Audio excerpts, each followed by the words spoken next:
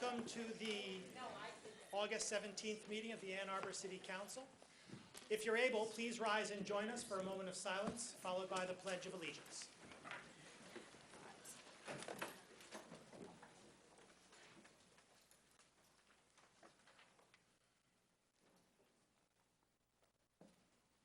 I pledge allegiance to the flag of the United States of America and to the republic for which it stands, one nation, under God, indivisible, with liberty and justice for all.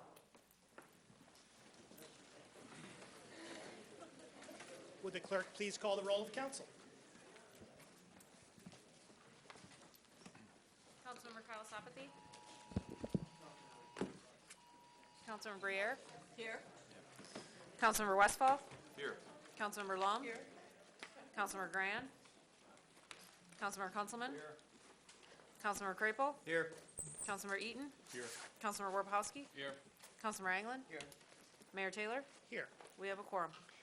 May I have a motion to approve the agenda? Moved by Councilmember Crapel, seconded by Councilmember Warbowski. Is there discussion of the agenda? All in favor? Oh, I'm sorry. I'm so sorry. No worries. I was busy thinking about the Amber Alert that just arrived. I would like to ask council to move the DB, let me find it. There's a lot going on here. DB1, just behind B1, that's the Woodbury Club Apartments site plan approval and the Woodbury Club zoning. To move DB5 right behind B2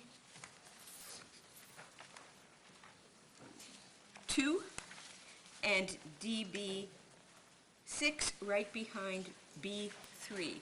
That puts the ordinances on rezoning and the three site plans together as a group, and at the beginning of the meeting rather than at the end.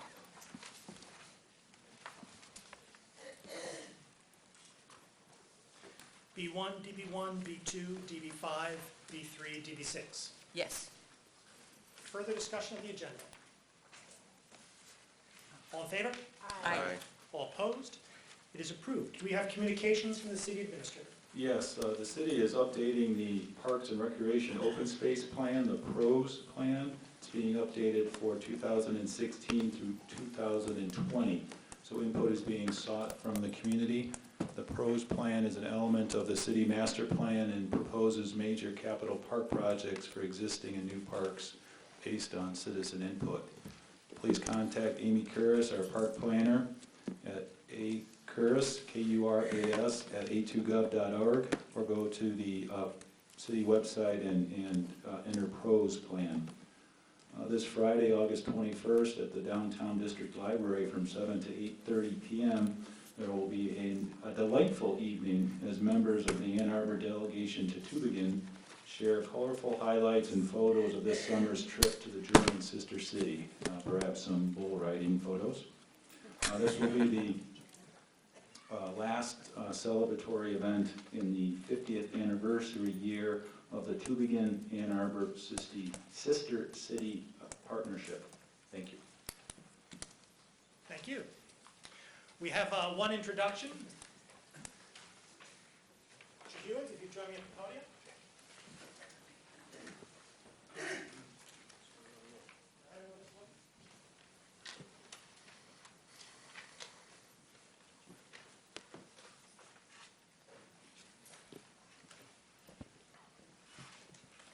We in Ann Arbor are so fortunate to have so many residents who give so many different hours to so many different areas of our city, and this is an opportunity we take once every month to recognize folks who have gone above and beyond the call of duty in furtherance of that effort to help make our city beautiful.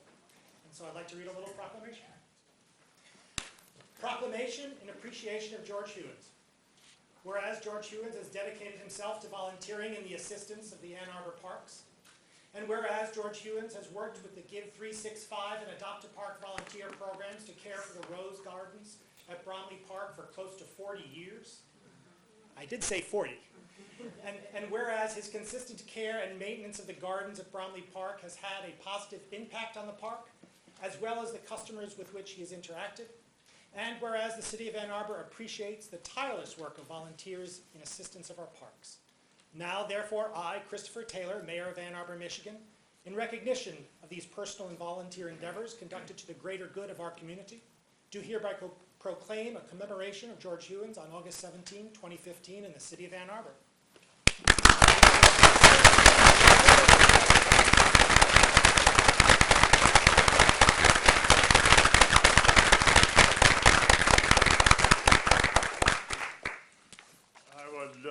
I'd like to take this opportunity to offer my thanks to the people of the Parks Department and for all of the things that they do for us. Little things, big things, simple things, complicated things, whatever. And it's because of those things that they do that have helped Ann Arbor to become a more attractive residential area. Thank you.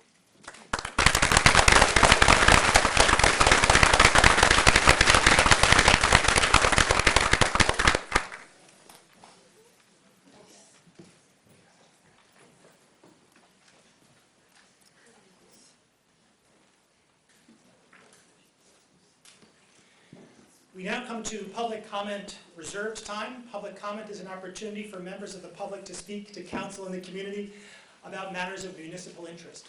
For public comment reserved time, you need to have signed up in advance. Speakers have 3 minutes in which to speak, so please pay close attention to the time clock. And as a matter of courtesy, we can have only one person speaking at a time. Finally, if you require assistance in speaking before council, we would be delighted to provide it to you. Our first speaker today is Kermit Schlensker.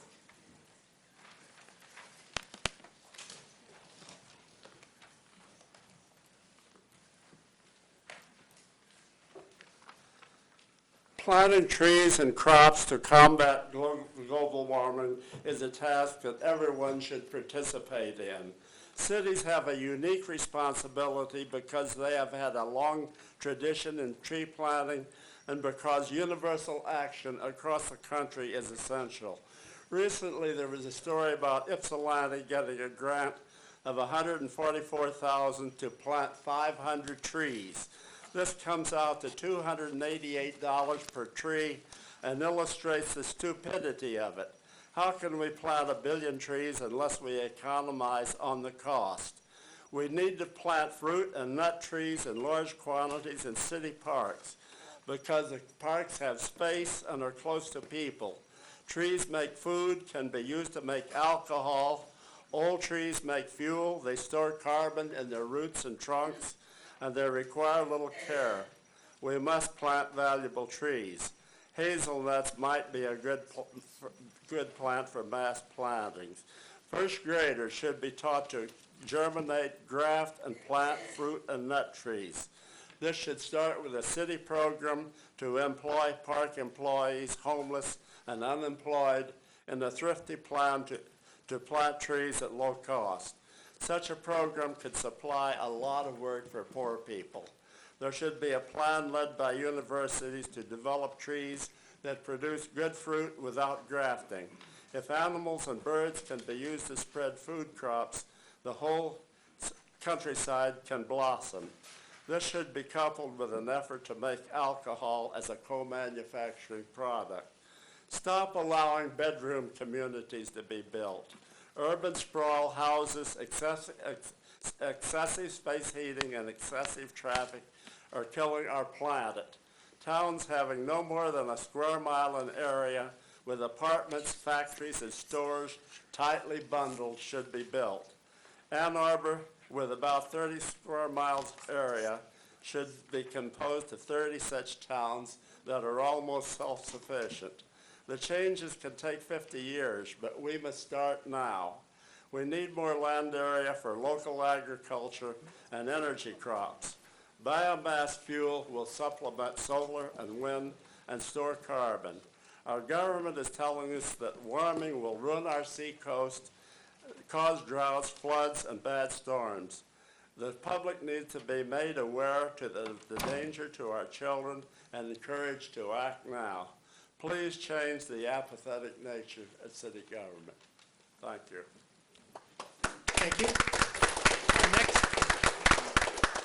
Our next speaker is Jane Klingston.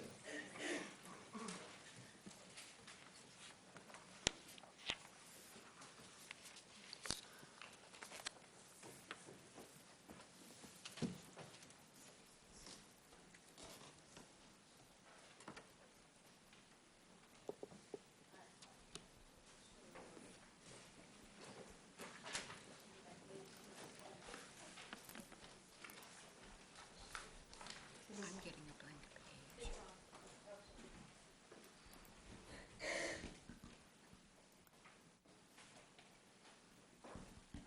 Good evening. My name is Jane Klingston. I'm a homeowner at 3347 Elsinore, and I've lived there for about 15 years. I serve on the City Relations Committee for Arbor Hills, and I'm here today to request that the city take greater care with condominium associations and notification of due process for new developments such as Woodbury Club Apartments.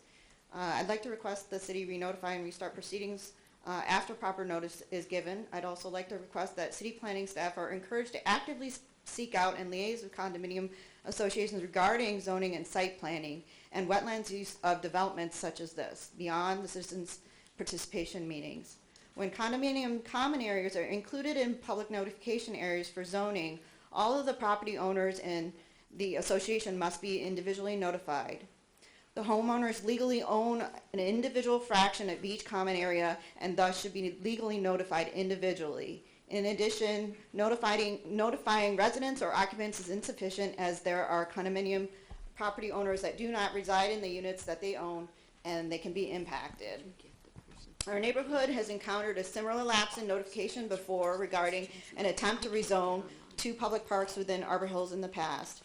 With the assistance of our legal counsel at the time, it was brought to the attention of the city, and it was reassured by the city that we would in the future be notified individually regarding common areas to meet legal requirements of public notice.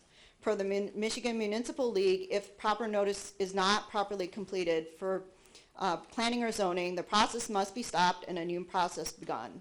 I hope the city council and staff consider this carefully, as any legal improprieties could lead to legal proceedings that could potentially block or delay developments considerably. Arbor Hills is unique in its conservation, woodlands, and wetlands, and it's so closely integrated with our single-family homes. It's absolutely vital for city planning staff to ensure that they and developers communicate with condominium associations that are responsible for aspects that the city typically services for most property owners. Often condominium associations privately maintain stormwater, streets, lighting, and other common elements that are paid for by associations. At the very least, the city can afford to step up their advocacy for critical matters like the impact of wetland mitigation and stormwater management on neighboring condominium associations responsible for their own. We brought today copies of the letter from our attorney regarding our findings, and we would appreciate it if you could take a look at them. Thank you very much for your diligence and care of our city. Thank you. Our next speaker is Elena Levin.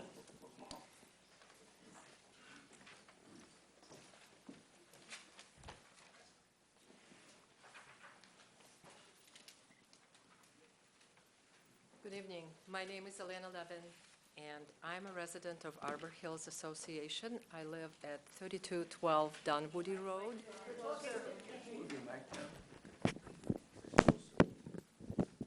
I didn't know that I have to eat it. Anyway, I live in Arbor Hills, and I'm also currently serving on the board of directors for the association. And yet, it was just on Saturday that I found out that the city council is going to vote on something that is very vital for our association, the new development. And then I also found out that it's not the first time, and it's very disturbing that the bad things keep repeating, even though it should have been taken care of a long time ago, and the proper notification to all residents of our neighborhood was sent so that we could feed back you guys with what we think about it and how we think it might affect us. And I think that even though the Planning Commission is directed to plan the city development, but they also have to take into consideration the views of the citizens. And the city council should be hearing it in open hearings of what the citizens think about it, and not just simply take what Planning Commission does and say, okay, yeah, let's do that. And that could be avoided if the notices are sent properly and with enough time to discuss it within our association and provide you with feedback. Thank you very much. Thank you. Our next speaker is Jeff Hayner.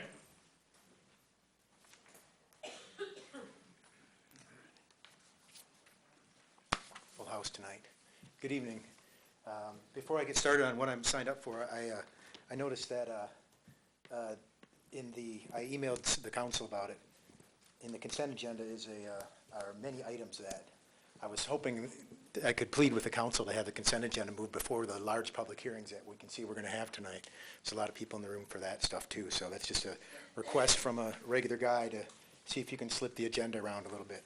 I'm here to speak about two things that are further down.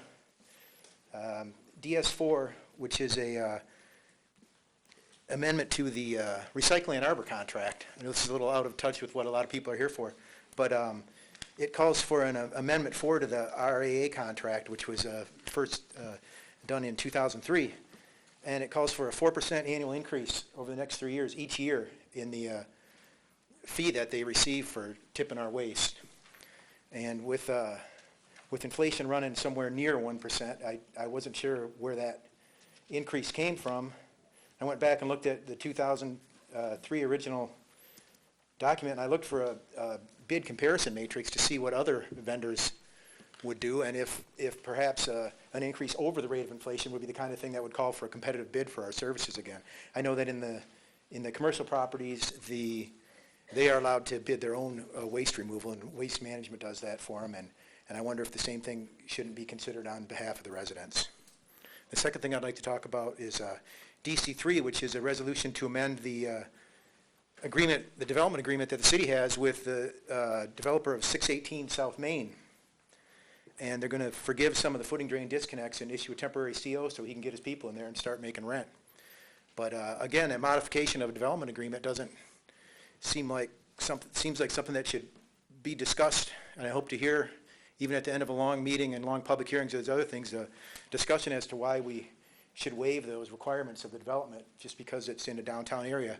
When I look back at the rest of the development agreement, I see that the city's already given almost $700,000 to that builder through the DDA grants in the form of brownfield grants because he's going to do some work on the sidewalks around there. And so that's just going to make it easier and easier to develop. Related to that is something F3, where you had the city do a capital cost recovery report on what it costs to tie into the water. And I see that in the downtown areas, they recommend an increase between 1.6% and almost 2 times the rate that we've been charging.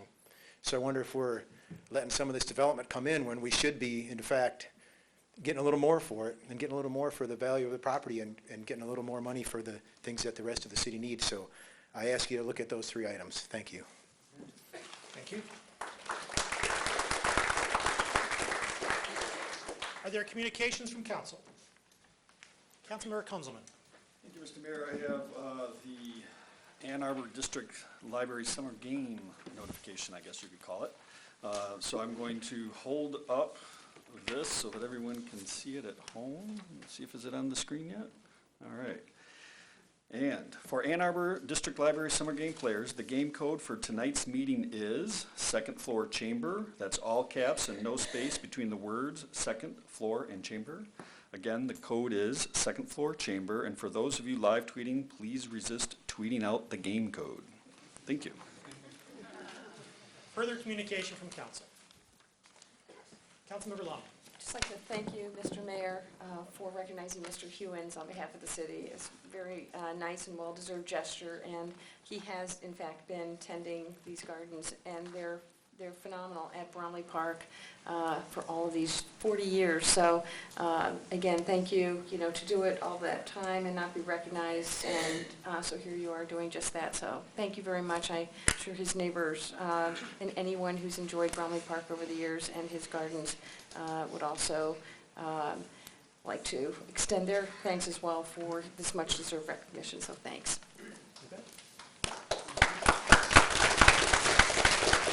Further communication from council. Councilmember Warpahowski. Thank you. Just a brief follow-up on Mr. Slansker's comment about fruit trees and edible landscaping within our parks. There are several parks within our community that have had edible landscaping, and Adopt a Park has been very willing to work with park stewards to put in additional ones. One thing I've found is sometimes we put the edible landscaping in and it doesn't get harvested. So if you see a peach tree or currant bushes in your park, feel free. They're part of the community and better to be eaten than left. Further communication from council. I have a few communications. I'd like to request confirmation of the following appointments that were presented to you at the regular session of August 6, 2015. To the Cable Communications Commission, David Chappelle, filling a vacancy. To the Commission on Disability Issues, Zachary Damon, also filling a vacancy. And to the Parks Advisory Commission, Robert Gallardi, a reappointment, and Melissa Stoltz, a reappointment. May I have a motion, please? Moved by Councilmember Briere, seconded by Councilmember Westphal. Discussion of those appointments.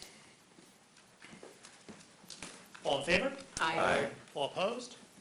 They are approved. We're now going to come to a series of public hearings. Public hearings are opportunities for members of the public to speak to council and the community about a specific item on the agenda. It is important that when you speak at public hearing, you keep your statements only with respect to that item on the agenda.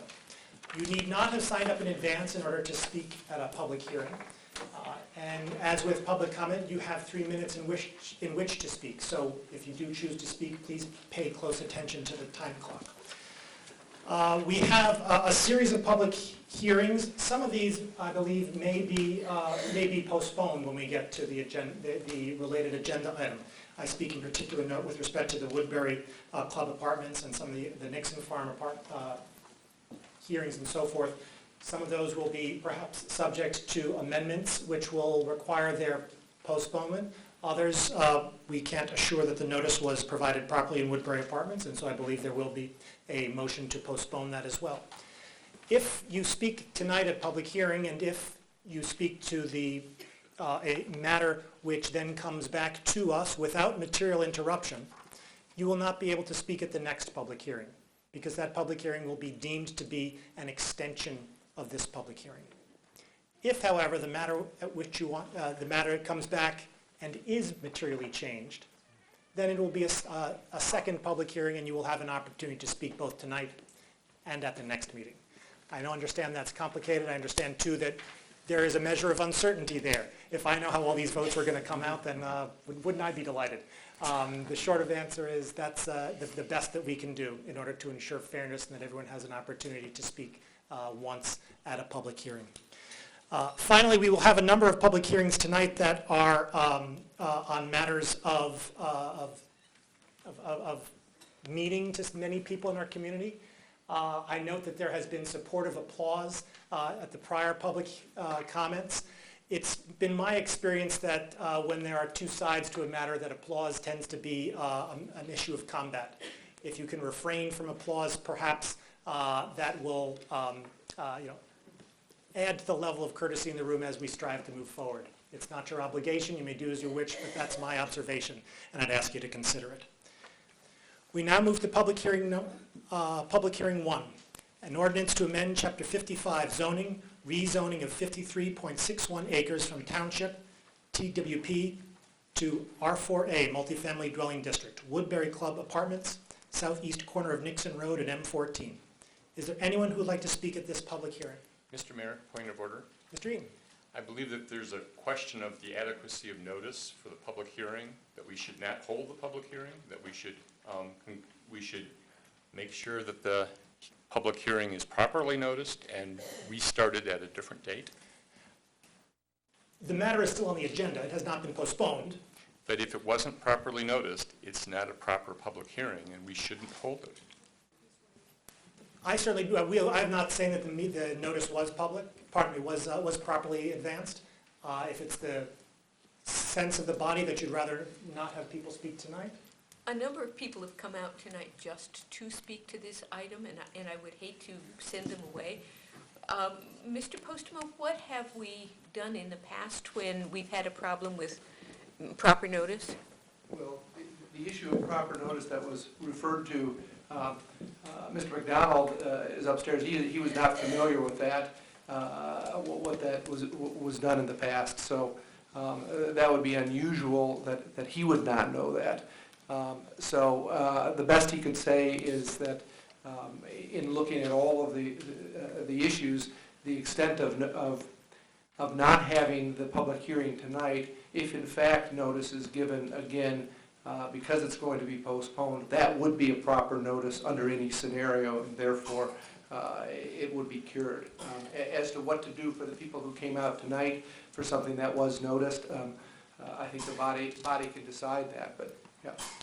For my part, I guess I'd prefer to let people speak tonight. If the item is postponed, as I hope it will be because of a potentially inadequate notice, I believe that the next hearing, people would be able to speak a second time if they chose. So that I can understand what you just said. Please, please. You're saying that if somebody speaks tonight, that they would also be allowed to speak at the second? That's correct, the follow-on public hearing, because we cannot be confident that this notice was proper. And I believe, Councilmember Eaton, that would take care of your concern. Is there anyone who'd like to speak at this public hearing? If indeed it is a public hearing.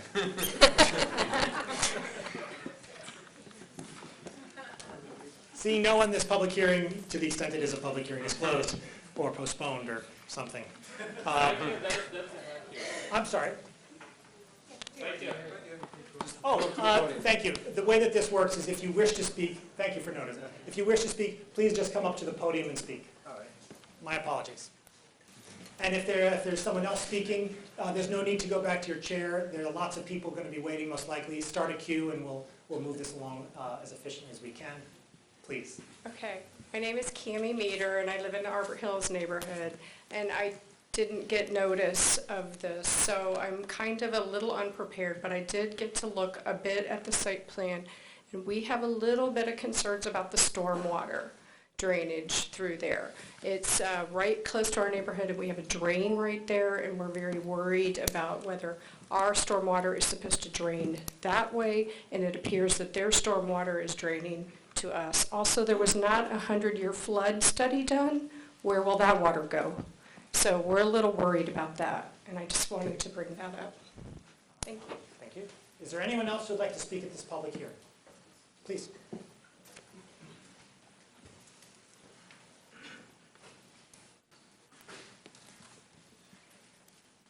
Well, I hope I'm talking about the right thing, because my comments about Nixon Farm North and Nixon Farm South. Not quite yet. Not quite yet? Not quite yet. All right. Next one, we'll flag it for you, sir. All right, great. No worries. Is there anyone else who'd like to speak at this public hearing? Seeing no one, the public hearing is closed. Public hearing number 2, resolution to approve the Woodbury Club Apartments Planned Project Site Plan and Development Agreement, southeast corner of Nixon Road and M14. Is there anyone who'd like to speak at this public hearing, which we expect to be resumed at our next meeting in the event that this is postponed? Well, Mr. Mayor, I'll give it a shot. Please do. At any rate, my name is James DeMoore, and I'm Vice Chair of the Sierra Club Huron Valley Group, grassroots environmental organization comprised of 2,300 members throughout the greater Washtenaw County area. I'm talking to you tonight to raise our continuing and strong concerns regarding the proposed developments.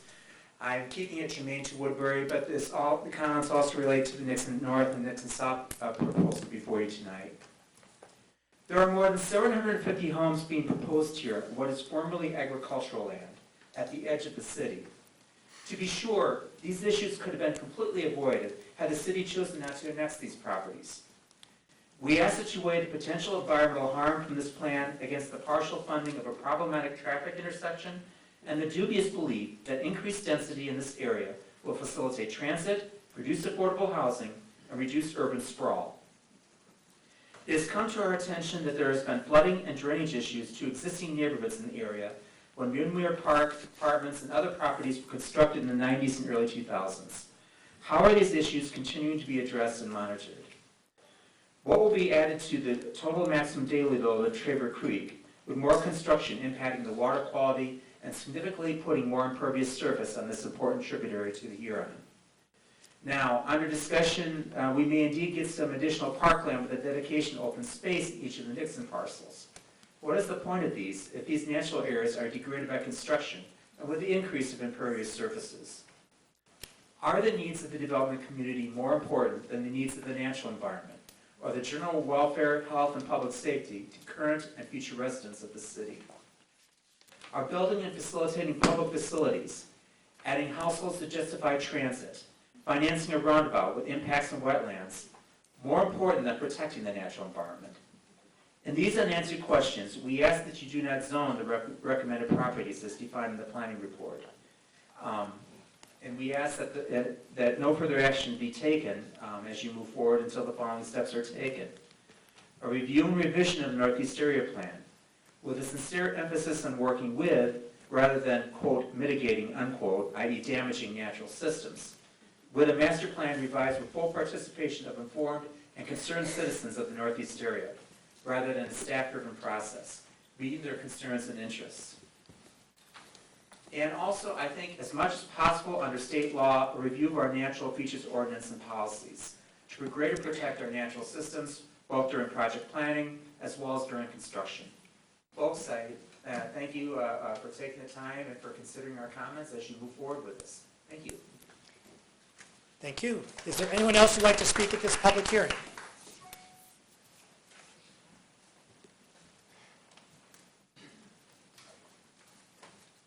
I'll be brief. Jeff Hayner speaking. I grew up in this part of town, somewhat. My wife did. She lived right up the street from here. And, you know, it's a great part of town, and as Mr. DeMoore said, it's a real nice natural area.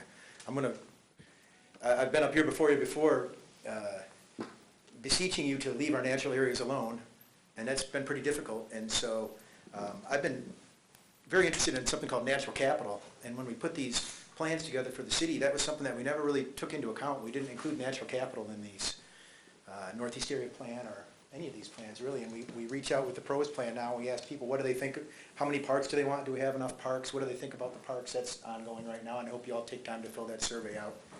And but that still doesn't put a value on this. And some people fear putting a value on land and having natural capital because it's so easy to look at the development and then to put a value on potential future benefits and say that these things are worth X dollars and this amount of dollars is worth more than that amount of dollars and sell it. And that's not what I'm asking for, but it would be nice to consider natural capital and the value, not now, only not now, but in the future for leaving natural areas in the city. And we've seen what it does. Even the latest urban planning fads can't overlook the benefit that the green space has in a city. And so on the other side of the natural capital aspect is the real capital, and postponement on this kind of development would allow the city to get many millions of dollars if they took into account the capital cost recovery charge report that's coming up in F3 tonight. And if these units are the size that they look like in the site plan, they're going to be pulling 2-inch meters. The 2-inch meter recommendation was meter and sewer combined for that size of a building was current charge is $180,000, and the recommended charge to fully recover the costs at the time, not the future costs, not the burden of running our infrastructure all the way out there to the Northeast area, but the actual cost at this time of almost $300,000, and so per building. And so there's millions of dollars sitting there that the city isn't loading onto these properties. And I'm not here to hurt the development community, because many of my best friends are carpenters and tradespeople and other things, and I do that myself. But if we're not taking into account the real cost of building these to the city, both in current dollars and future dollars, then I think we're making a grave mistake. So I urge you to not approve this site plans. Thank you. Further, is there anyone else who'd like to speak at this public hearing? Seeing no one, the public hearing is terminated. Public hearing number 3, an ordinance to amend Chapter 55 zoning of 69 acres from Township District, TWP, to multifamily dwelling district, R4A, Nixon Farm North zoning, 3381 Nixon Road. Is there anyone who would like to speak at this public hearing? This public hearing with this matter, this is the north. If you wish to speak in the north, please come up. This, I suspect, is going to be subject to an amendment. And if the proposed zoning is indeed amended, then this public hearing would be resumed, or rather re-upped on the next meeting. You would be able to speak at both events. So Okay, I'll try to be brief. no worries. As a homeowner residing on North Fox Ridge Court, I would personally like it known that I strongly object to the proposed rezoning of Nixon Farm North and Nixon Farm South. The reasons are many and varied. However, I'll try to make as complete a list as I can of the negative impact of the rezoning and what it would have, what it would mean for the entire neighborhood if the proposal were to pass. The first is environmental and obvious to anybody familiar with the area. The wetlands on the corner of Nixon and Duvarn, which are home to egrets, various species of herons, Canada geese, and other waterfowl, would be one of the first casualties of the proposed rezoning. In addition, the entire feel of the neighborhood would change. The green nature areas on the corner of Nixon and Duvarn currently offset housing development on both corners of Nixon and Green. With rezoning, this would no longer be the case, and yet another green area of Ann Arbor would end up as high-density housing.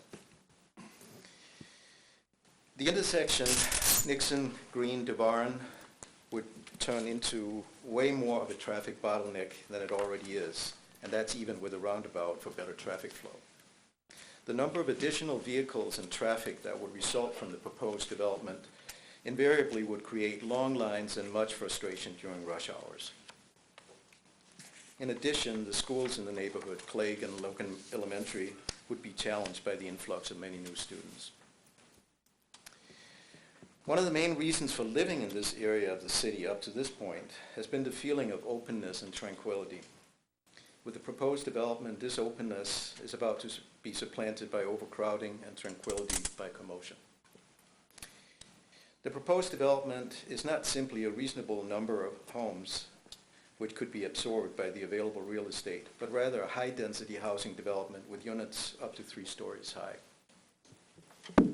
The development is simply not proportional to the rest of the housing in the area, and the inevitable feeling of congestion would without a doubt affect property values of existing homes. I believe these are very legitimate concerns for anyone affected by the proposed rezoning, and I assume that the council members would have similar misgivings if the same proposal were to affect their homes and quality of living. Thank you. Thank you. Is there anyone else who'd like to speak at this public hearing? Yes, please. Thank you.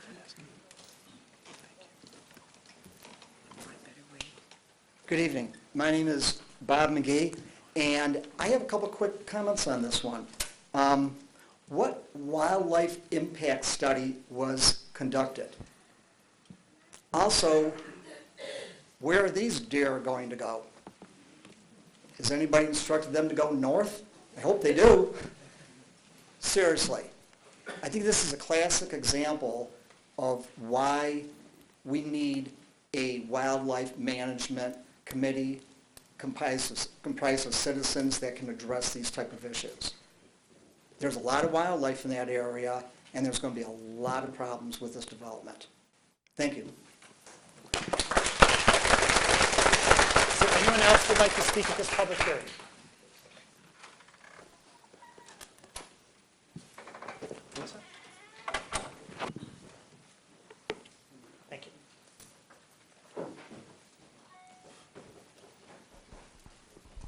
Thank you. I'm going to take the opportunity to speak now because I have some health issues that may make it difficult for me to come back later.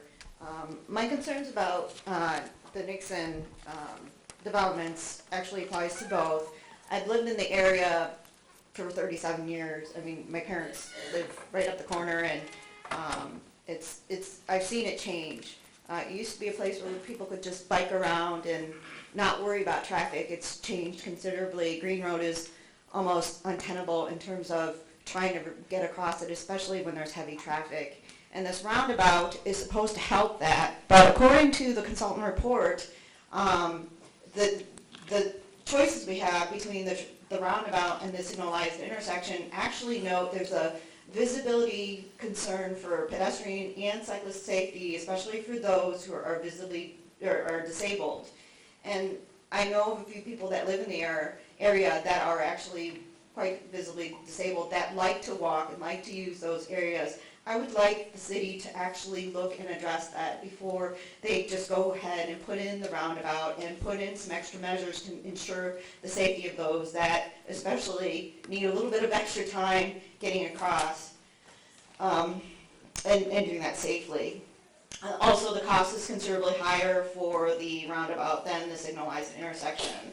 I think there are some things there that maybe could be done to look at just doing some things to improve what we can get in that space so that it can kind of meet the traffic requirements that all of these developments are intended to bring in, or consider cutting back what's there. One of the things that we haven't seen is a wetland report that was requested at the citizens meeting to be shared with the public, and we haven't seen anything come forth that specifically addresses the concerns that were raised there about high-quality wetlands specific to that area, and how that will, because mitigation, how do I put it, is, mitigation is you kind of trade this for that, but it doesn't necessarily take into account full quality within the context of the area. That area has some very, very unique individual resources in terms of natural resources that with these developments it's going to severely impact. So we need to be careful that what we're getting in trade for that is equally significant and contributive to that area. So I know that there are a lot of people also who are concerned about single family and housing in the area, and that it simply stays that way. And I would like to add that I don't know if there's some way that zoning can be done so that people get some sort of R1 or R2 type zoning instead of a modified R4A, which is now being proposed. So thank you very much for your time. Appreciate it. Thank you. Is there anyone else who'd like to speak at this public hearing? Please just come up and speak if you wish.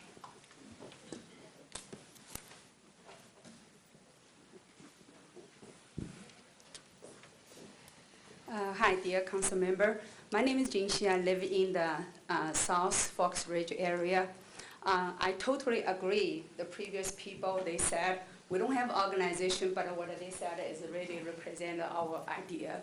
I did not prepare that well, but I just wanted to point a few factors and for the council members to concern, right?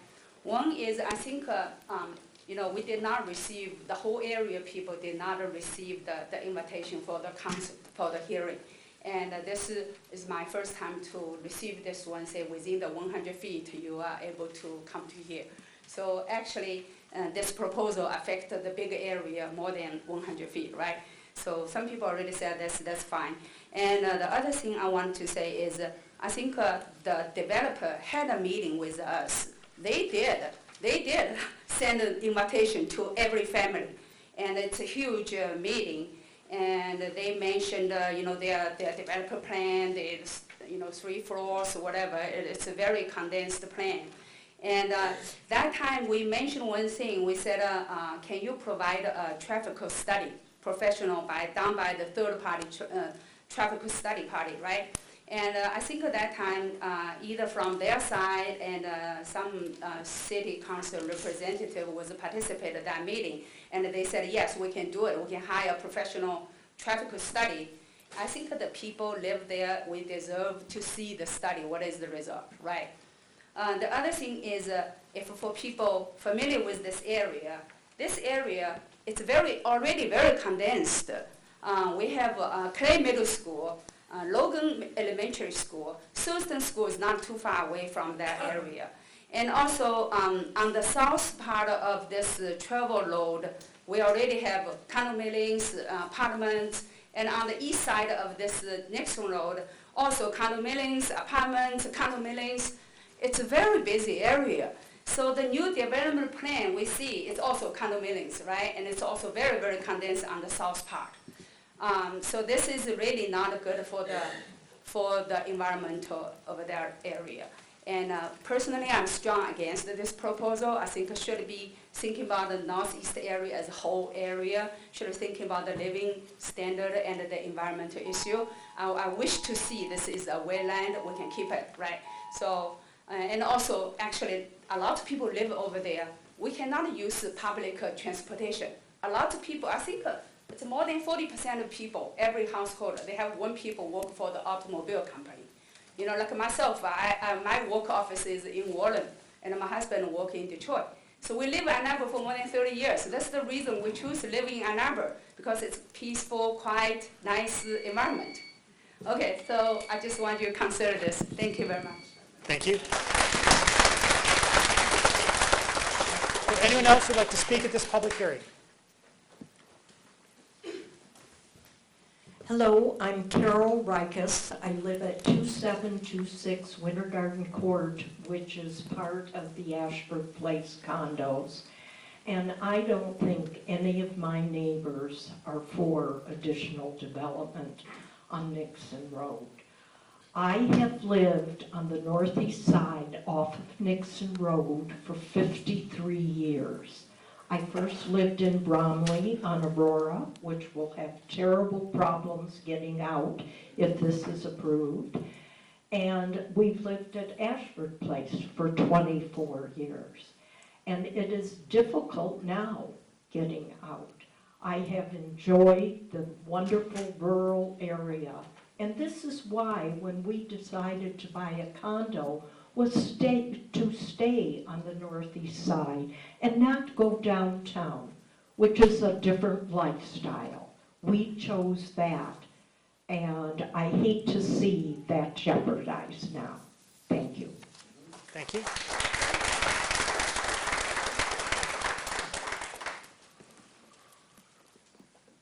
I live about 100 yards from where this construction is being proposed, and it is really problematic. And I think a lot of us who live near the Nixon development project, we are here because we're deeply disturbed and indeed greatly concerned with the proposal that's being put forth. And as concerned citizens, the issue of traffic congestion, the destruction of wetlands, it's truly disconcerting and disturbing to all of us. I just heard someone say that they live in Ann Arbor because even though they work far away. I work in Toledo, my husband works in Troy. We choose to live in Ann Arbor. We choose to live in this area for the quality of life. And we feel that it is being taken away by all the development that's occurring right now. I also have concerns about the roundabout that is that's being proposed. With 500 or 700 homes, however many there are going to come up, imagine the number of cars that are going to be there. Even now, if any one of you comes there at 5 o'clock, even 4:30 or 6:30, it is impossible to go through that intersection. How are we expected to do that when you have so many more homes? Again, this roundabout is not going to solve the problem. It's not going to spoil. It is going to take away what we value greatly. And there's one thing I would really like to ask the council members. I wonder if the members who want to vote yes for this deal, would you appreciate a similar problem in your backyard? We like the quality of life here. We'd like to maintain it. I'm against this proposal. Thank you. Thank you.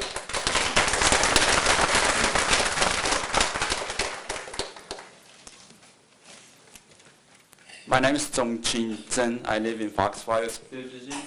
I haven't been living here for 53 years. I just moved here 2 years ago. But both my wife, myself, my 2 daughters, they all enjoy the quiet in that northeast area. So I'm gonna I will be really short tonight. I'm gonna focus on one point. Well, there are many aspects of that project, but I'm gonna focus on the traffic. So I do want to mention that thanks for the city that you do contract a consultant company to do the traffic study on the roundup intersection. I believe it's contracted to Opus International Consultants. So I did spend some time reading that report. Well, I did find some flaws in that report. One point I want to point out tonight is the predicted, as we all know, right now there are combined Foxfire and Barclay Park. We have 654 units, homes in Foxfire and Barclay Park apartments. And in the report it says, okay, during PM peak hours, northbound traffic is 447 vehicles during peak hour per hour, okay? And with the proposed project, there will be additional 754 units, new homes, okay? And in the report it says, with the 754 new units, new homes, the additional traffic will be 154. I just want you to consider this, okay? I'm sorry, but something doesn't add up. It does not make sense to me.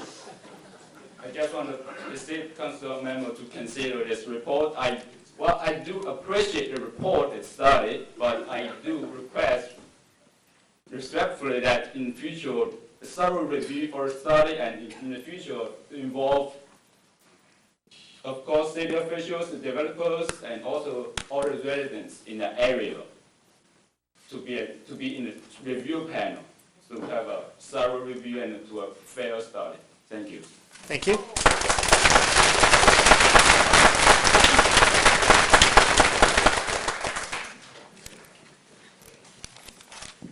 Hi, I'm Jack Suderquist, and I live at 2145 Arden Drive in the Orchard Hills Maplewood area. And assuming I don't, by being in this public hearing, I don't lose my chance to be in the next one, I can answer his question.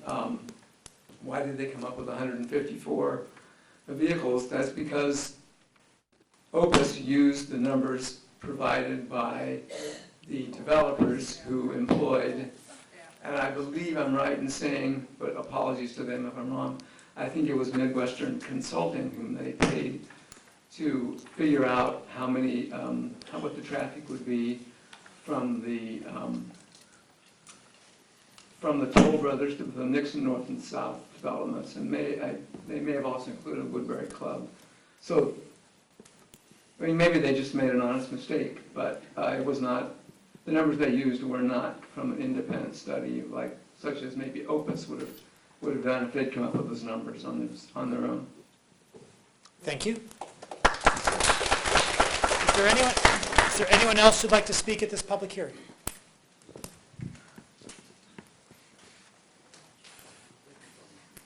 Hi, my name is Karen Mata. I live at 3152 East Court in Foxfire, and I don't speak in public very often, so I'm against this proposal, and I have just 2 points to make. There is a development going up on Nixon Road above Warren Road, and I am a runner, and I've been running for many years, more than 20 years in that whole area and all of Northeast Ann Arbor. And if you look at the pond that's at the corner of Warren Road and Nixon, they're just starting to build there, and it's single-family homes, and I'm sorry, I don't know where the acreage is, but they're single-family homes, and just the disruption of building those homes there is significant change in the water level and the wildlife in that pond that is just below that development. So it's not part of Ann Arbor, it's part of the township, I believe. And I would see that the rippling effect of drainage issues from that pond all the way down to the pond that's at the corner of Olmsted and Nixon will be significant. It'll just, they'll be one on top of each other if you throw in those developments there. The other thing is, I'm a middle school running coach, and I teach CLEG, and we have to cross Nixon Road for running purposes, and even at 3 o'clock in the afternoon, as far as traffic, I mean, you can put a policeman there all the time, and maybe it'll improve. It is very hard for children to cross Nixon Road at Traver and Nixon Road at 3 o'clock in the afternoon. Just imagine other kids crossing, not necessarily going to school, but just crossing that road is next to impossible for middle school kids. For me as a runner, sometimes it's difficult for me to cross that road because people don't stop at those where they're supposed to stop because you're in the intersection. So if you're going to add 700 or 1,000 more cars in that area, it's going to be even worse and even more difficult for children to cross. Even with a crossing guard, it's hard for them to get them to stop at school hours. So this is just a story that I have no facts to back this up, but the traffic is bad now. It's going to be even worse. So you have to think of the wetlands and the rapidity of the stuff coming down from north of us, if you do this, to Warren and, no, not Warren, Olmsted and Nixon, but also the safety for the kids in the area. Thank you. Thank you. Is there anyone else who'd like to speak at this public hearing? Seeing no one in the public hearing. If you do want to speak at this, please do, please. For the next person, if you could queue up, we have a lot of folks to get through this evening. Good evening, everyone. Thank you for giving this opportunity for me to talk. We have been living in 2382 Foxway Drive in Foxway subdivision for past 20 years. We chose that area because of the peace and tranquility it has brought. I work in Detroit, my husband works in Dearborn, so you can imagine why we chose that area. The proposed R4A zoning would add a lot more than 1,000 vehicles, making the intersection even more congested and dangerous than what it is already. On weekday mornings, you can see the vehicles backed up until Clegg School on Nixon Road and close to Amritsar and Warren Road.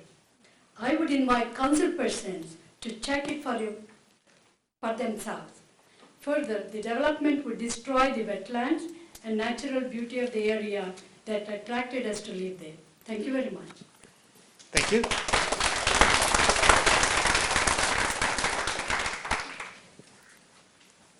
I wasn't able to reach out to anybody and find out, is the 8 votes on this hearing due to the fact that it's a rezoning from being accepted in the township, or is the 8 votes due to the fact that there are so many people in this paragraph that have submitted petitions and are asking absolutely to not allow this to happen? And when you look at a paragraph, rarely do you see that many attachments. And it's difficult. I know it's a difficult job for these council members to go through the pile of attachments and read everything and be aware. But that shows you right there, just even more than the filled chambers here, is how many people are really against this. And the reaction to people who are into development is to say, this is a NIMBY situation. It's literally their backyard. And, imagine if a property like, I can think of many properties, like the Brewer's property, for example, were to come up for sale and asked to go R4 and have hundreds and hundreds of units put in behind Arrowwood. I could imagine that Arrowwood would be out here with their letters of protest, and they'd be accused of NIMBYism. But instead of thinking about petty reasons why people might oppose this, let's give these people the benefit of the doubt and think that they're looking forward to the type of city that they moved into and that they care about, and that the type of city that values green space and open space and leaves some room for a more measured growth into the future, not having to have it all at once. So thank you for that. Thank you. Is there anyone else who'd like to speak at this public hearing? Seeing no one, this public hearing is closed. Although it is expected that the subject ordinance will be amended and brought back to us perhaps at a next meeting. PH4, Public Hearing 4, Resolution to approve Nixon Farm North Site Plan and Development Agreement with modifications to Chapter 62 Landscaping and Screening and Wetland Use Permit, 3381 Nixon Road. Is there anyone who would like to speak at this public hearing?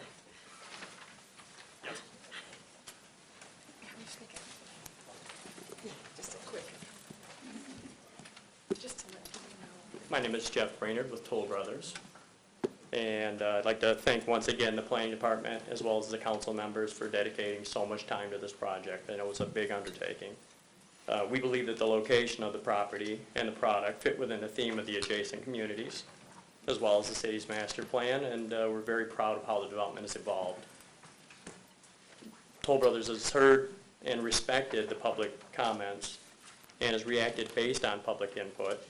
We've made changes to the site plan, proposed additional changes based on recent public comments. We've also, yes, we have agreed to participate financially in the much-needed intersection project. We understand that our project will increase the traffic in an already problematic intersection. But with the additional support from our project, a solution is on the horizon. As I mentioned in previous meetings, both Jason, our division president, and myself chose to raise our families in Ann Arbor. I've been in Ann Arbor for more than 35 years. Most of our senior managers and development team either went to school here or reside in Ann Arbor. So we have a good connection to Ann Arbor. We're very dedicated to see this project become a thriving community, and we hope to gain your support. And we're here tonight to answer any questions that the council may have. Thanks. Thank you. Is there anyone else who'd like to speak at this public hearing? I know this is not appropriate, just because the site plan is going to change. Yeah, just so people know they can speak and speak again.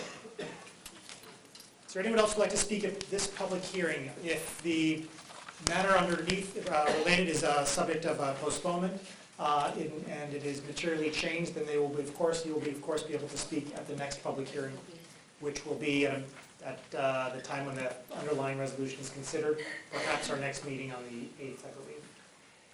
Is there anyone who'd like to speak further at this public hearing? If you do, please just... I have a question. That is, I'm not talking about the project.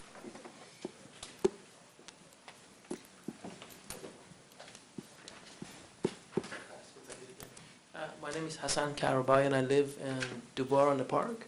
I was not aware of this meeting and I really want to know why. I think my whole community wasn't. And this is a serious issue. Everybody here has mentioned traffic. It is real. Conservation of wildlife is real for most of us. Somebody said 100 feet from the intersection, the residents were notified.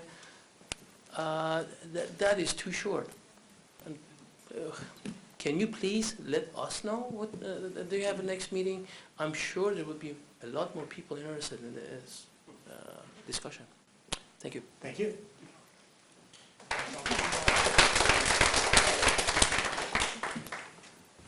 Is there anyone else who would like to speak at this public hearing?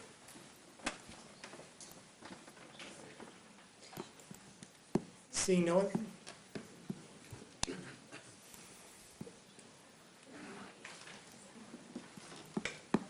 Sorry, I wasn't prepared to speak, but my name is Jen. I live in 2336 Hickory Point Drive within Foxfire subdivision. I just noticed in Ann Arbor recent years there have been lots of new constructions. And you can tell from the north side also there's construction behind the public library, and there's construction all around the north campus, also across Ann Arbor. I just want to know what's the purpose. Do the city council actually have a target, like what's a human per, like a quota on the green land per human being per city resident, or like what's the purpose of this government here, does it want to increase purely tax income? Does it consider the human living environment? Like, does it consider the residents' feeling about the house around the area? I'd like to see some numbers, like what's the increase every year as for the residents inside Ann Arbor, and what's the decrease of the greenland for every resident within the area. Will that number be published on the government homepage? Thank you. Thank you.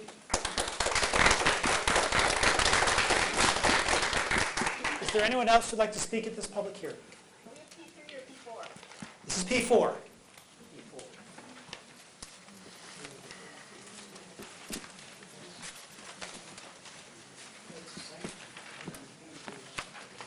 Seeing no one? If you wish to speak, you don't need to be recognized by hand. Please just come up and speak. Ma'am.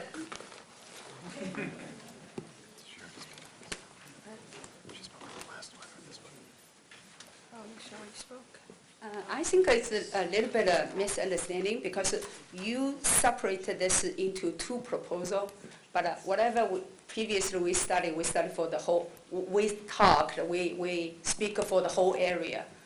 We did not address ourselves to the south or north. I just realized you have two separate proposals for this one, right? So I just represent myself, whatever speak before for the whole area, the northeast developer plan. Okay, and I think so many people misunderstood here too. Thank you.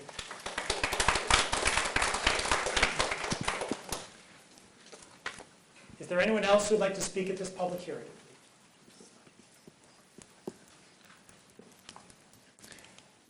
Seeing no one,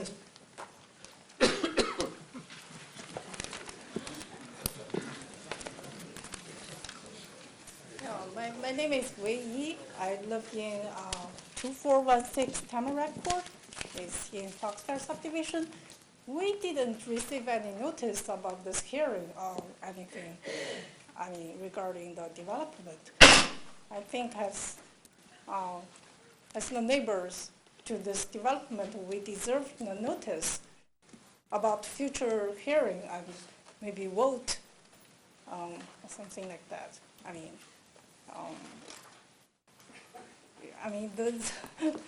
This shouldn't happen behind us. As the citizens around here, we should get notice or something like this. Okay, thank you. Thank you.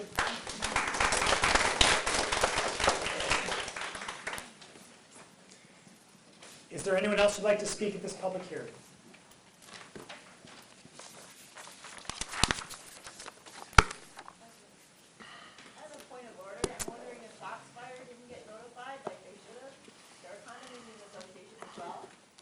My understanding is that the notice is distributed within 500 feet of the 300. Thank you. My apologies. 300 feet of the proposed.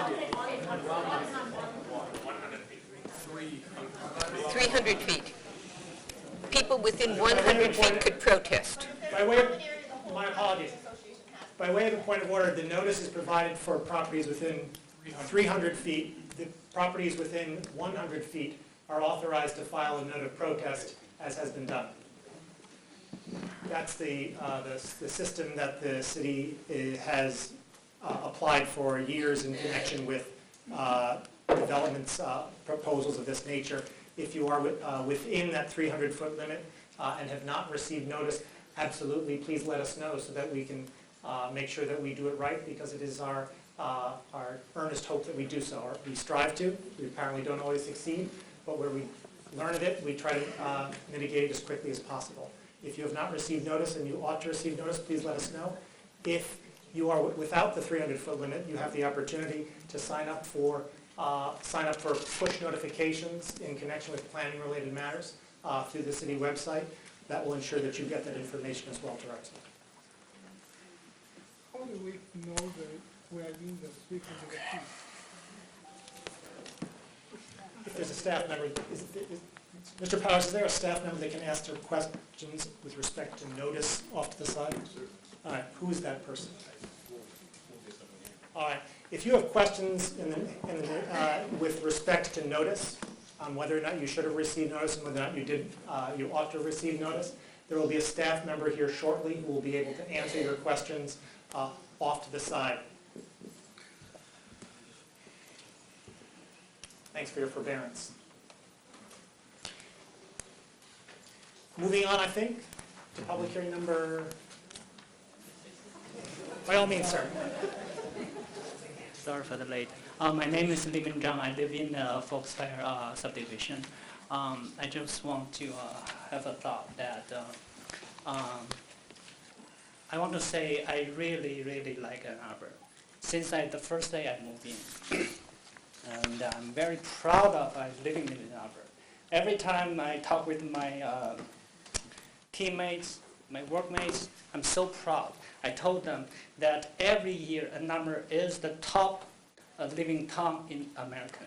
It's a very nice town and it's ranked in the top 10 every year. Since I live here, I know. And I want to ask our council member to keep in mind that when you consider any development, Ann Arbor is unique. Ann Arbor is not New York, Ann Arbor is not Chicago, not Detroit, Ann Arbor is Ann Arbor. Thank you. Thank you.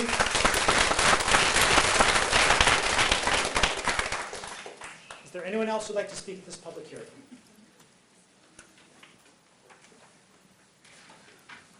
Seeing no one, this public hearing is closed. I may have lost track. Was that 5 or 6? That was fun. A boy can dream, can't he? Public hearing number 5. An ordinance to amend Chapter 55 zoning of 41 acres from TWP Township District to R4A Multifamily Dwelling District. Nixon Farm South, zoning 2999 Nixon Road. Is there anyone who would like to speak at this public hearing?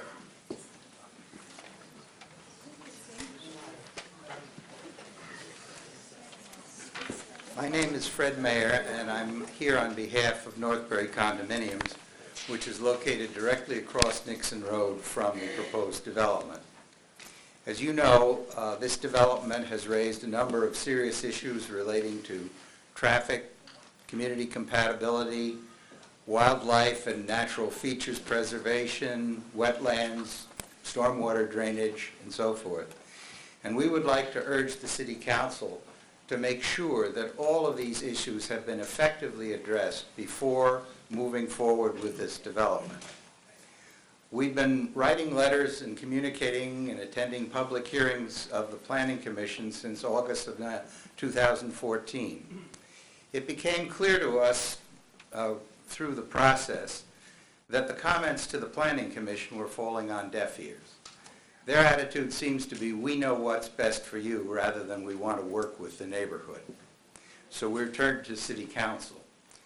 Fortunately, Councilwoman Lum took the initiative to set up some meetings between ourselves and the developers to see if the issues of community compatibility could be addressed.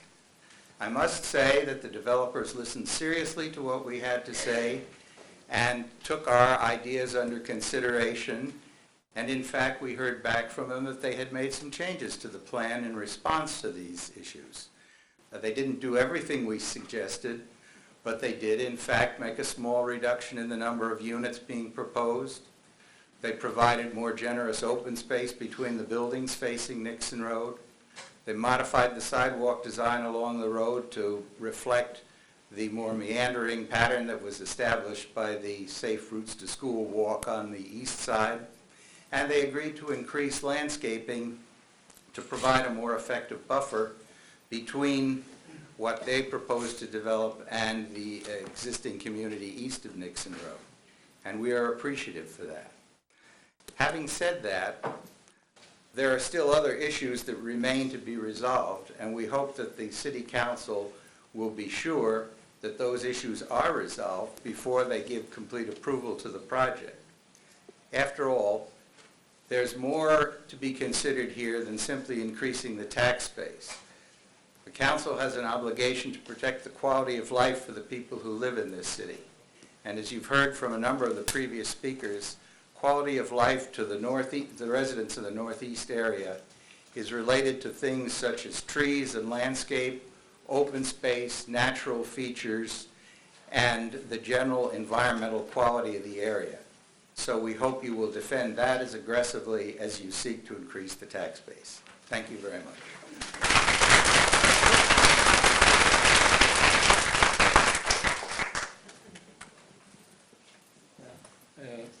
My name is Hui Wang. I have been living in 2987 South Park Ridge for 21 years. And I have been an automotive engineer for more than 25 years. I have several SA paper and US patents regarding the exhaust system. So besides the issues that other people mentioned, like traffic jam and wetland or something, I also concerned about air quality, caused by the backup for the vehicle, stop driving. And so my wife and I have just returned from San Francisco last week, where my son and his wife just got a new baby girl. So we noticed the blue air of gray sky in San Francisco. After we return, I think this gray air may be caused by the vehicle, because if we go to the seacoast, the sky will be the blue. And when we return to Arbor, we find the Arbor sky is blue. So we like Ann Arbor more and more because of the blue sky. So we are concerned in the future, maybe this north area of the sky maybe will become the gray, something like San Francisco. So so I am strongly against this kind of rezoning proposal. Thank you. Thank you.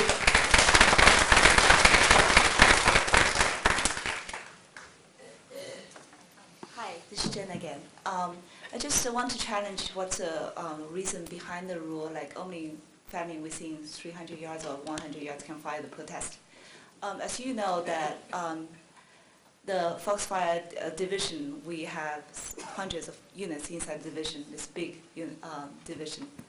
And we only have two way out. There's one to the east, towards the intersection of Nixon and Duran, and one to the west. There's one time there's construction, I forget whether it's happened on the east or west, but it's really backed up the traffic. It tortured the whole neighborhood for months of delay and detour around the area. So I think not only the people within hundreds of yards will be affected for this, but you have to consider the whole geological outlets of the whole units. So I'm thinking the whole people along the Duran should be authorized the ability to file a protest against this. Thank you. Thank you. Good evening, Mr. Mayor, Chamber members. My name is Kurt Shanks. I live at 1 Haverhill Court in Ann Arbor, and I happen to be one of the lucky ones who can rightfully file a poll protest. So we did. My wife and I came to Ann Arbor just about 4.5 months ago. We looked downtown, we looked around. We love the area, and we come from Michigan State. But we still love Ann Arbor, and we love that area because it was more rural. It has setback buildings. It's quiet. It's peaceful. Now, I'm not naive. I was on a school board in 2 different districts and was president and vice president and treasurer. So I know you can't hold off building forever, but you can do it wisely, listening to the citizenry. As part of this, I also hope that you're talking with the school district. This has a very large impact on them. What schools are they going to do? What busing?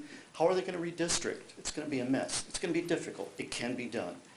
But I am wary. I don't know all the details. I've only been here 4.5 months. I've been more worried about my house than everything else.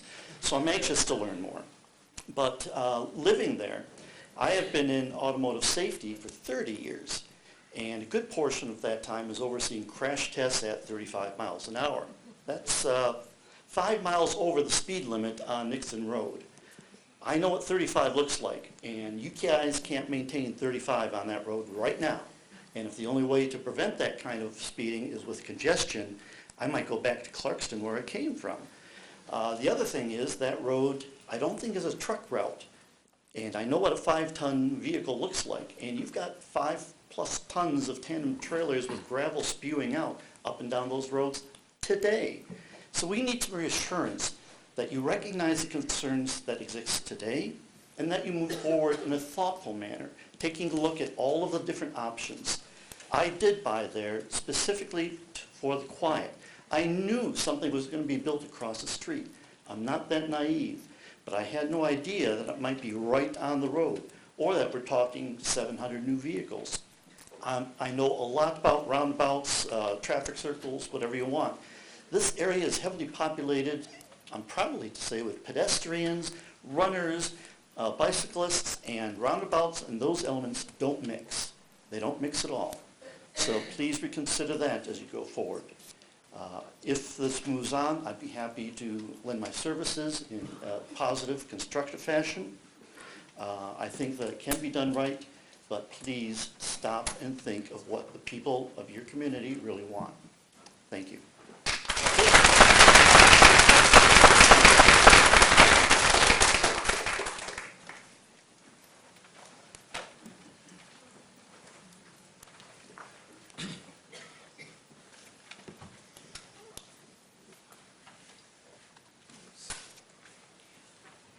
Good evening, council members and Mayor Taylor. Well, here we are again, 1 year later, still speaking out against Toll Brothers Nixon Farms development. Last year, concerned people spoke against annexation. Neighbors cited increased traffic, loss of natural features, urban tree canopy loss, and the Huron River watershed as concerns. But we know the outcome of that. So tonight, here we are again regarding the high-density zoning of these properties. Our requests are simple. Please listen to us, the concerned neighbors, and work with the developer to reduce the density of the properties. Our reasons are well-founded and have been communicated to council and the Planning Commission many times. So I don't feel the need to rehash them now. But recently, there have been 2 developments that have been altered due to the residents' concerns. The South Pond project near Arbor land and the condos at Main and Madison Streets. A few weeks ago, there was an article in MLive titled "Scaled Back Version of Madison on Main Headed to City Council for Approval." That property was scaled back in response to neighborhood concerns, theirs being much the same as ours. But hearing and listening are 2 different things. The developer on Madison on Main listened, and I sadly don't think Toll and the Planning Commission really are. We addressed our issues to the Planning Commission earlier this year, and we were belittled and insulted in this same council chamber. We understand how the master plan developed years ago recommends but does not dictate high-density housing. Does not dictate is key.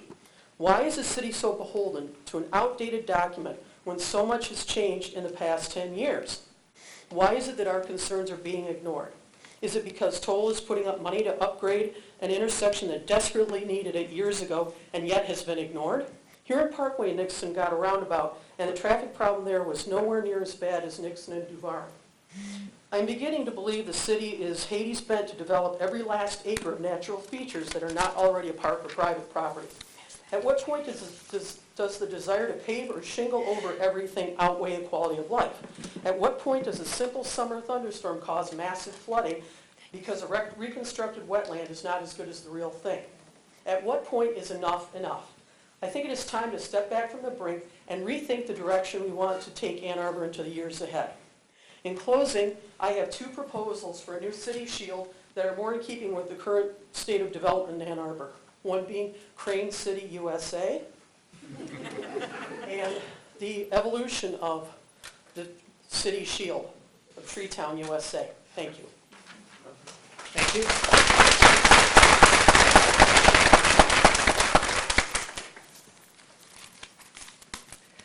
My name is Sheila Jensen, and I live at 2950 Lakehurst Court, which overlooks the backside of Nixon Farm South. Let me get to the point. My neighbors and I do not support the R4A zoning requested for this land parcel. There are simply far too many unresolved issues for this city to consider adding another 463 families to these 2 parcels of land before they're worked out. It's time for the council to get proactive as opposed to reactive. Look at this decision for the planned roundabout in that troublesome intersection. Your own traffic studies already indicate that this isn't the silver bullet and that there will be a number of areas still operating at E and F level, which is really bad. Council is allocating $200,000 for a traffic study in our corridor to be undertaken between October 17 and June 18 when the roundabout is done, and then improvements to our corridor would be planned and built? When? Seriously, does this even sound reasonable? But there's more to this than just the traffic. Council is cherry picking in that master plan. I see a lot of inconsistencies between the developer's plan and the master plan. When the master plan shores up the developer's plan, it's invoked. When it's in disagreement, for example, single-family homes, mixed housing, then it's ignored or called a recommendation. I don't like a lot of the actual elements of that plan that are not, in fact, in the developer's plan. But for the sake of argument, why are they not invoked? Because they're only recommendations. So the density is also a recommendation, and a really bad one at that. My biggest concerns lie in the threat to the wetlands, the wildlife habitat, the Traver Creek tributary, the strain on the infrastructure, stormwater issues, and we've submitted a position paper to you on that already. But honestly, I don't even need to bring that up at this moment, do I? You have way too many other problems to solve over there before you zone the suburbs high density and add these 463 families, in addition to the 280 families down the street on Nixon and the 250 families next to the library. Oh my God, the carnage. It is simply irresponsible to add all of these people, families, cars, and then do studies after the fact and try to figure out what the hell went wrong. What is wrong with that plan? Everything. Everybody on this council with the right conscience should be deeply concerned about the pending R4A zoning suggestion and its consequences to the Northeast Corridor. Members that support it are either not listening or you don't live over there, and of course we know that most of you don't. Or you're bowing to another master. Would that be the plan? Okay, a little humor, but I can't believe I even have to point any of these things out because they just simply override any of the politics that are pressuring you to even consider saying yes to this mess. Thank you.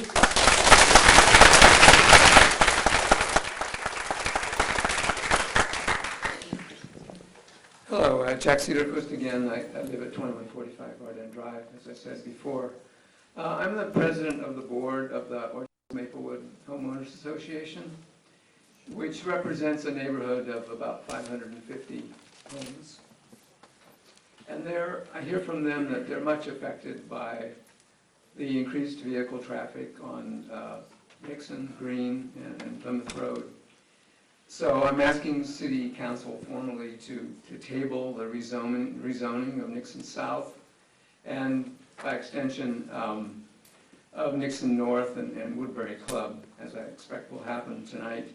And it's, of course, due to there's recent changes in their zoning requests, there's changes in site plans, unanswered questions, and so on. So it should be, you need time to think that over.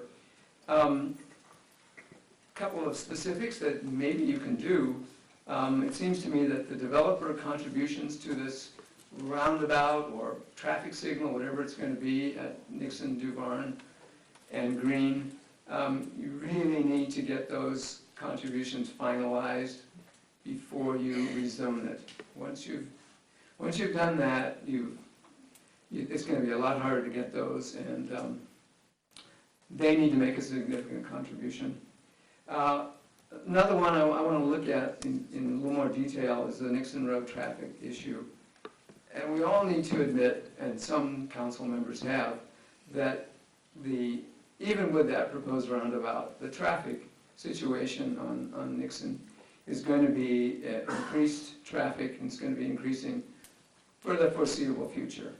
So we shouldn't think of this roundabout as being a solution.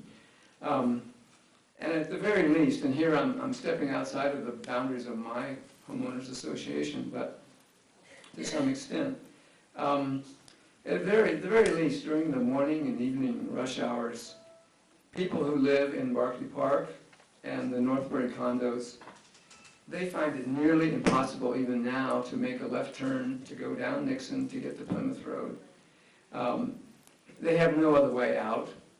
And they're not the only ones. As a matter of fact, the Woodbury Club residents, if that happens the way current plans are, they also have no way out. And there's a whole bunch of other streets which the only way they can get out, these are streets like Argonne and Clegg School and so on, they can only get out by going back through neighborhoods in a kind of not very environmentally friendly way to get to Green and Plymouth Roads. So I'm urging you to try to make the developers pay for a traffic study for the whole Nixon corridor up front now. I think you can do it. I think it's legal for you to ask them to do that. Thank you. Thank you.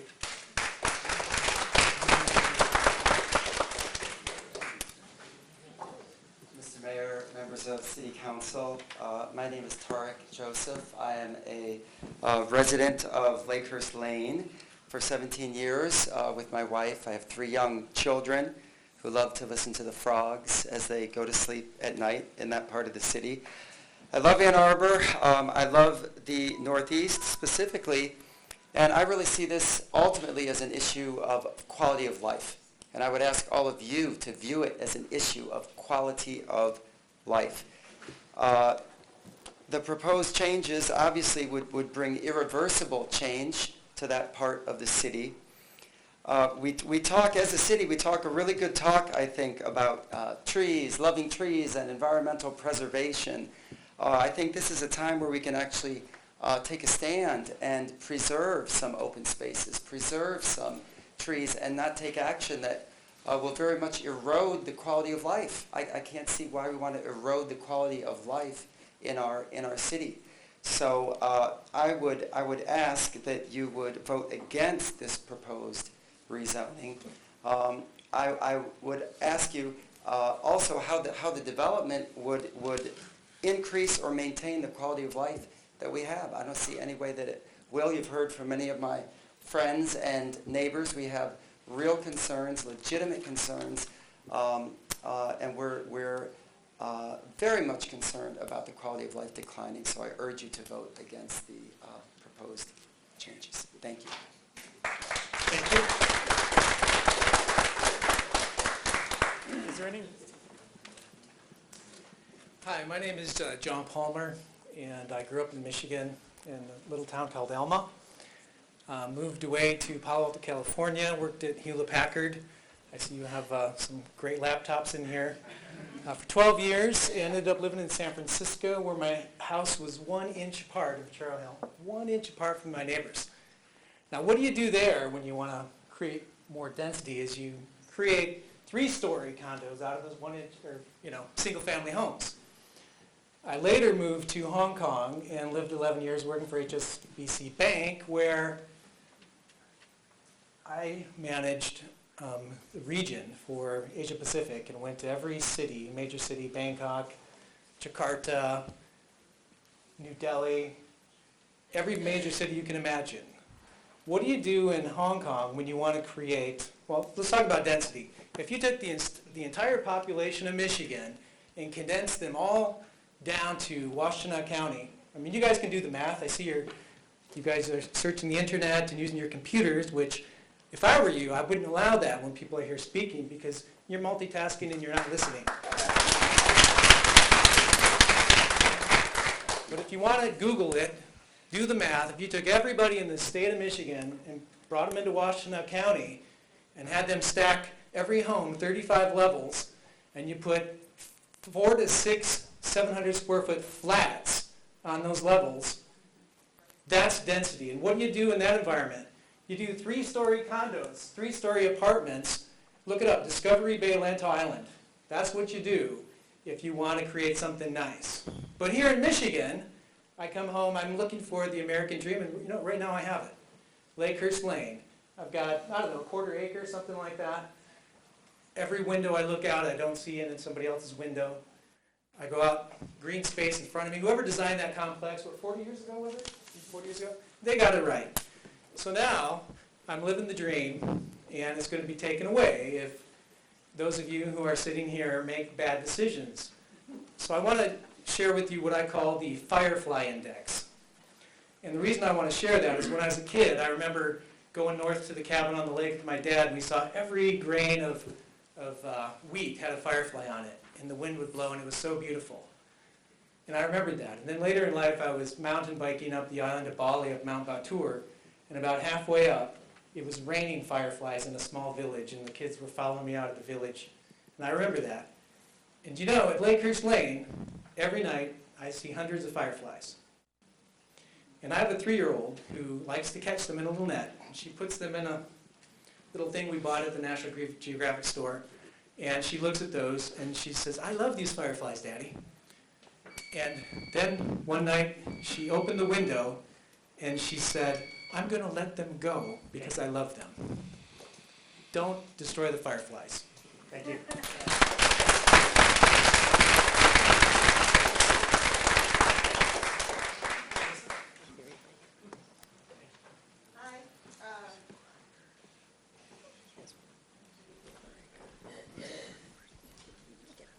I was a little shy about coming up again, third time, sorry about that. But my friend Tammy pointed out to me, I'm a firefighter and understand some unique issues about just the area in terms of fire service coverage.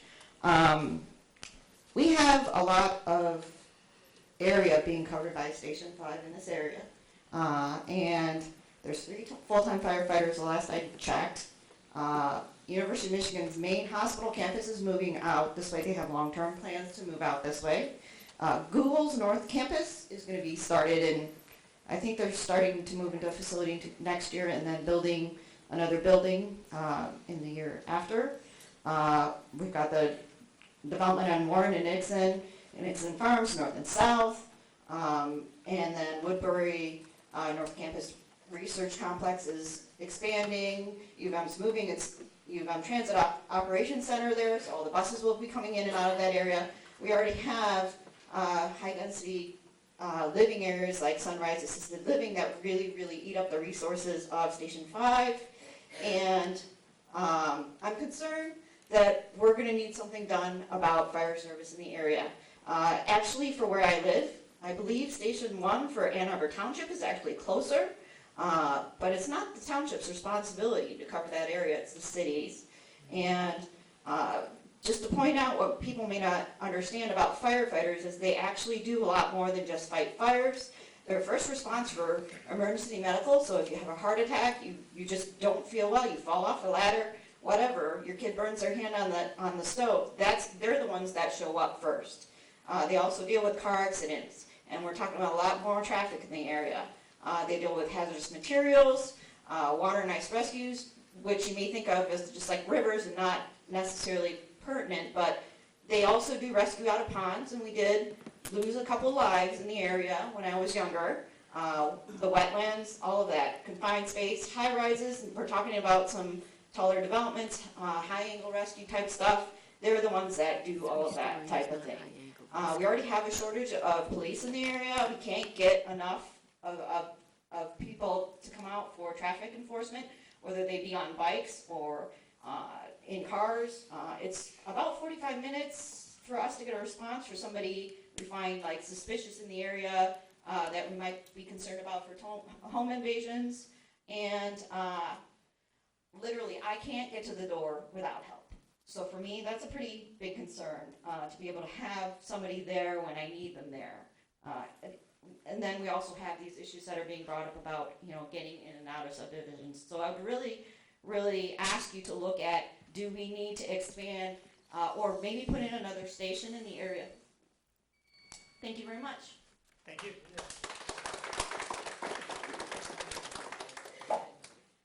Is there anyone else who'd like to speak at this public hearing? Good evening. How's everybody doing? You guys have a tough night ahead of you, I see. My name is Justin, and I appreciate you guys taking a lot of consideration into this Nixon South project, along with all the other development in the area. I'm a new resident in that area. I actually live just behind where the proposed Nixon South development is supposed to be. Hopefully it changes, though. I'm a member of the Ann Arbor Stormwater Advisory Group. I do have a very good understanding of wetlands, what it means to mitigate versus preserve. And I want to make a point here that while there is wetlands in the development, I've taken a brief look at the Toll Brothers plan, just brief, so maybe I'm wrong, and I apologize if I got it incorrect. But the way I look at it on the map is that the wetland is quote-unquote preserved, but really it's just my home on one side and the new developed on the other side, and in between is just, we'll keep that there. But I challenge anybody to really call that a wetlands anymore. It's really just a drainage ditch at that point, because when you talk about wetlands, it's really an ecosystem that you kind of try to preserve there. It's not, okay, let's just pack everybody around and call it good because we preserve the wetlands. That's actually incorrect. And so, in addition to that, it's tough to make these decisions without getting a lot of different consulting, some professional support, which obviously a lot of people have been stressing that hasn't been done. So maybe someone might use the term cart before the horse a little bit here. We talked about environmental preservation. I learned a new word today about natural capital. I hope I got that right. There was a traffic control plan that seems to be after the fact. A lot of backwards thinking here that really makes me concerned about how we're approaching this project. So, along with the fact that I do have a background in environmental engineering, consulting, and wetlands mitigation versus preservation, I feel like we're not doing the right thing here unless we start to think a little bit differently and start to listen to some of the residents here. I think it would be a good idea. So thanks for your time, and good luck with your decision.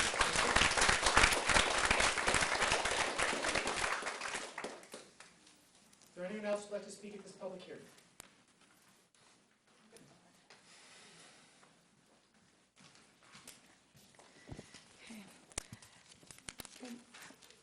Okay, I'm Lakshmi Raman, and I live in the Foxfire subdivision, and I'm asking City Council to reject the rezoning of these parcels of land for the following reasons.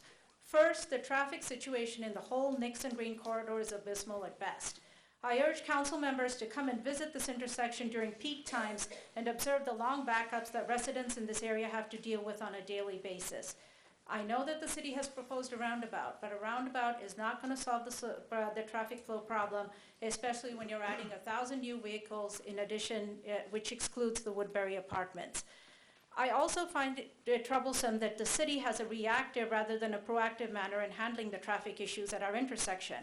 I think it's irresponsible for city council members to approve the zoning of these parcels of land without solving the current traffic issues that we face on a daily basis. In Sabra Breer's own words, even after the roundabout has been installed, she says she would give the traffic situation an E or an F grade in that area. So why approve these developments ahead of time knowing that they'll only make an awful situation even worse? Although I know that it's common for the developer to contribute to the infrastructure, and in this case, Toll Brothers has offered to contribute about $1 million towards the construction of the roundabout, I'm not sure why the city cannot fund the reconstruction of this intersection ahead of any rezoning of these lands.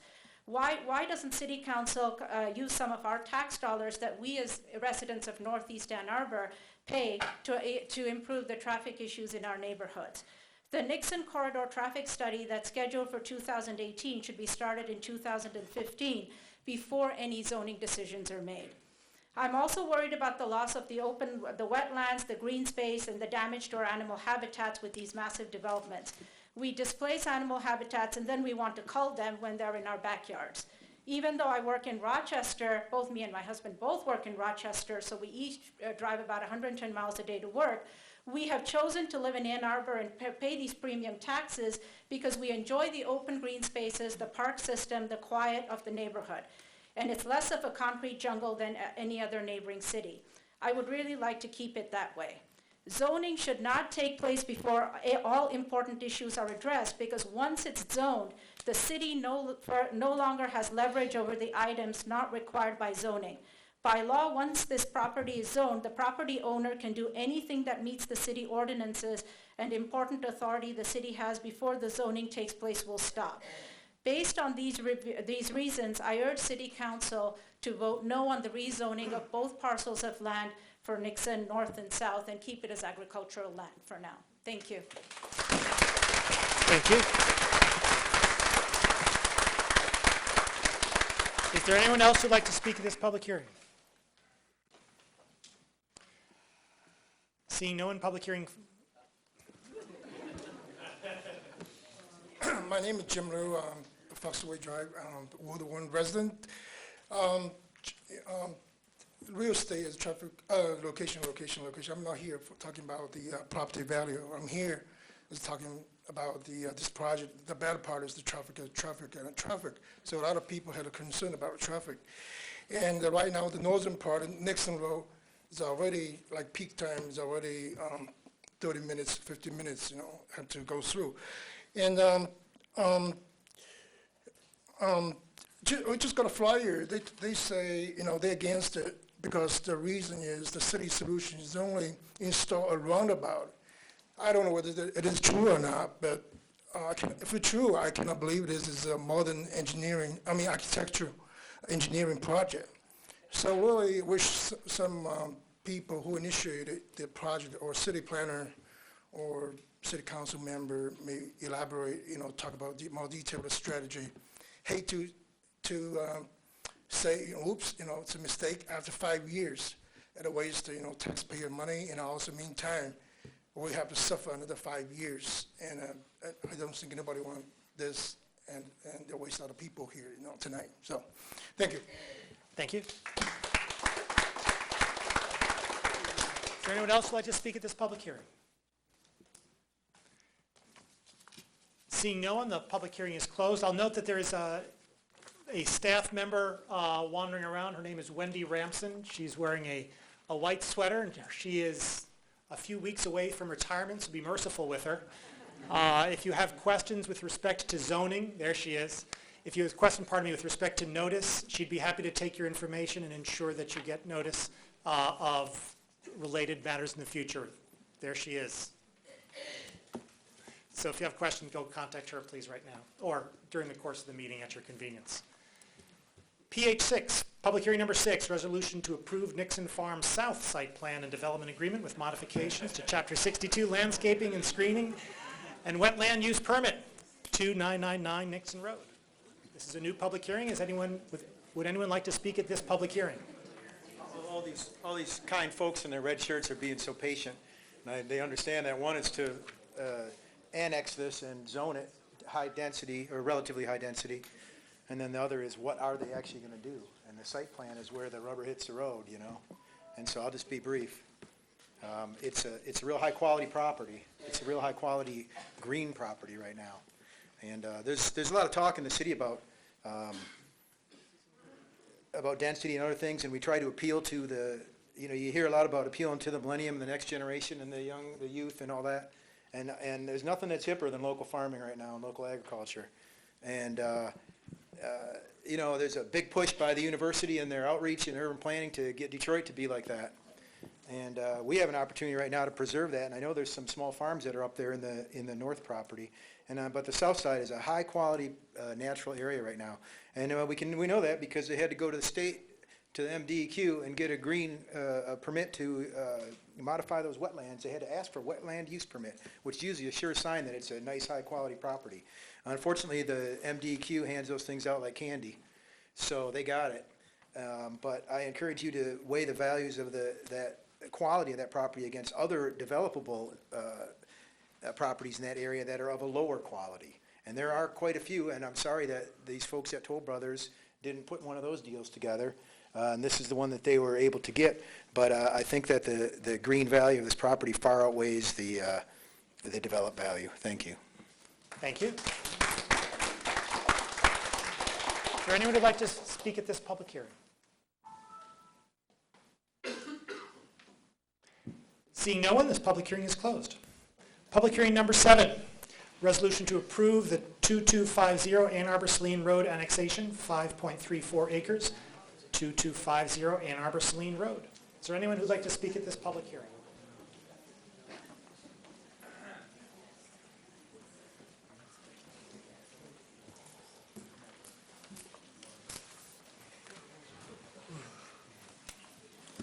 Mayor, Council. My name is Greg Hebert. I live at 2058 Ascot. We have a small stub road that was built in case the subdivision of Lansdowne wanted to expand. It did not. Other communities were put in its place. The developer that wants to go on this piece of property wishes to have 75 units with 150, 250 cars going in and out, and wanted to use our subdivision to enter his property. Since then, they have turned it into an emergency fire truck entrance. And we know as soon as it's built, whoever's in charge of that condominium association is going to come to you and ask to turn it into a real road. I would like you to forego this zoning request until we sort out and get rid of that access into the neighborhood. Now, you know who I am, and you know what I've done for all of you over the last 40 years. Our neighborhood is very concerned. We have all taken a bit of a bite, a bit of a risk in terms of fire protection because we're a big cul-de-sac, and we have traded it for traffic safety for our kids and our grandkids. It's a very serious issue, and I'd like the Planning Commission to look at it very carefully and have you not approve this until they have sorted this problem out. Thank you very much. Thank you. Is there anyone else who'd like to speak at this public hearing?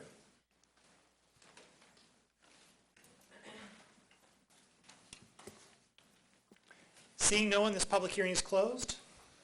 Public hearing number 8, resolution to approve 542-548 North Main Site Plan.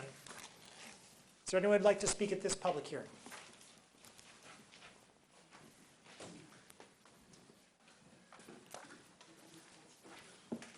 Seeing no one, this public hearing is closed. In anticipation of this next public hearing going for a little while, let's take a 5-minute break. Thank you.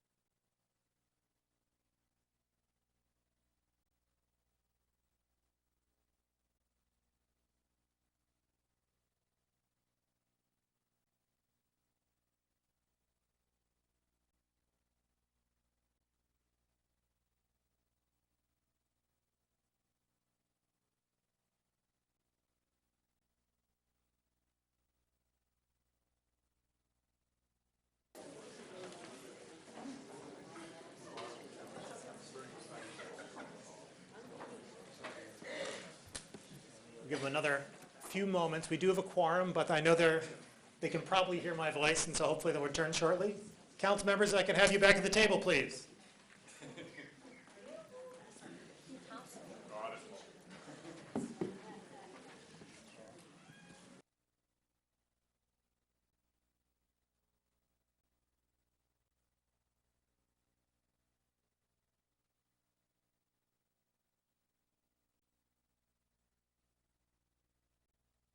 We'll go forward.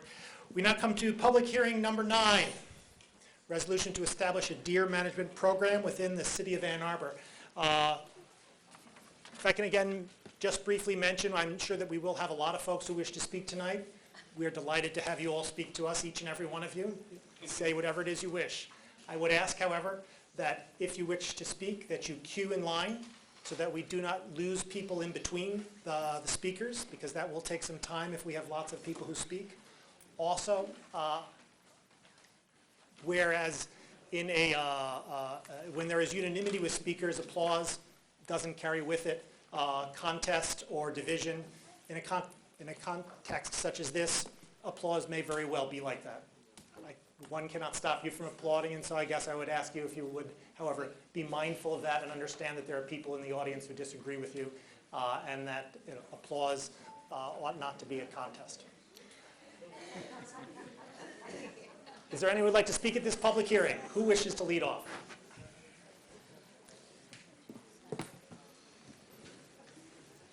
Good evening, everybody.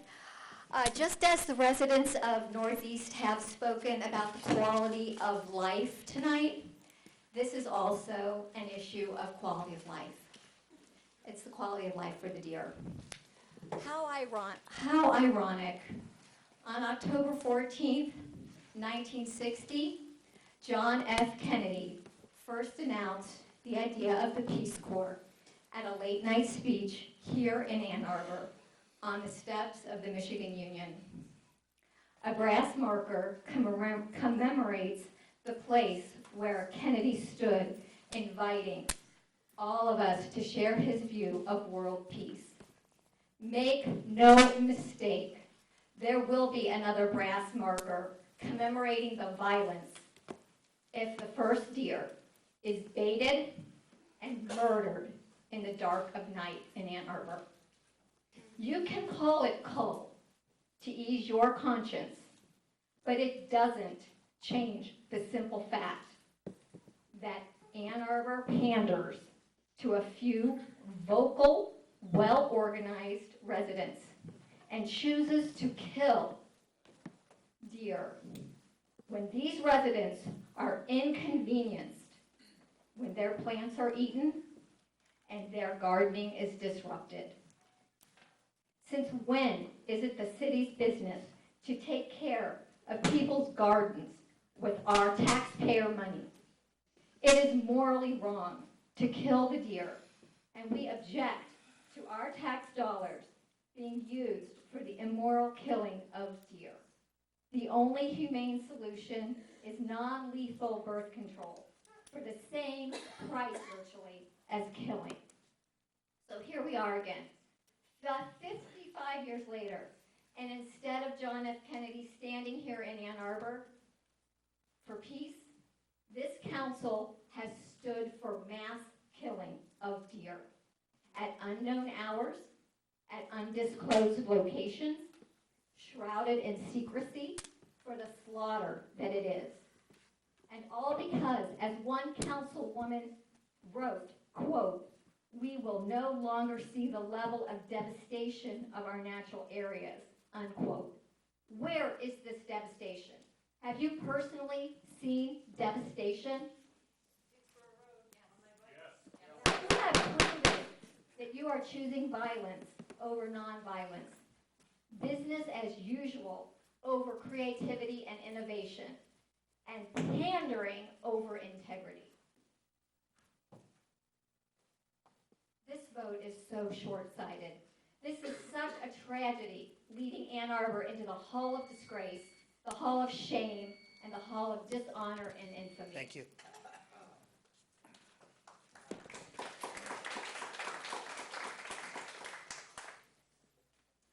Hello, I'm Jim First Ward. Please pardon the hat, I'm sensitive to the light, but no disrespect intended. I support non-lethal methods for deer management. Many good arguments have been made, and I do not seek to repeat them here. However, I would like to make sure that some of my views are understood. I would like to emphasize that many of us are very fond of certain individual deer and would find it to be very traumatic to have them killed. For instance, the three-legged doe has earned my admiration by not only surviving but successfully raising fawns. After all she has gone through, should she now be shot and killed if it is not absolutely necessary? I would like to stop using the word cull and start using the word kill, since that's what we're talking about. Culling does not make us less culpable for killing. Killing, like war, should be a last resort. When I asked one of my city council persons if we have really done all we can short of killing, she said, no, we haven't done anything. This is the first year we've looked at this. I know that some people are concerned that non-lethal methods are too experimental or would take too long. This is like saying that diplomacy is uncertain and time-consuming, and we should just go directly to war. War should be a last resort. I have a garden up on Cedar Bend with my friend Rudy. We easily fence the deer out. We have more problems with groundhogs, and no, I'm not asking the city to kill all the groundhogs. We love to do Tai Chi in the yard in the company of some of our favorite deer friends. The thought of these friends being shot is quite distressing. If you shoot my friends and then you feed them to the homeless, that doesn't provide me with much comfort. I'm sure that if you saw what I see when I look into their eyes, you would want to do everything possible to avoid having to kill them. Yesterday, I saw a spotted fawn and her mom in the woods. If you kill that mom during the winter, the fawn is going to starve and freeze to death. And don't let anybody tell you different. Fawn needs to be with mom right up until she's about to give birth again in the spring. So I beg you to look into your hearts and find the compassion to try non-lethal methods first. Thank you. Thank you. Greetings. My name is Margaret Leary. I live at 1056 Newport Road here in Ann Arbor. As a freelance writer, I've done extensive research on the deer situation in Ann Arbor. I'm here tonight to challenge the unspoken assumption that what the humane societies propose is more humane than culling. Humane means having or showing compassion or benevolence, or inflicting the minimum amount of pain, as in humane killing. This is from the Oxford American Dictionary. The HSUS proposed management methods are not humane. It is not humane to capture a doe, anesthetize her, shave her abdomen, cut her open, remove her reproductive organs, sew her back up, give her another drug to undo the effect of the anesthetic, and then release her back into the wild to do what? She is intended by nature to find a buck and reproduce. She will no longer be able to do that. It is humane to kill when a deer herd is too large by dropping a deer with a single quick kill bullet to the brain. The deer doesn't know it hit it. Sterilization and contraception have completely unknown effects on the gene pool, on the social habits, on the health and mortality of deer. Not just individual deer, but herds. We do not know what will happen to the deer species if we start messing around with it the way we mess around with our household pets. Before we use Ann Arbor tax dollars to experiment, let's let others determine the long-term effects of the HSUS methods. We need a cull. A cull is humane. Thank you again, Council, for having the courage to take on this difficult issue. Thank you.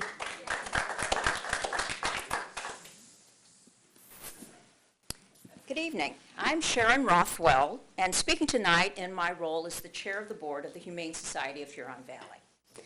I'd like to thank Mayor Taylor and the council members for allowing us to provide facts on this important topic during your fact-finding phase. Now, I implore you to base your decision on facts, not simply on emotions or exaggerated or untrue assertions. A few of the key facts. This is not a public safety issue. There have been no confirmed cases of locally contracted Lyme disease. Deer and car collisions are not on the rise in the city of Ann Arbor. Claims of ecologic damage have not been verified by any objective source, and some of them, such as saying deer are a greater threat to the environment than climate change, are laughable. According to the Michigan DNR, the number of deer within the city does not constitute overpopulation. This cull would not be a mercy killing, as some have dishonestly alleged. The deer are not starving or diseased. The guaranteed safety of a cull is highly questionable. The accidental shooting of the beloved white deer in Kensington Park is a prime example. It could easily have been someone's white German Shepherd or yellow lab taking an unintended bullet.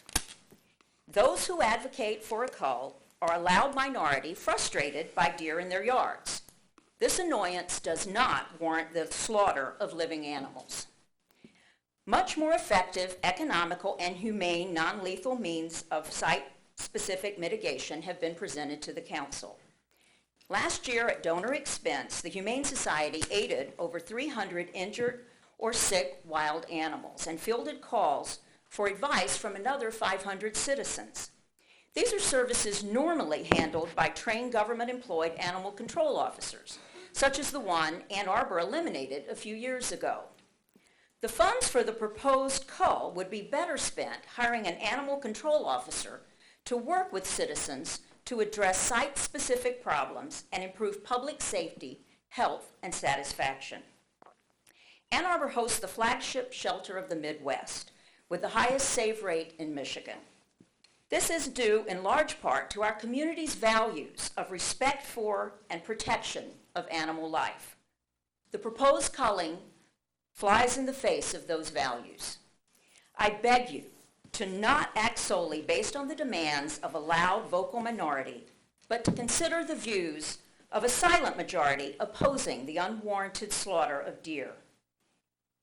I am sure you're aware that if you approve this cull, this majority may become less silent. Thank you very much. Thank you.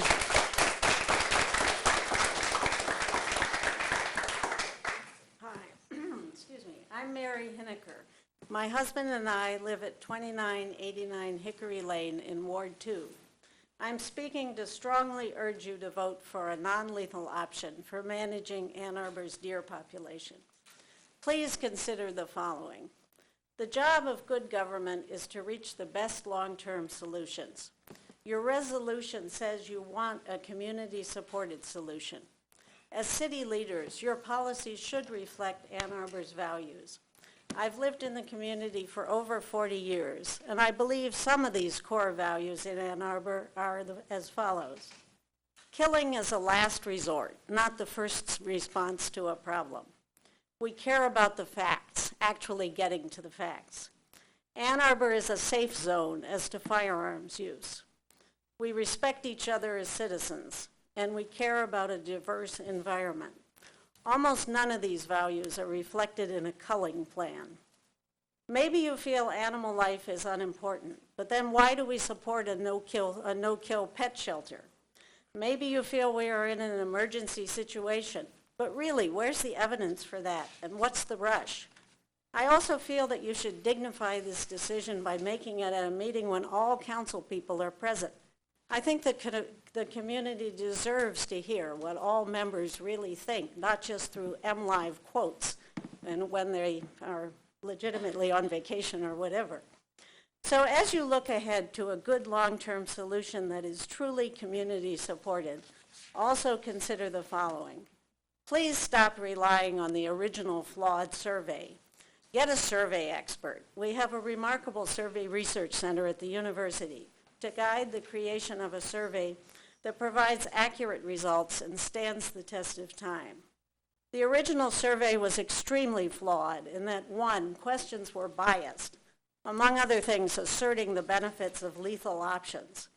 Two, it was unrepresentative and had only 465 Ann Arbor residents responding, although the summary results include the out-of-town participants. And three, it asked questions about subjects the average citizen had no knowledge of. I focus on the survey not to carp about the process that got us here, but because the survey's results in percentage terms are repeatedly cited as evidence and as a good benchmark. And I think in Ann Arbor, we really should care more about getting accurate data. And my second suggestion is do draw on the wider resources of the community. In Ann Arbor, we have so much expertise that hasn't been tapped. The city staff has undoubtedly done their best, but there are groups and experts who could lead us to a better outcome. In short, please vote for a non-lethal option. Thank you very much. Thank you.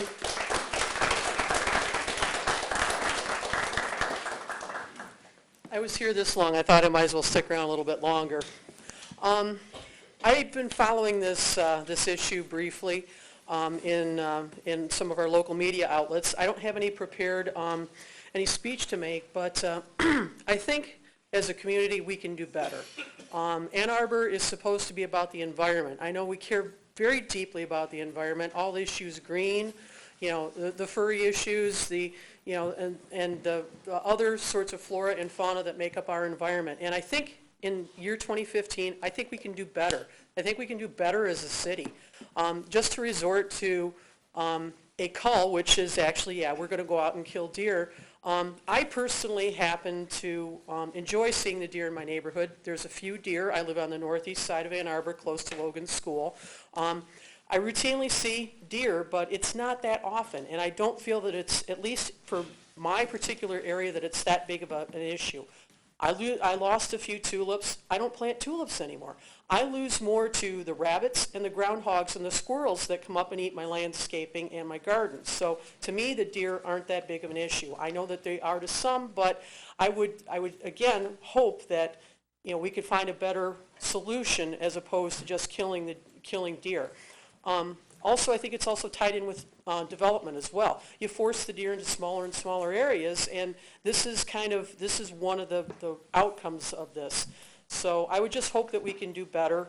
I like the deer. I like to see them around, and quite frankly, I also don't feel comfortable with someone in, I don't know what sort of areas of Ann Arbor, but shooting deer. A typical rifle round, and I don't have all the information in front of me, but it can travel 1,000 feet, I think, probably. And, if with regard to the deer that was killed, the white deer that was killed in Kensington, I know that one of the things that hunters will say is that if you don't recognize what you're shooting at, don't shoot. And so this deer was not supposed to be culled. It was culled anyway. So therefore, I don't feel comfortable with people shooting deer anywhere near my home, around my pets, or around my neighbor's home. So please, I would implore us to just step back a little bit. Let's take a look at it and see if we can find some other way to take care of the deer. Thank you. Thank you. Hi, my name's Jeff Hayner. I live in the First Ward, and I'm more of a solidarity guy usually, but I don't own a red shirt. So, and I mentioned earlier that I somewhat grew up in the northeast area. I know this area pretty well, and I say that because my dear in-laws lived on Haver Hill off of Nixon, and so I've been in their area and home since the 90s also. So, I know it's an emotional issue here, and the deer cull and deer killing, and it's not great. I hate to see my tax dollars used for it, and especially when I look at what we could get for $90,000 a year, $270,000 over 3 years. And there's been an argument that there's a lot of damage to property and plants, and that's so. And I live on a deer route. I'm on Pontiac by Barton, and we had deer that ran through the empty field as part of the natural trail. Deer have I've hunted before. Deer have genetic memories, and they run through areas and they stay in those areas. And as those places fill up, they have to go someplace else, or they don't, and they just keep going through the same old trails.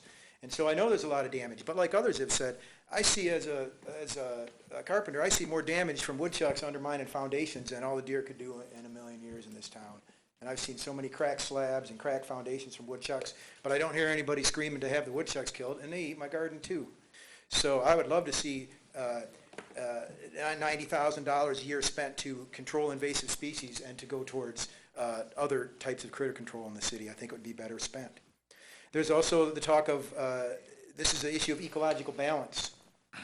And if it really was a conversation we were having, an ecological balance, we'd be having a conversation about why are we letting all these natural areas be overwhelmed with housing? And of course the deer are going someplace else. And we know when they built the Traverwood properties, 2 herds were displaced over off of Traverwood.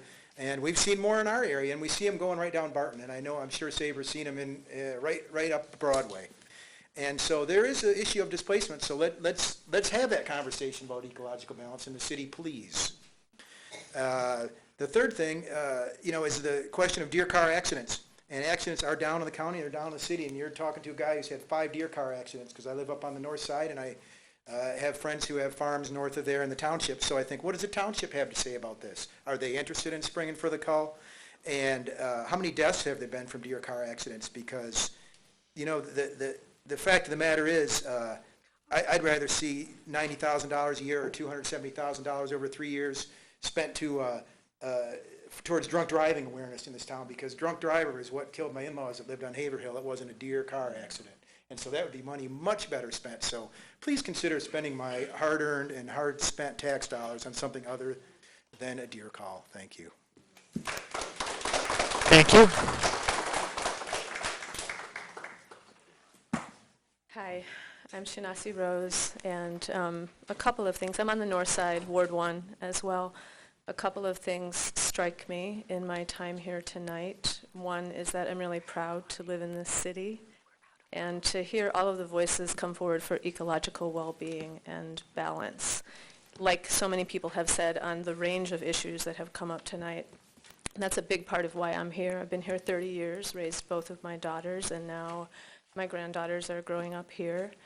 And with regard to, the other thing that strikes me, I want to say, is that it's a long night, and thank you all for your work. This is hard work. My focus is fading, and I have tenacious focus, so I feel like the issue is complex, and I also feel like it is rushed. I wanted to do some catching up today and really know that I was informed before I came to the meeting.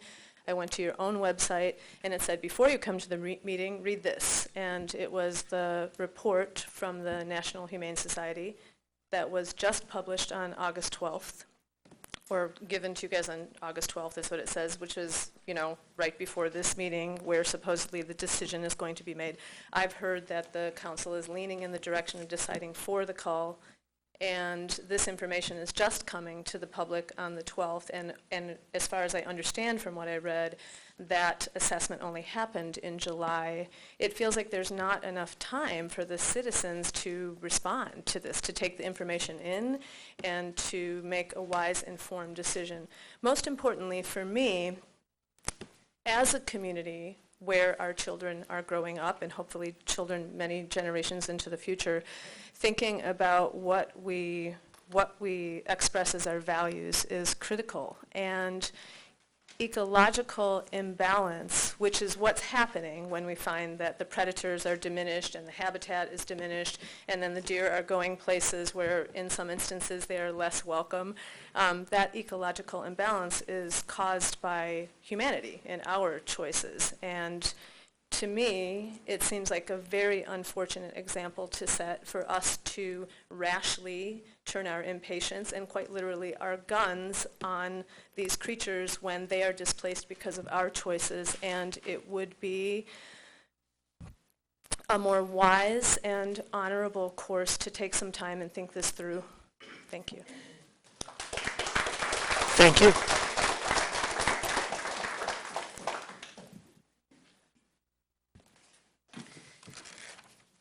Thank you, Mayor Taylor and council members, and thank you for listening to all of us tonight. My name is Jane Glass. I'm a resident of Ward 3. I'm opposed to lethal methods of deer management. I believe that killing deer in Ann Arbor is a short-term and ineffective method, as has been proven to be the case in many cities in Michigan and elsewhere. There's been much discussion on both sides of this issue. It's clear that the facts remain open to debate as to whether, in fact, there actually is a deer problem. And the facts remain open to debate regarding the specific issues of vehicle-deer collision and the potential for Lyme disease. I urge you to consider non-lethal approaches. You've heard complaints from a small but vocal number of residents in a limited area whose property has been affected. I'm not diminishing the fact that for these residents it is a problem, but I strongly believe that they are in the minority and their desire to promote a cull in Ann Arbor does not represent the view of the majority of Ann Arbor citizens. I hope that the residents affected could be offered education and help in planning ways to mitigate the effect on their property. But more importantly for me, I feel that this would be a deeply inhumane decision. I would hope that Ann Arbor would take this opportunity and be proud to show its historically progressive and enlightened approach to complicated issues, rather than respond with what I feel is a bit of a knee-jerk Band-Aid solution, and one involving firearms in our neighborhoods as well. I ask you to reach out and solicit the opinions of the citizens of all wards. I don't logically know how that gets done, but I really, really feel like once this issue becomes more widely known, people would truly be opposed to killing deer within our city limits. So I ask you again to reevaluate all the alternatives, weigh the value of vegetation versus the lives of sentient creatures, and consider Gandhi's famous quote, "The greatness of a nation, and in this case, our cherished community, and its moral progress can be judged by the way its animals are treated." Thank you. Thank you.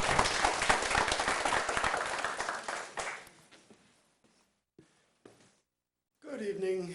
I'm Bernie Bannett. I live on Heather Way. I'm a 51-year resident of Ann Arbor. I must say, for the first 40 years, I didn't see a single deer in this town.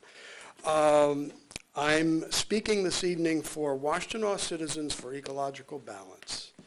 Mayor Taylor, members of council, after more than a year of study, you know that we have too many deer in wards 1 and 2, and that the deer are multiplying rapidly and invading new neighborhoods. You know that deer overabundance is a North America-wide problem, and that deer have rebounded from near extinction. You know that deer are prolific breeders unchecked by natural predators. You know that deer become a special problem in towns where hunting is prohibited. You know that having too many deer in Ann Arbor has already meant damage to private landscapes, documented degradation of natural areas, and vehicle collisions. And life-altering tick-borne diseases could be arriving in our town soon from areas to the west. You know that many of your constituents do not want our city to be a deer refuge forever, sheltering an ever-expanding herd. You know that the state of Michigan invites hunters to harvest 400,000 deer a year in order to stabilize the deer population at around 2 million. You know that there is nothing whatsoever remarkable about killing deer to control a deer population, except that in a city, lethal methods have to be planned around public safety and can't rely on ordinary recreational hunting. This costs money. You understand the city's deer management program will have to manage safe culls on public lands, coordinate with the DNR and other entities, and define indicators to measure success over time. We support the staff recommendations to set such a program in motion. You know now that non-lethal approaches are a blind alley with ineffective or unproven methods and high or uncertain costs. You know that getting the DNR to accept a fertility control experiment is a long shot. Importantly, pursuing birth control or sterilization surgery would be a major distraction from implementing a program that works. Please don't go there. Thank you all for your attention to this issue.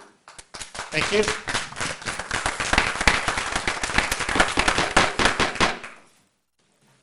No hissing, please.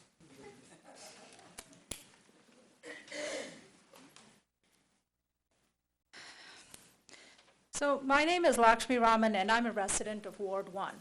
The one thing we all seem to agree upon is that our deer population needs to be controlled, but the methods that we would like to use are at dispute. From my understanding of what culling involves, it'll take place mostly in the winter, in the middle of the night, on parkland, and no culling can take place within 450 feet of a residence. This means that if there is a deer eating your landscape, it cannot be killed.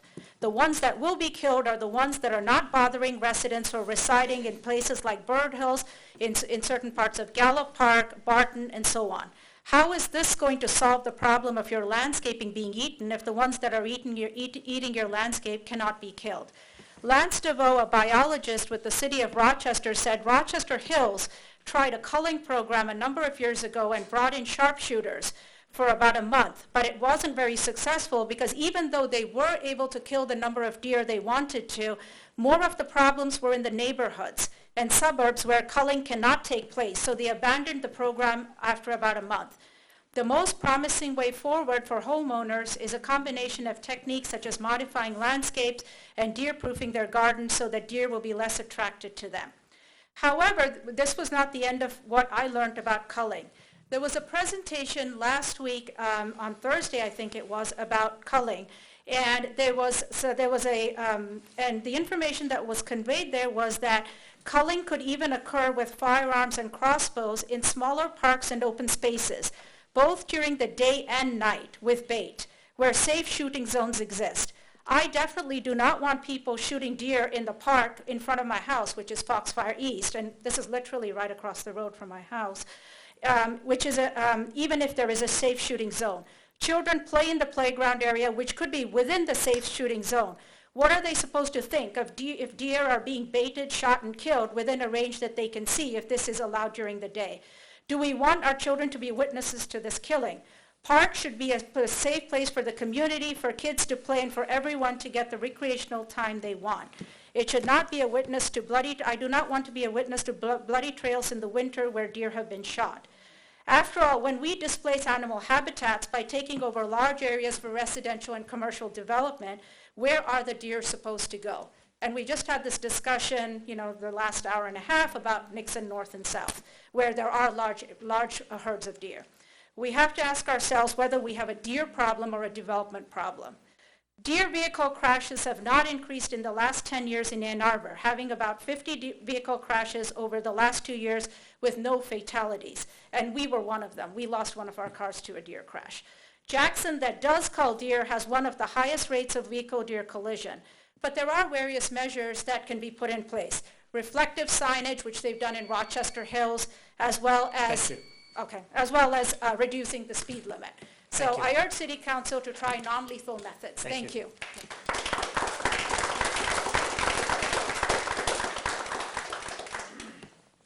Hello. My name is Mary Hubble, and I live with my family in Ward 2 in North Ann Arbor. I'd like to begin my remarks with the following quote by the English human rights crusader, William Wilberforce. "Let it never be said that I was silent when they needed me." This quote is my inspiration and call to action for speaking here today. I am here to speak on behalf of the rights of the deer with whom we share this city, to be their voice in a forum where they have none. My family and I are opposed to the proposed deer cull. I respectfully urge you to vote against any lethal measures targeting these beautiful and gentle creatures. I also encourage my fellow citizens and neighbors to rethink their position on this issue for the following reasons. 1, deer vehicle collisions have actually decreased over the past 10 years and now comprise at most 2% of all vehicle collisions in Ann Arbor. 2, annual hunts are not effective because they leave a vacuum that is filled by deer from surrounding areas. They must be repeated each year, perpetuating an endless and costly kill cycle. 3, there are alternative, non-lethal ways to address the issue of deer-human conflict. Rochester Hills has developed an outstanding program that we can replicate here in Ann Arbor. Ann Arbor prides itself on its philosophy of live and let live and its reputation of being a progressive city. An annual deer slaughter runs counter to our values and aligns us with the likes of Walter Palmer, the Minnesota dentist who killed Cecil the lion. He too disregarded the right of wild animals to live out their natural lives.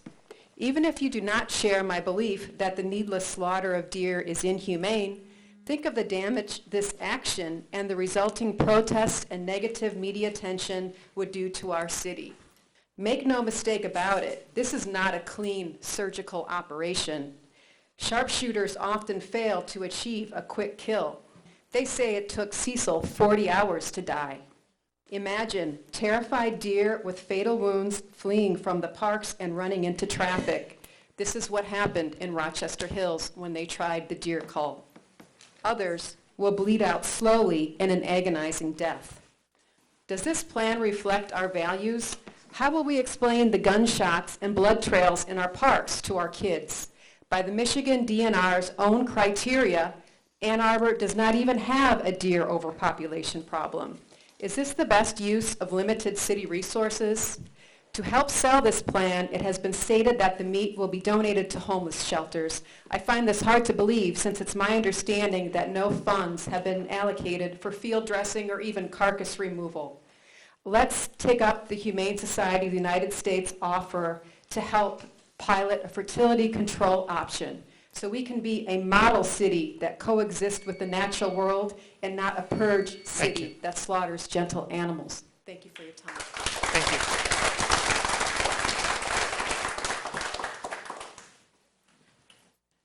I'm Dorothy Yenny. I've lived in Ann Arbor many, many years. I have deer in my backyard, not infrequently, and I strongly oppose the notion of a cull. There are many arguments for and against lethal culling of deer, most of which I'm sure you're aware of. In a true overpopulation situation, usually the majority are starving and sickly, and that's obviously not the case here. So what is being said is that there are too many because we're finding it difficult to coexist with them. Yes, they have an impact on our landscaping and natural vegetation, but they're part of our ecosystem, or at least what's left of it. There are other ways of redirecting that impact, different plantings, structured enclosures, deer deterrence. None of these are perfect, but neither is culling. Far from it. Culling is expensive, it's risky in terms of possible injury and death of others, pets, other animals, hopefully not humans, and it has to be repeated regularly, and it hasn't been consistently shown to clearly accomplish its goals. Nor is there any guarantee it would remove the specific deer, as was pointed out, that are seen as the biggest nuisance. In regards to collisions, there has not been an increase here in the last 10 years. The city of Jackson, again, as was pointed out, in spite of 8 straight years of culling, remains one of the worst cities in the state for car-deer crashes. There are effective ways to reduce collision risk, education, signage in areas of problems, etc. Let's more aggressively try some of those before embarking on this short-term, inhumane, and ineffective method. It was also discussed that Lyme's disease has not occurred here really, but there are Lyme-carrying ticks in areas that have no deer. So there certainly are alternative ways of reducing the risk. I have many tick methods myself, which I could share at a separate setting. Now we have the Humane Society of the United States and our revered local Humane Society, which are presenting alternatives. These two organizations likely know more about wildlife management than most of us in this room. But we seem to be willing to toss out their recommendations and go with, is that me? Lethal culling, I'm sorry. Even if lethal cullings are not permanently removed from the list of options, at least let's try other methods. It makes no sense not to. Personally, I don't want our children and grandchildren judging us as they should. We have a problem largely caused by us, doing away with their natural predators and then occupying and populating their natural habitat. And the best we can come up with is shooting them with guns in city limits. We owe it to them and ourselves.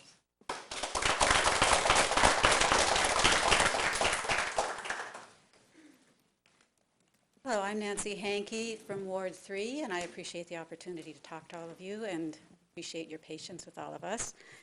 Do we in Ann Arbor want to use violence to solve the deer problem, or can we look into our hearts and act with compassion for the deer and for ourselves and treat the deer humanely, managing their population with immunization or sterilization, not with killing? Let's look for a moment to history to give us a larger perspective in which to view our deer problem. The Jains of India have practiced ahimsa, nonviolence, for thousands of years. They say ahimsa for one, ahimsa for all. They practice ahimsa, nonviolence, in thought, word, and action. They have never gone to war. They do not kill animals for any reason. They do their best to do no harm to any living being. Mahatma Gandhi was inspired by the Jains and took ahimsa as his guiding principle in his long nonviolent movement for Indian independence from British rule. Martin Luther King Jr. was in turn inspired by Gandhi and took as his guiding principle nonviolence in the civil rights movement. If Jains for thousands of years have practiced nonviolence, if Gandhi and Martin Luther King Jr. successfully used nonviolence for freedom and civil rights, why can't we also use a nonviolent approach with the deer in Ann Arbor? Ahimsa and the golden rule, do no harm, do what is in the highest good of all, is similar to the golden rule. Do unto others as you would have them do unto you. We usually take the others to mean people, but don't we also have an obligation to treat animals as we would like to be treated? If I were a deer, would I rather be killed or immunized or sterilized? The deer cannot tell us, but all beings want to live. If I were a deer, I would want to live out my life. I would not want to be killed. Killed for what? For being a deer. And yes, for eating the vegetation in our yards, leaving droppings in our yards. But for this, the deer must be killed? The earth does not just belong to humans. The earth belongs to all the animals and plants as well. We are all interconnected. We are all God's creatures. Must we resort to violence yet again? How will we tell our children if we decide to kill the deer? How can we be upset by the violence in their video games and yet decide it's all right to kill the deer?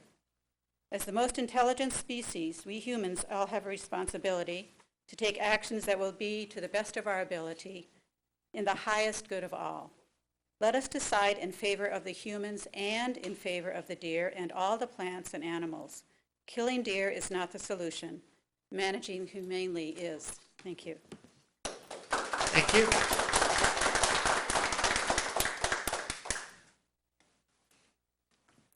Hi, my name is Valerie Benka, and I'm a resident of the 4th Ward. I studied conservation biology at U of M, and I now work for an animal welfare organization advocating for development of non-surgical fertility control options for companion animals, cats and dogs. I'm opposed to using lethal methods, particularly at the exclusion of other interventions to control the deer population of Ann Arbor. Given what we know about efforts to control deer populations, it's abundantly clear that if the only change implemented is a deer call with no concomitant changes in human behavior, abundance of food for deer, and investment in ongoing monitoring of populations, there will be absolutely no end to culling and the resources being put towards it. I also want to mention that Cornell University and its surrounding towns have sought to reduce their deer populations, though it's worth noting that their goal in population was 14 deer per square mile, which is about 3 times the present population that aerial surveys have shown in Ann Arbor. And Cornell was starting with well over 11 times the density that we have per those aerial surveys. Cornell engaged in a 5+ year project using an integrated approach with fertility control and limited culling. They turned it into a successful longitudinal research initiative. With U of M here and MSU nearby, we are well equipped to do the same if we demonstrate some creativity and progressive thinking. Thank you. Thank you. Hi there. My name is Drew Youngdyke. I'm a resident of Ward 4. So I don't live up in the northern areas where there is the larger deer population. I do see them on my runs in Greenview Nature area quite a bit. I don't know if those ones are a problem, but I don't think they're the ones being addressed here. I'm here speaking more in favor of the call proposed for this reason. an average deer can yield about 50 pounds of venison. That's about 200 servings of locally sourced organic meat that's high in protein, low in fat, that can go to the needy in our community. I have a profound objection to putting artificial drugs in our free-ranging deer, and given conversations with biologists with the Department of Natural Resources, I don't think that's a likely option for them to approve. Thank you very much. Thank you.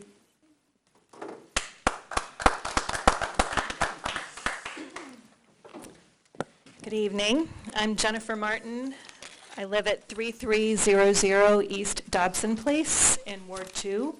I am a member of the board of the Humane Society of Huron Valley, and I'm also an attorney and a member of the Animal Law section of the Michigan Bar. I'm also here tonight speaking on behalf of my parents who are in their 80s, who live at 2604 Bedford, also in Ward 2, and many of their neighbors who are currently up north on vacation, but who feel very, very strongly, and I think comprise part of the silent majority that was described earlier. I'm frankly shocked that we're actually even having this conversation in Arbor, that we're even considering bringing in people with firearms to do this. And my main point tonight is that there is no data to support this barbaric approach to controlling the deer population in our town. We are a data-driven community with vast resources and expertise, and we are ignoring the data. And that list of things that the gentleman described that you know, we actually don't know those. We don't know those things. And those points, I think, have been illustrated by some of the other speakers, so I will not repeat. I do want to talk about something that is personal to me, which is my own yard and garden. My yard includes 2 acres of gardens that were designed by Dr. David Baker, who is a well-known horticulturalist and physician in this community. It has been on the annual Farm and Garden Walk for many years and has received awards. And I can assure you that you can have a beautiful garden and have deer. We have lots and lots of deer in the woodlands. We're very near the route that they take on the north side of town. You can have both. It can be done. You're welcome to come see my yard as evidence. 2 more points. The idea of the collisions, as you've heard, the deer vehicle collisions have not increased in our town in more than 10 years. That's straight from the state of Michigan data. So among the list of things that we supposedly know, that is something that I hope you'll take with you. Also, if you look at the numbers around Lyme disease, you'll see that the Centers for Disease Control and Prevention cite that 95% of cases of Lyme disease occur in 14 states. None of them are Michigan. I'm shocked, as I said, that you would even advance a proposal that could be violent, dangerous, and potentially tragic to our community here in town. And so to conclude, I strongly support non-lethal means to address this issue. Thanks. Thank you.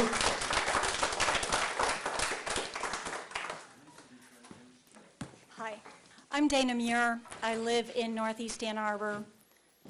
There may have been some due process notice issues earlier confronted in this meeting, but the city's provided a great deal of due process. It was well publicized. There have been surveys. There were multiple public meetings earlier this year on the deer management issue. It's time to reach closure on this issue. We have a serious deer overpopulation. No one has provided any evidence of an alternative to a call that would solve that problem. So I ask that council bring this process to a close and support a call. Thank you.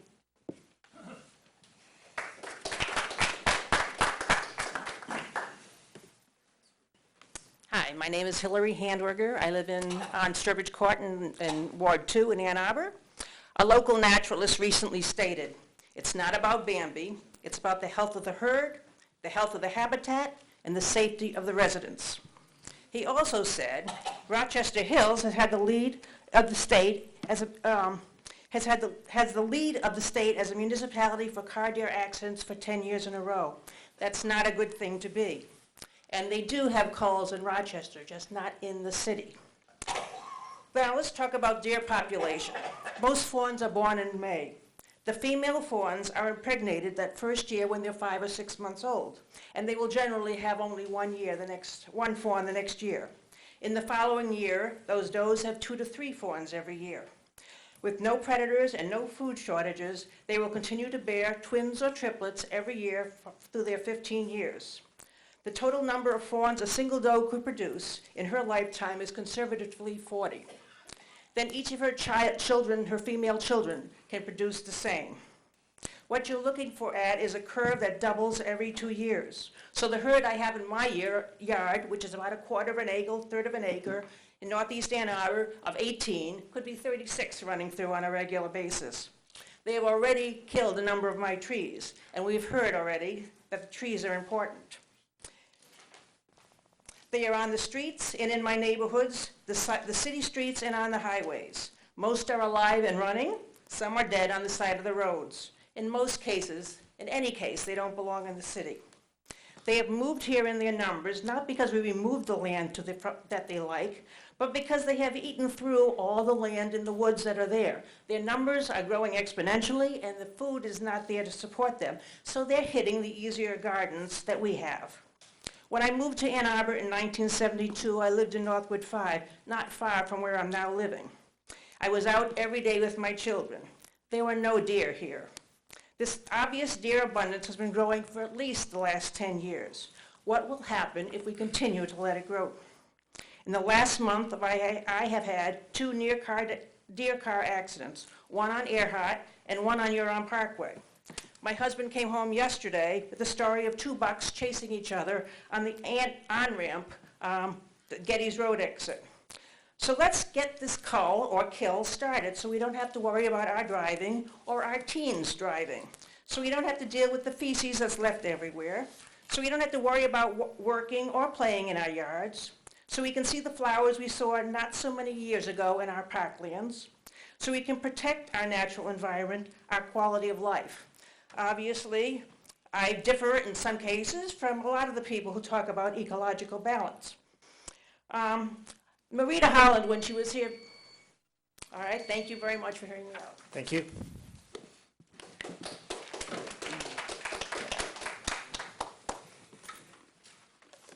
My name's Eileen Benenson, and unlike many people who've come up to speak to you today, I'm new to Ann Arbor. I came to Ann Arbor because I was under the impression that there were intelligent, progressive people here. I was leaving a community where I found ignorance to be a problem. I'm very disappointed, frankly, especially attending. This is my first meeting here where I attended. I don't know that I'll stay in Ann Arbor. I'll be very frank with you. I'm very disappointed in what I have found discussed here tonight. I do have friends that live in the Rochester and Rochester Hills area where there was a cull. They have grandchildren. They took their grandchildren out for a walk in public parklands during the cull season, which was a horrible, horrible mistake.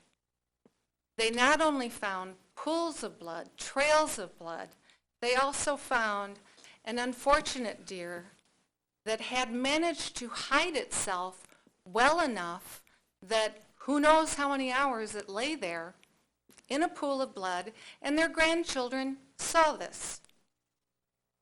I don't have grandchildren.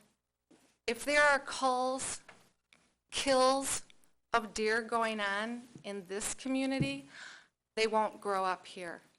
Not on my watch. I'm very disappointed in many of the things I've heard here tonight. That's all I really can say. I want you to table this, do your research. I know people that work out west. They take care of mustangs with birth control in feed.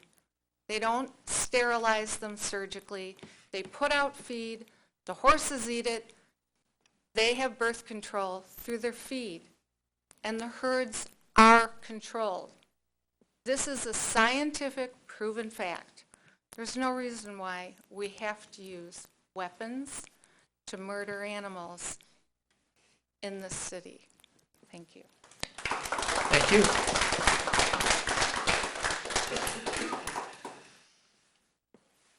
I'm Mary Valerie Richter, and I live in Ward 4.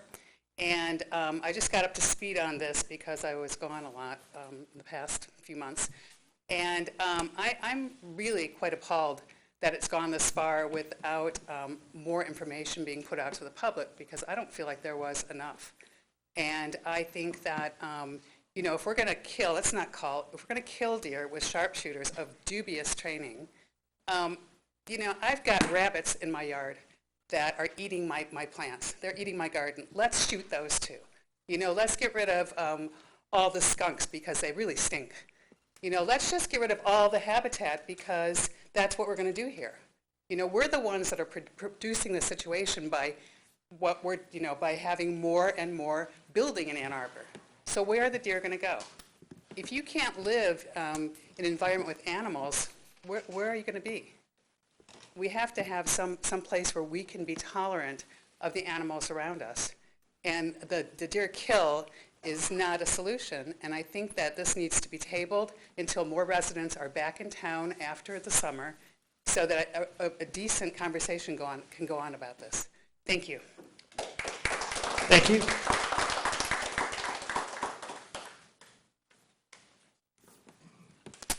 Good evening. My name is Susan Cornfield. I live in Mathai Farm.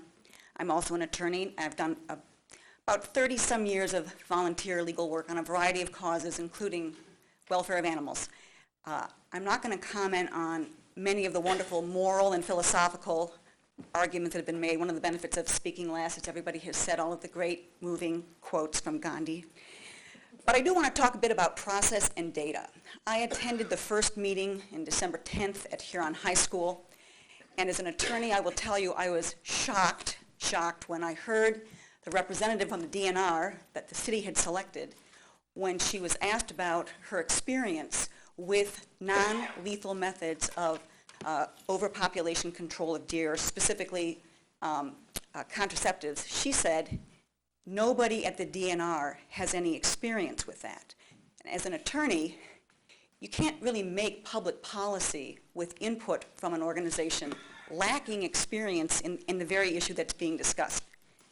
Number two, in the many decades that I've been involved in animal-related matters, I will tell you, you cannot kill your way out of this issue. Setting aside whether there is a deer overpopulation problem, all the data that I've heard is that there is not. But if you think there is no program I've been aware of in my decades of work where you can kill your way out of the problem. You have got to address the underlying issue, which is a combination of level of reproduction and, of course, the environment. When I had a problem with mice in my home and I called someone out for advice, he looked at me and he gestured out the window where I live backing out of the woods, and he said, you live in the woods. You're going to have issues with mice and other animals. And then he pointed to my bird feeder, and he said, and what's with the mouse feeder? And I said, and then I just kind of stopped, and he said, you know, you're part of your problem. You need to be aware of what kind of food you have out, what kind of plants you plant, what kind of plants you don't plant, whether you use liquid fence. And that plus my sharpshooter cat I have who lives in the house, who will take care of any mice who make it past my other guards. All I can say is my problem has virtually gone away, in part because I've been educated and I've changed my behavior. Thank you. Thank you.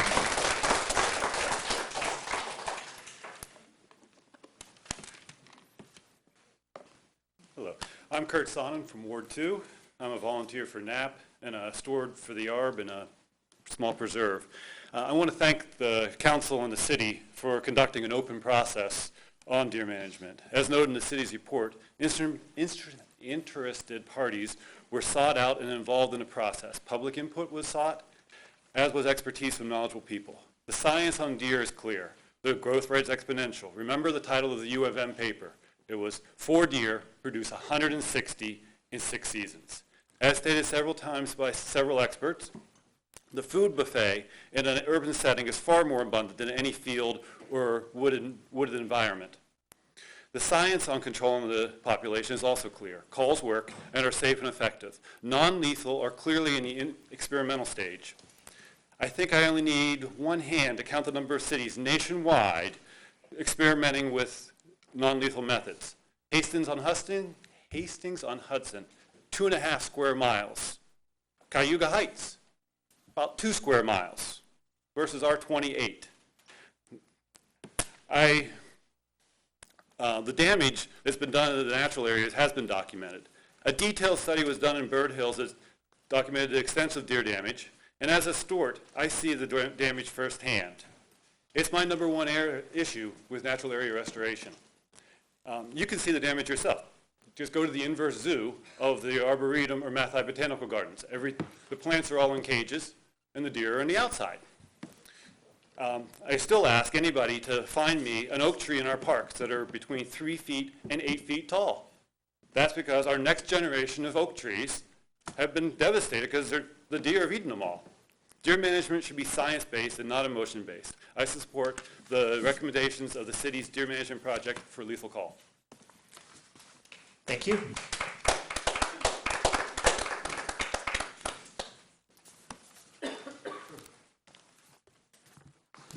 Good evening. My name is Paul Heiss, and I live in Ann Arbor at 820 Watershed in Ward 2.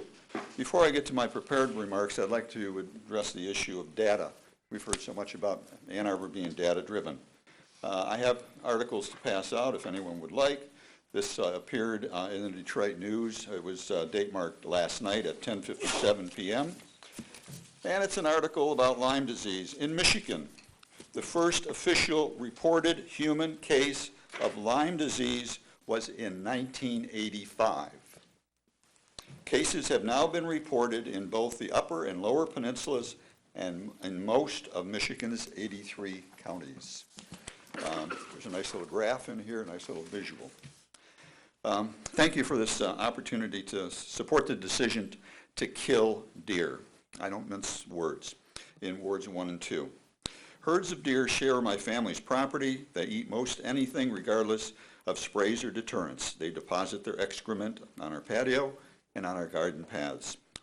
More importantly, deer carry Lyme disease. An interesting article was in the Detroit News this morning. Lyme disease in Michigan and moving from west to east fast. A female adult tick requires the blood meal from a deer before she can lay her 2,000 to 6,000 eggs. These eggs hatch into immature ticks that transmit Lyme disease bacteria to small animals such as white-footed mice, chipmunks, and many birds. Lyme disease can cause inflammation of the membrane surrounding the brain, paralysis, Bell's palsy, weakness of your limbs, and impair muscular function. For you animal rights activists, which we've heard many tonight, check your shoes. Are they made of leather? Your belt, is that leather? Your wallet? How about your car seats? Have you ever had a vaccination? That involves chicken embryos. Do your bike tires and your car tires, are they rubber tires? That involves stearic acid in its preparation. Do you play a musical instrument? Aha! Animal-based glue is the norm for putting together musical instruments. Ann Arbor is a dense and urban environment with traffic congestion, high-rise condos, and many shopping centers. Deer don't belong in this environment, and they have no control or no natural enemy except cars. I think I'm getting to the end. Well, I have 20 seconds. In closing, I'd like to quote the former CEO of General Electric, Jack Welch. Face reality as it is, not as it was or as you wish it to be. Thank you. Thank you. And I have handouts if anybody would like.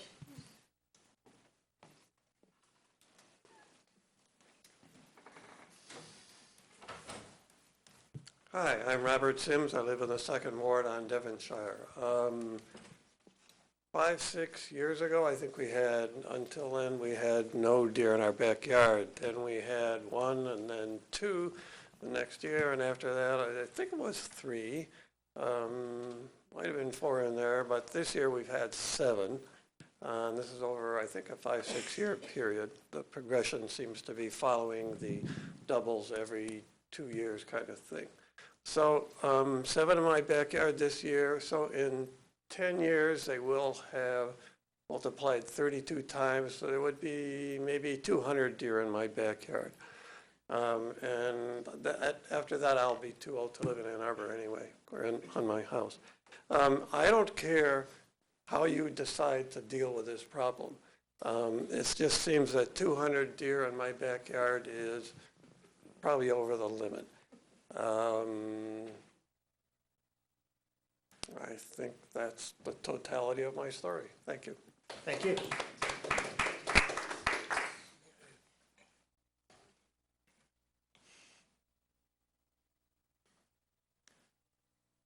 My name is Edward Vilmetti. I didn't get the memo that I was supposed to wear red tonight. In retrospect, if my wardrobe included it, I would have worn blaze orange, because that's the traditional color that you wear when there's deer hunting going around. I want to share with council some stuff that I just looked up regarding the other city in Michigan that's tried to do deer called the Rochester and Rochester Hills area. The cull, apparently, if I get the story right, they tried it in 2008. They got approval for it. They did it for a month. They stopped because of threats of lawsuits and tremendous public outrage at what was actually going on. And so, but some years have happened. What have they done since then? So they have a citizen committee. They keep track of deer complaints. They keep track of deer car accidents, and their consensus recommendations include the following. Continue the same policies as last year. What were those policies? A feeding ban to prevent people from attracting deer to them. Education, improved signage. They put portable signage boards on their major arteries that warn people that in certain months of the year there's more likely to be deer car accidents and that people should pay more attention to them. That may be important for people who haven't lived here for very long and aren't aware of the local seasons. They do aerial deer count surveys to see the size of the problem, and they look for, quote, other low-cost options to increase awareness.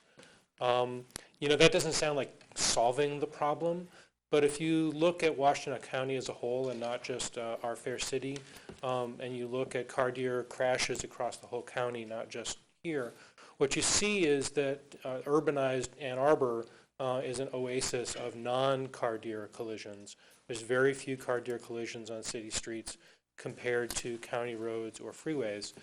And frankly, I think that the problem that we have is a bigger problem than we can solve just by doing anything in our city.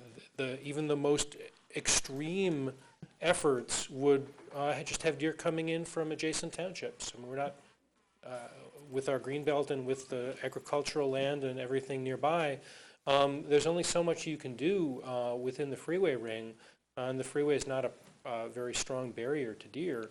The $90,000 spent on trying to preserve our gardens would be perhaps better spent elsewhere. So wear blaze orange is my recommendation. Thank you.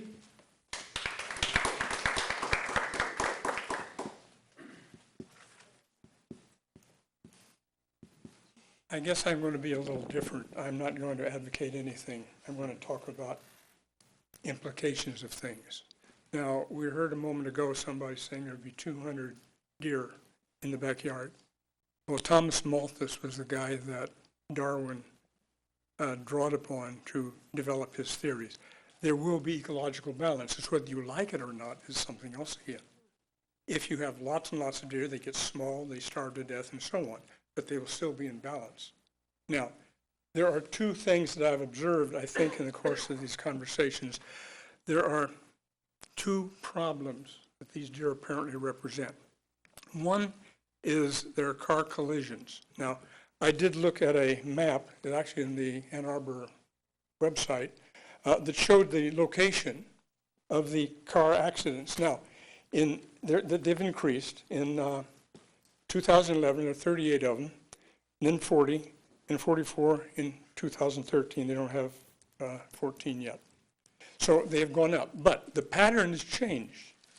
In 2011, the accidents in 2012, the accidents were on Route 14.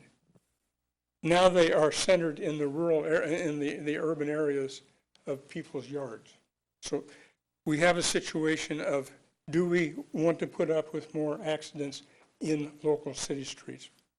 Your decision. The next issue is these deer do munch crops. They munch foliage. Is that worth killing deer for? Maybe it is, maybe it isn't. One thing that is certain, if you want to stop the munching of foliage, you have to some way do other than sterilizing, because sterilizing does not get rid of deer. The only way you stop munching of foliage is to get rid of deer, right? So if you want to sterilize them like the big brown eyes, fine, but you will then lose your foliage. Okay, if you want to get rid of them, you cull them some way. Now, I have looked at the figures, $90,000 for a proposed 100 deer, $90 a deer. Now, that strikes me as ridiculous. Why? Because there's something like 2 or 3 hunting clubs around Ann Arbor. If you approach them, I would guess, I don't know, but I would guess that you can identify a few skilled hunters that would be quite happy to pay you $100 to cull deer within this specified areas. Now, the way you do this, not with rifles, you have 2 choices. You can do a crossbow and you can do an air rifle with a dart in it, right? Now, you don't want these things to cause damage, so you put them in a tree stand and they shoot downwards. Perfectly safe. Now, if you really want to do it right, you get a night scope and you do it at night. I said about what I wanted to say anyway. Thank you.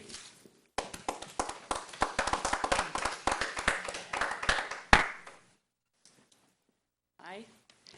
Thank you much for holding a final hearing today. It speaks a lot to the fact that you're open to listening. I'm a homeowner in Ward 2, and I'd like to speak for a population that's probably underrepresented here today.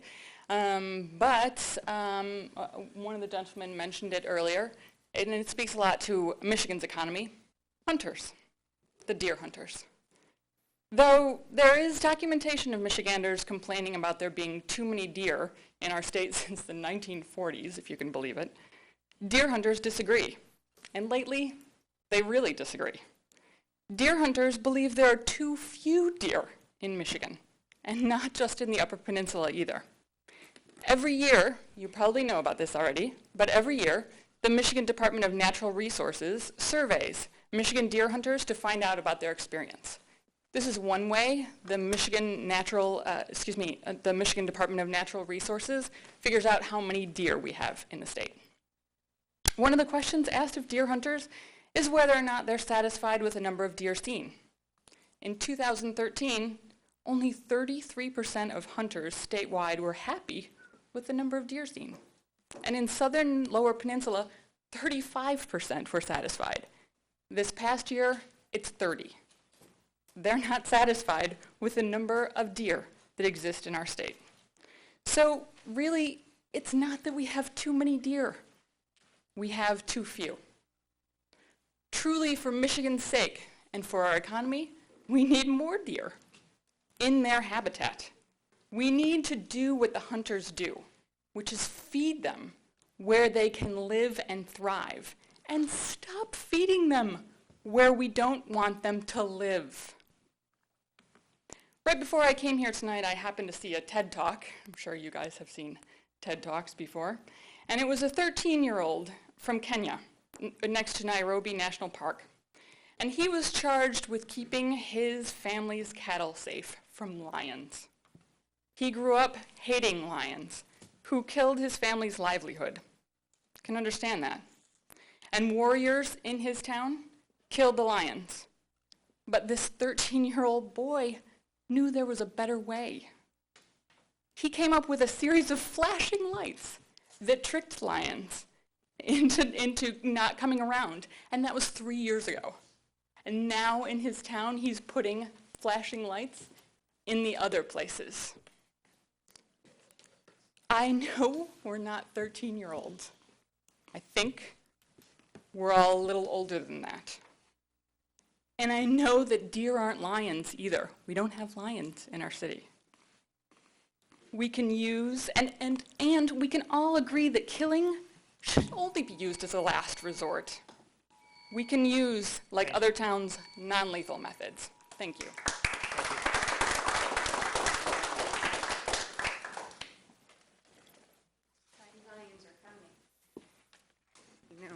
I'm Tanya Hildendorf. I'm the CEO of the Humane Society of Huron Valley and a resident of the infamous Ward 2. I'm not going to talk to you more about facts. I think my brilliant red-shirted comrades have tackled that quite well. I'm not going to talk to you about the law, although I think you will be breaking the law if you are going to achieve the goals that you're looking to achieve. I want to talk to you about values. The good people opposing this cull have been called emotional and irrational, a very old and well-abused way of tearing down an argument that seeks to protect others from harm and senseless killing. It is no less emotional to say we don't want to kill elephants, lions, dolphins, dogs, cats, or humans. I personally believe the cull group is making a highly emotional argument, not based on facts, but based on a resentment over having to adapt.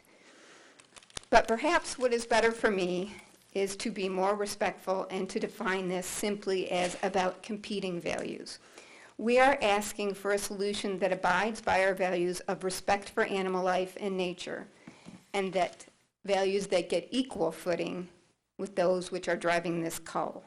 Not only do I believe those opposing the cull have the facts and the law on their side, but as a representative of an organization that was created in Ann Arbor in 1896, I believe we also have long-standing Ann Arbor values on our side. Science verifies that other mammals have feelings very similar to humans. They grieve, they feel fear, pain, and joy. They have important family bonds. They share a similar central nervous system, which is why we use them to better understand treatment for trauma and depression. Sadly, our deer have become a scapegoat for a variety of ills, and scapegoating one species is a very dangerous way of setting public policy. We have heard many disrespectful and flippant ways of talking about deer over the past year, from hoof rats to weed animals, zombies, statements about annual culls being as simple as mowing the lawn. You don't have to exclude your values to other values to include respect for animals in your decision. There are ways you can address what you believe to be a problem without killing. I suggest we stay in touch with the facts, the laws, the values, and the feelings of compassion for our wild neighbors. I will end with a quote. As James Forbes said, "We did not spin the web of life. We are all but strands in it. And whatever we do to it, we do to ourselves." Thank you. Thank you.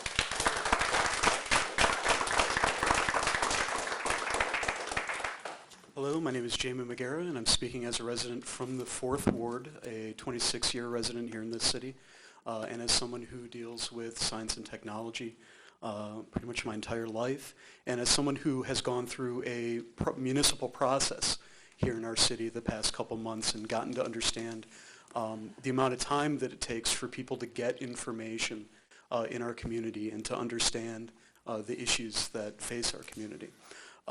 First and foremost, one of the things that I learned recently is that it takes a long time for people to really pick up on information about things that are happening within our government, with important things such as elections, policy, things of that nature. And so I think that we should, particularly because of the nature of this issue, spend a lot of time doing public outreach to people. I don't know that it's been as effective of an outreach as maybe it's perceived by City Council and maybe by some others. I think we can do better in terms of having a long-term discussion. Also, I spoke last week at public comment about we are the best and the brightest in our city, and I really do believe that. And my understanding of science and technology is that developing systems to deal with complex problems takes time, and it takes gathering a lot of information. I don't feel that right now we are in an emergency situation to where we have to make a decision right away. I feel that we can actually do more research and get participation of more people within our community, more experts here locally, throughout the county, throughout the state, and across the country. Deer vehicle collisions are actually only 4% of total collisions in the state of Michigan per DNR statistics. So I think all of those things considered, I would ask council to have this tabled for now, perform more research. I'd be willing to do legwork. I'm sure other people would be willing to do legwork to bring more information to this discussion. And just to respond to one thing that someone said from the public, I'm a musician, and when it was determined that guitars were being manufactured with wood from old growth trees and glue was being used from animals, companies actually started manufacturing guitars that didn't utilize those things to try to find solutions around that. And I think that that's an example of simple troubleshooting. And I think that we can do that here in our community. I think we have the values, we have the knowledge to be able to come up with a better solution. Thank you. Thank you.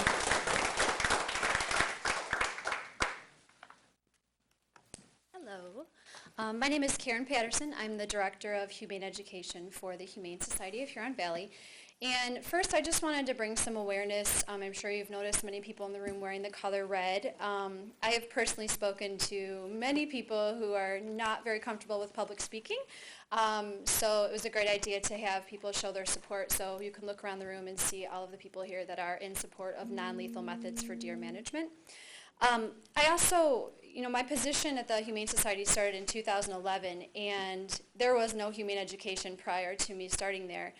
And now, 4 years later, my programs are filling up in sometimes 5 to 10 minutes of us opening the registration online, which tells me a couple of things. Number one, we have a huge community of animal lovers. Children are dying to get to our Humane Society. They are so excited to come and learn about animals. Number two, we have an even larger community of parents who want their students to learn about how to care for and understand animals and live and coexist with them in our community. The last thing that I've noticed too is that throughout my years, my increase in the request for me to go and speak off-site at local schools and groups like Knights of Columbus and Women's Group, Ladies Literary Group are growing as well too. So that tells me also that there's another huge aspect of this community that wants to know more about animals. And guess what my most requested presentation is?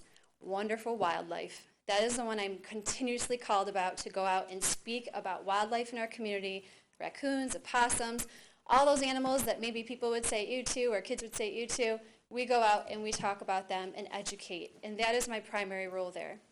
I also want to mention another group that has not been talked about, which is the children in our community.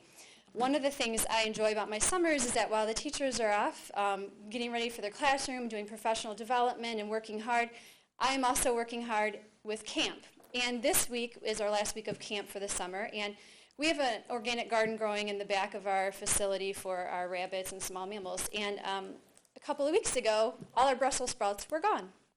And guess who had eaten them? Rabbits and deer. All the kids were out on the lunch, eating lunch out there when they noticed that the Brussels sprouts were gone, and we noticed all together, and one of my kids said to me, oh, well, I guess you should plant something different next year. And I thought, wow, what a great idea. The thought of having to explain to my students that we are killing deer because they're eating plants is just devastating to me. And I had a junior volunteer who was 14 years old who was supposed to come here tonight and speak. And on my way here, I got an email from her parents that said she was no longer going to come because they were afraid that it was going to be devastating to her, for her to sit here and hear all the people who wanted to kill animals. So I urge you to think about that. Thank you. Thank you.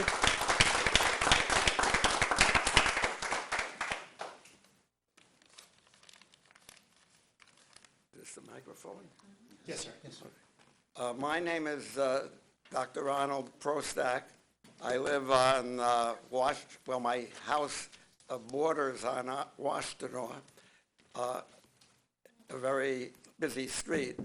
And years ago, I was involved in a car, well, it was actually a truck. I was driving a company-owned truck, fortunately for me, a truck deer collision where the deer shot out.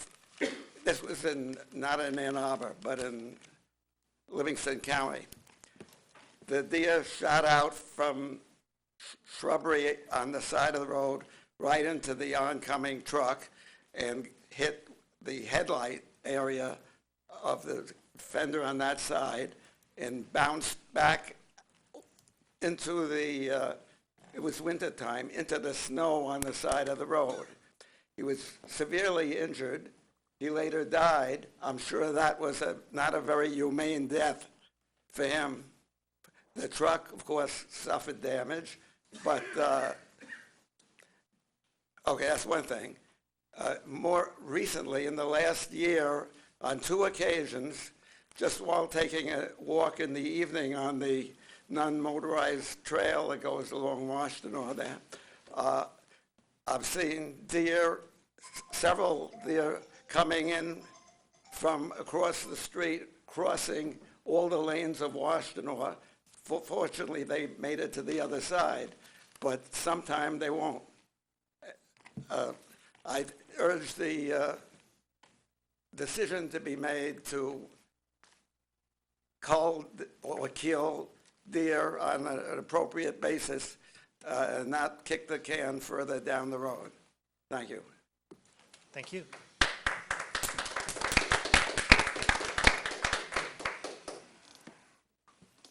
I'm Judy Cohen. I live in Ward 2 on Heather Way, and I have spoken to council before about culling the deer.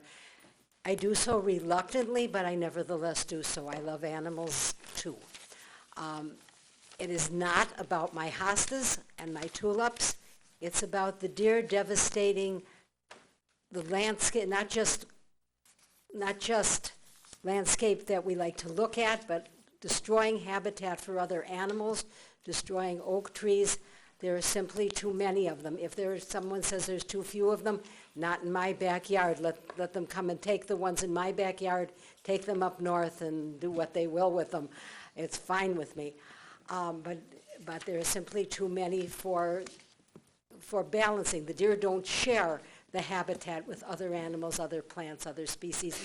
I put hot peppers in my bird food because it doesn't bother the birds, but it keeps the deer from eating the bird food, so I do that to not feed the deer, to not encourage them. I have gone out of my way to plant species as much as I can that don't attract deer. They're now eating geraniums that I never had them eat before.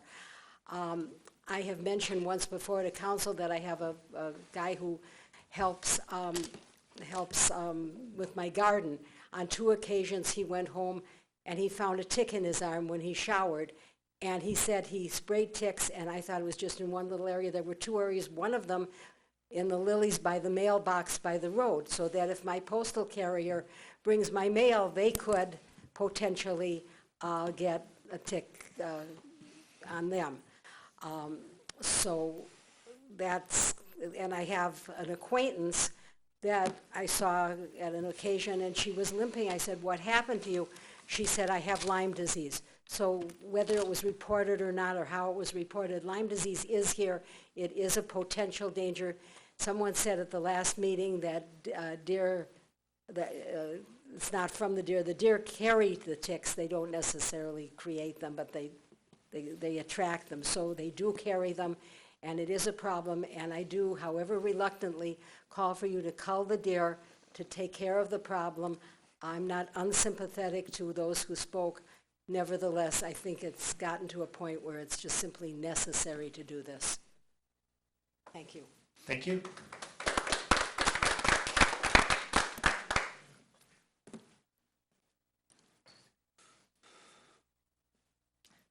Hello, my name is Linda Levy. I came to this meeting with absolutely no intention of speaking, but after listening to what is being discussed and the information being given, I thought I really should speak up. So I am a resident of Burns Park. I've lived there 20 years. I often see deer walking around the neighborhood, especially in the evening on the way to the Dairy Queen or early morning. I personally, in the past week, have found a deer tick on my arm. I garden in my yard. I also drive around Mathai Gardens, and I have, in the past month, been driving down Dixboro Road, and a deer ran across traffic, caused cars to screech to a halt, and could easily have caused an accident. There's many dead deer on the road out there. If you have your windows open and smell, you will soon learn what the smell of dead deer is like, because they are around and prevalent. But as I'm sitting here tonight, first of all, I should say I am an animal lover. I'm a nature lover. My children loved Bambi, but I am highly in favor of doing something about this issue. So I'm just quoting from an article in USA Today, a March 2015 article. Talks about the problem in Metro Detroit. The number of deer in Michigan is about 1.75 million, causing considerable damage, car accidents, concern of Lyme disease, and an issue that needs addressing. In Wayne County, the accidents with deer have increased 32% over the last decade. The information is from the Michigan Traffic Crash Facts. Last week in Dearborn, on the campus of U of M, they did a call. The population on campus had increased from 57 to 76 in 1 month. Another fact, there were 49,205 vehicle crashes with deer in 2013, resulting in 12 deaths and 1,200 injuries, according to the Michigan Deer Crash Coalition. I just got this on my phone as we're sitting here. Tim Payne, who is the supervisor of wildlife for Southeast Michigan, says deer culls are generally the only viable and legal option for managing the deer population. The deer have no natural predators. Contraception and sterilization are difficult and ineffective, and the drugs on the market for deer contraception are not approved in the state of Michigan. I also have a very close friend who's worked for Kensington Park, Metro Park, for 20 years. They have determined and done several deer culls which have been very necessary. The DNR in our state has authorized culls in many Michigan communities, including Jackson, Grosse Ile, Hillsdale, Rochester Hills, and Oakland Community Park.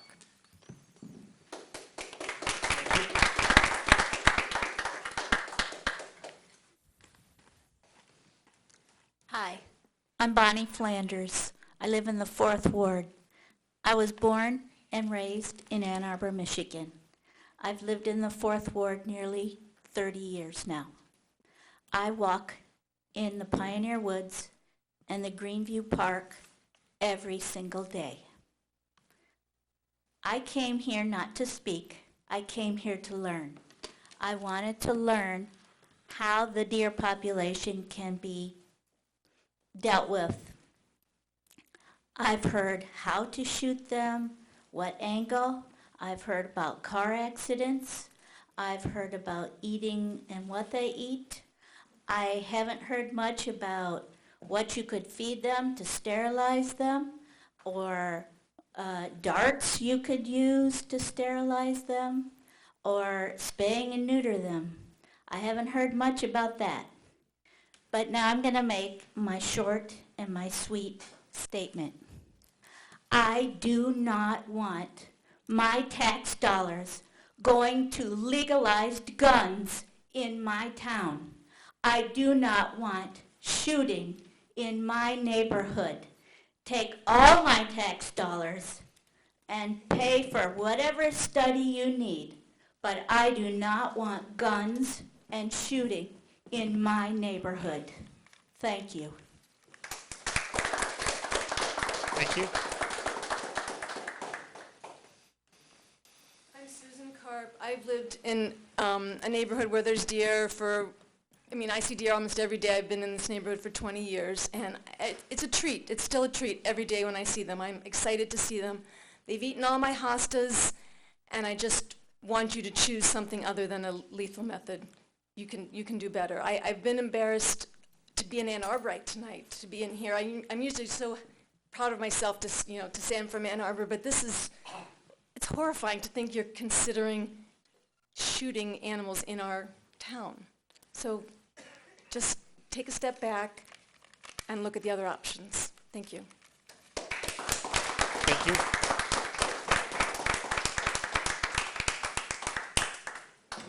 Thank you for letting all of us speak tonight. You all have a lot of patience.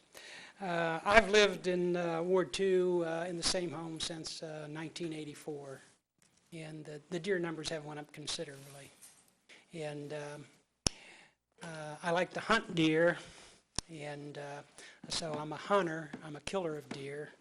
I think it's a justified means. Somebody spoke here earlier about the wallet and the shoes and the leather shoes and what we eat. I don't think it's any more inhumane to eat cattle and use cattle than it is deer. I think the deer are more healthy for you, and I support that. I'd like to read, I just would like to read something I pulled up on the internet here if I can. Hopefully I still have time. This is from Penn State University, the Extension Service. And it's just a little bit of a couple paragraphs. White-tailed deer in northeastern forest, understanding and assessing impacts. Just as the introduction statement, the scientific evidence is clear. White-tailed deer overabundance is a threat to millions of acres of forest land in northeastern United States. As a keystone species, whitetails can have disproportionately large impacts on biodiversity and forest dynamics. Impacts may be obviously or may be cascade through the ecosystems in ways not fully understood. Human actions and inaction are the root cause of this problem. Consider the implications of this statement. Unfortunately, fewer than half of Pennsylvania forest holds adequate numbers of young trees to simply replace itself. Without young trees coming on, deer-impacted forests face a bleak future. These forests have lost much of their capacity to withstand disturbance and to absorb change. The natural disturbances that once diversified and rejuvenated forested landscapes now simply accelerate forest disintegration. Forest management is no longer sustainable in many areas. Few, if any, threat factors can inflict such damage to forest ecosystems and forest-related economics. So we are a tree city. And I think we have tree problems, and I think the deer are the cause of it. And God forbid, if we haven't had a deer collision, that somebody swerves to miss a deer and hits a tree and kills themselves. And let's hope that doesn't happen. I think you need to do something. Lastly, I would just like to say I'm disappointed that I don't think through this whole process there's been any look at involving hunters in some way, maybe on areas that are 5 or more acres that hunters could be put in there with a bow and safely shoot these deer. I think it would be a tough situation in Ann Arbor to do that because so many people do not want to see blood in their backyard and that type of thing. I'll end it there. My time's up. Thank you. Thank you.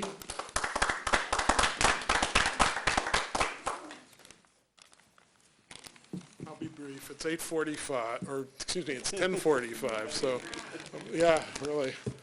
Just wanted to say I'm Nick Evercott. I say I live in Watershed Drive, and I just wanted to support the call that's being called for. And I had wanted to also say that if we're morally opposed to culling the deer for meat, then the council ought to move to close down every grocery store and every restaurant in town that serves meat. I mean, it really is very similar in fashion. So that's really the only thing I wanted to say is I'm in support of moving towards culling the deer. Thank you. Thank you.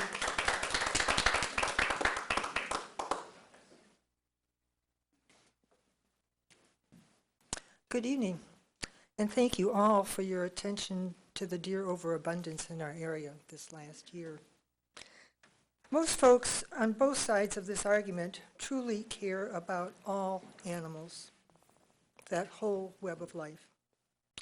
But there is a reason that the National Audubon Society, in an editorial, has characterized deer as the most dangerous animal in North America because of their prolific increase and impact on the habitat, not only for birds, but all the other animals, bees, butterflies, in our woodlands, that total web of life. Ann Arbor's deer population continues to increase, and an effective management plan with specific goals is needed. You have heard the complaints from citizens saying that these large animals do not belong in their yards and on their streets. A recent study report clearly documents the environmental damage to our natural areas from the deer browse at Bird Hills. There is effective management used by others faced with this situation, a safe and lethal approach. There are also experimental, non-lethal, and expensive approaches not yet shown to be effective on a community of this size and not shown to result in reducing the deer herd without considerable delay. We ask that Council accept the goals and recommendations of the city's deer management report and support a deer call starting next winter. Thank you. Thank you.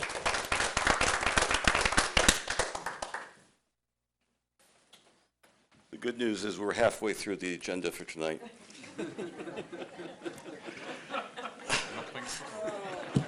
My name is Tracy Grogan. I live in the 2nd Ward, and I'm suffering from deer fatigue just like the rest of you are. A lot of my compatriots and I talked about it before tonight. We chose to minimize our comments. You've heard it all before. You've read it all before. Tonight is really a summary. We spent more than a year, and the process has not been rushed. The people who object to the process have not been listening. Those who claim there's no proof of environmental damage haven't been paying attention. They haven't read the reports. It's not proven that there's a deer problem? Wait longer? Take more time? Try experimental drugs? I don't think so. The report generated by the staff is full of documentation. It debunks the mess of the non-lethal supporters. I can only assume they haven't read it.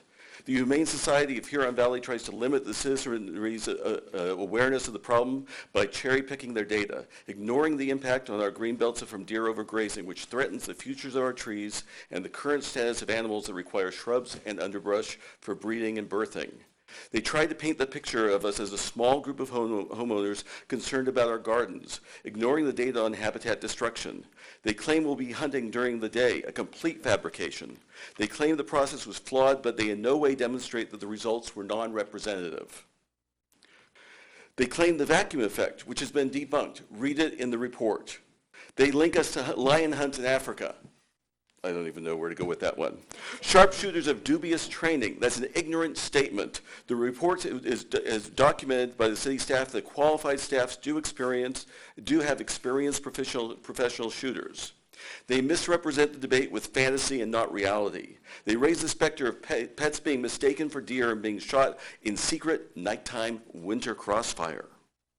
Well, if your dog is out in the middle of the night going through a wooded area, unattended, there is a problem. We should call the SPCA and we should call the police because there are various laws you and your dog are violating. That's the least of their worries. One non-lethal advocate mentioned Cornell. Yes, please read the Cornell study. There is no better documentation with overwhelming data-driven proof that cull is the only viable solution. They inflame with hysterical, unsupported fear-mongering. Your dog will be caught in the crossfire. There is no crossfire. No one proposes a hunt with random positions. The proposal is a coordinated cull from fixed positions. They've been safely implemented in nearby metro parks in Barton Hills Village without a single report of people or pets being injured. What's more, the culls have been effective. The proposal to use sterilization or contraception is, even by the Humane Society's own admission, yet another experiment. Once again, they come into a community with claims of viable alternatives, yet they are unable to get past the experimentation stage. Why is it the state hasn't approved AZP? They've been working on it for 25 years. They've done multiple studies. It's not approved. Thank you very much. Thank you.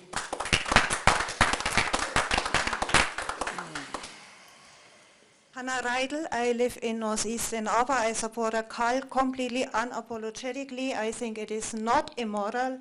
I do not consider myself a mass killer. I think it is the only reasonable way to go forward. The Cornell study actually shows that Cornell experimented with sterilization and failed. So even they already had culling going on in surrounding areas and were using sterilization on campus. Yet it failed because it had an unintended effect, and the sterilized dose became bug magnets. So more and more bugs moved in, so the population could not be controlled. And in the end, Cornell decided to go with a cull. So I just want to remind those people who want to call me a mass killer and unethical, unmoral. I want to remind them I myself have adopted a pet from the Humane Society here in Ann Arbor. I love my pet. I am a pet lover. I'm an animal lover. I am also the granddaughter of a hunter, and I eat meat. And I want to ask the council to go ahead with a cull because I think the process was open to the public. It was transparent. It was thorough. And there is no need to extend those discussions any further. Thank you. Thank you.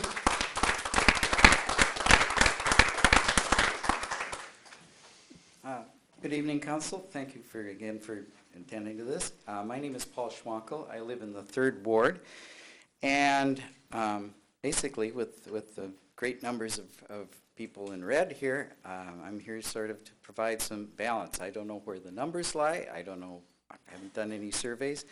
I don't feel that people who favor a cull are a tiny minority, or that we're unreasonable in asking for this. I would favor some kind of a mixed approach, some kind of education, an ordinance against feeding the deer, showing how to keep them from your yard, but that doesn't solve the entire problem, because if you keep them away from your vegetation, they're going to have to go someplace else. I just don't see that there has been sufficient attention to the nature of deer as a prey species. When a prey species expands in population, it's going to have to die somehow. And I think we also need more attention to how what's the projected growth. We can't be just thinking about this year. We see all of us who said we saw no deer for all these years, and all of a sudden we're getting 3, we're getting 6, we're getting 12 that are living in our yards. These are facts to be dealt with, and unfortunately I think that a cull is going to be necessary. There's not a lot of time, because if this population is expanding, it's got to be dealt with. My own experience has not been devastating. We have had some deer that have eaten food crops, some decorative plants. They've gone after a rain garden that the city had required us to install, and they're counterproductive there for cities' goals. They're removing bark from trees in the winter. We've had to do a lot of protecting for that, and I think other people have spoken more to their effect on other species. So it seems to me the humane thing is to consider not only deer, but all the other species, animal and plant, that their unchecked expansion is going to put in jeopardy. Thanks very much. Thank you. My name is Frida Herseth. I live on the north side of Ann Arbor on Longshore Drive. I've lived here for 20 years. I personally have not seen an increase in deer. I'm a gardener. The first year I lived here, 1995, I noticed deer in the city. Apparently they're not getting the message about how quickly they're supposed to reproduce, because if they did, we would have probably hundreds of thousands of them in the city. All joking aside, we do have deer in the city. We have all kinds of animals in the city. We are here with them. I would hope that you would look at all of the facts. You've been presented with many of them tonight. I won't go into all the facts that my red shirt colleagues have mentioned, except to say that I am very much opposed to having shooters in my neighborhood. I live right across the street from a natural area where I think they would be positioned. I do not want those shooters there. I do not want guns in the city of Ann Arbor. And I think there are other methods to try to control the deer population if indeed we do have a problem. I think we can use more scientific data to see if we have a problem, rather than relying on hearsay, hyperbole, and helicopters. So please reconsider this approach to deer management, and take time, step back, look at all of the facts, and don't bring guns into the city. Thank you. Thank you.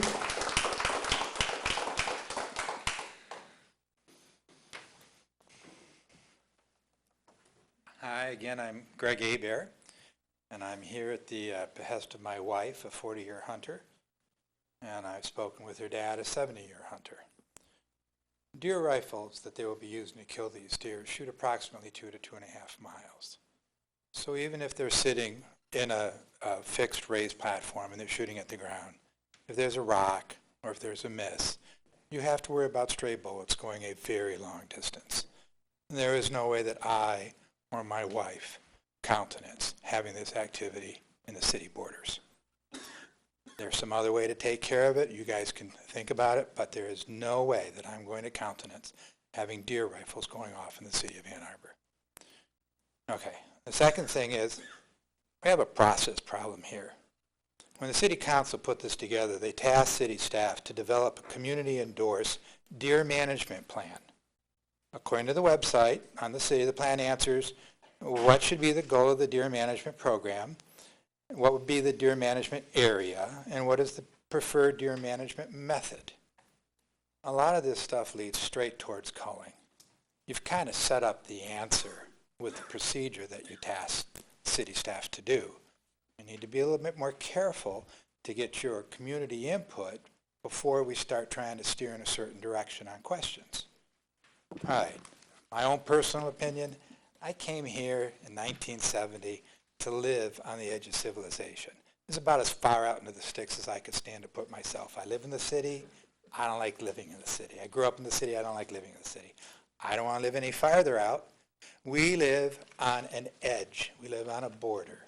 And anytime you get a border between land and sea, along a hedgerow on a farm, between a town and a country, you get an extra large population of wildlife. It's what makes it interesting. The other thing that we have to remember is we have had many farms in southeastern Michigan that have stopped farming.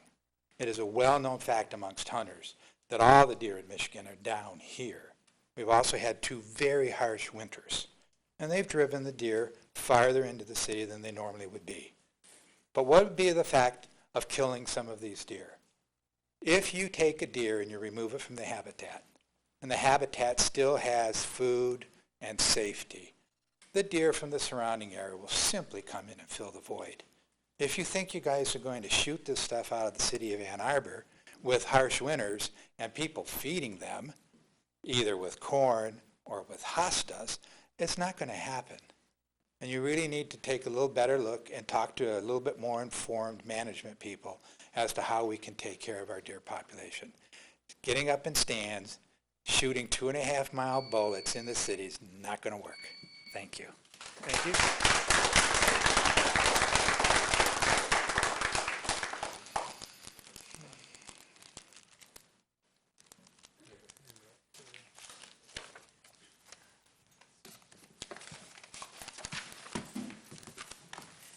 My name's Gordon Roberts.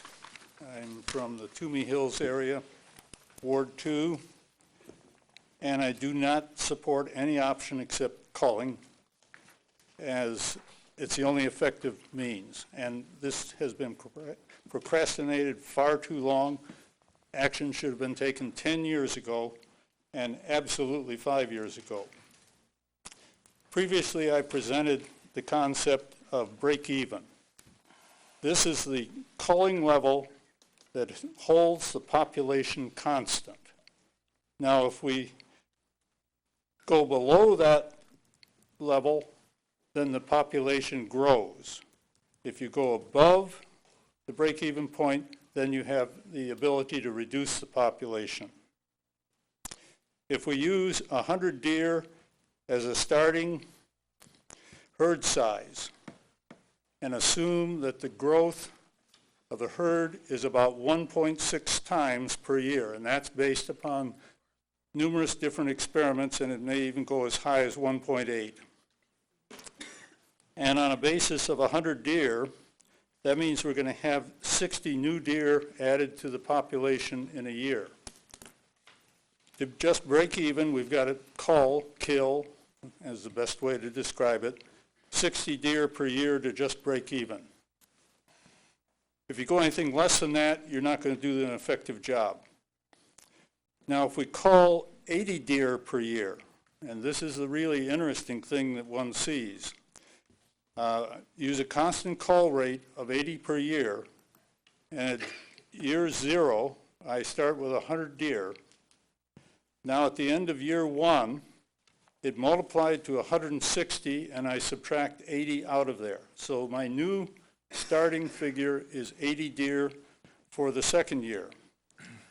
And with the multiplier applied to that, I start with I end up with 128, and I subtract 80 out of that. That leaves me 48. And in the third year, I start with 77. That's the 1.6 multiplier on 48. And I subtract 80 out, and I've got 0 deer. Now, practically, you can't achieve that because of the intercept probability of being able to get at all those deer. But it's very interesting how rapidly you can pull the population down. And we need that. We used to have essentially a 0 population. Thank you.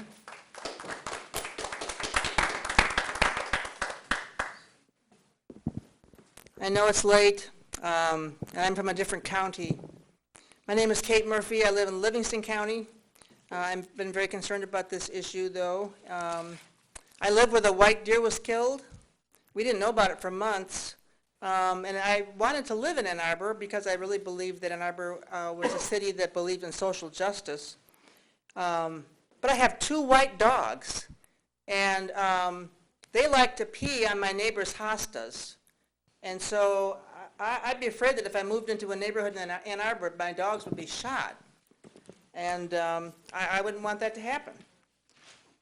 Is that emotional? No, it's true. I also know that the decision about the deer cull was made a long time ago, and it's going to be finalized tonight. I don't think that's a surprise to anybody that there is going to be a cull decided tonight in Ann Arbor. But I don't think the movement to find a better management system for the deer overpopulation is going to end with that vote.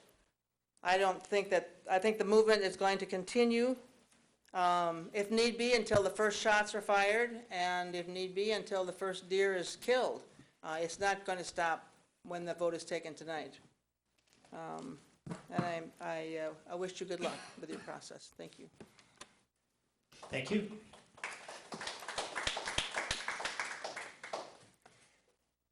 Is there anyone else who'd like to speak at this public hearing?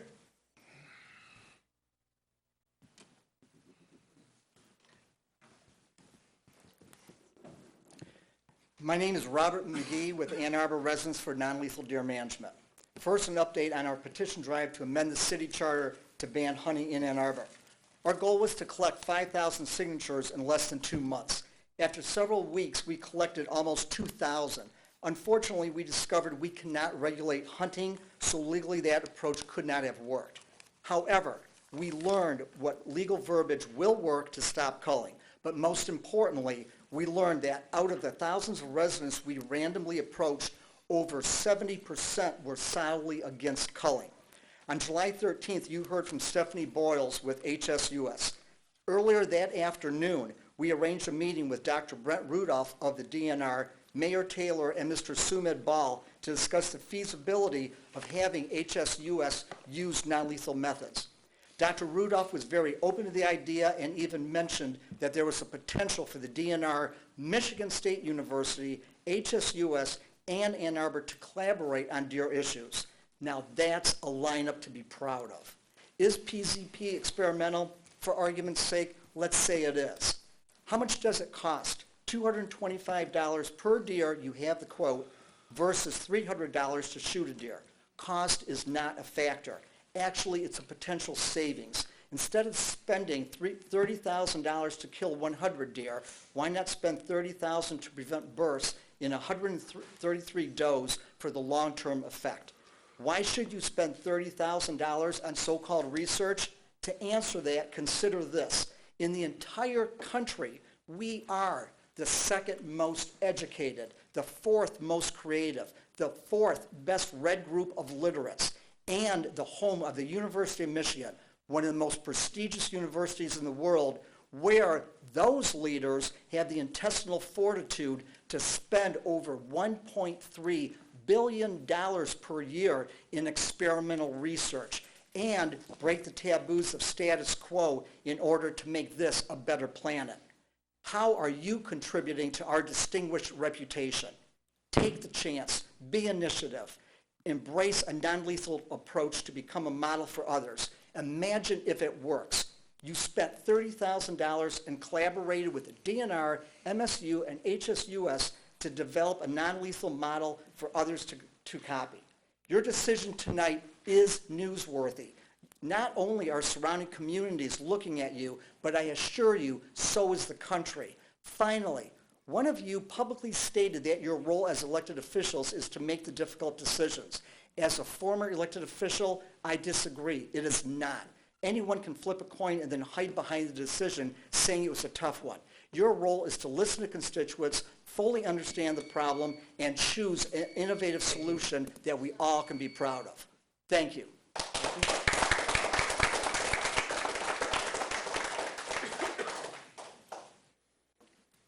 Yes, hello. I come to you not as a resident of Ann Arbor, but as a former resident of Rochester Hills. I listened to all these same arguments that Rochester Hills will be overrun with deer many years ago. That has not happened. And I just simply would like to read a quote from Lance DeVoe, a biologist of the city of Rochester Hills. And this is this year. There has been about a 40% decrease in car-deer accidents and a 75% decrease in complaints from the community. Noting that the results have been achieved even as the deer population has stayed pretty much the same. So I basically want to say that if we see their model, they wanted a call, they tried a humane solution, it is slowly working. There is no rush to judgment here. Let's look at what they did, and possibly this can work for Ann Arbor. Thank you. Thank you.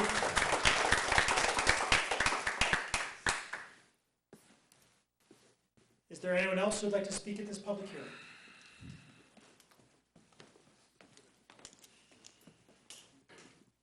Hi, Council. Hi, neighbors.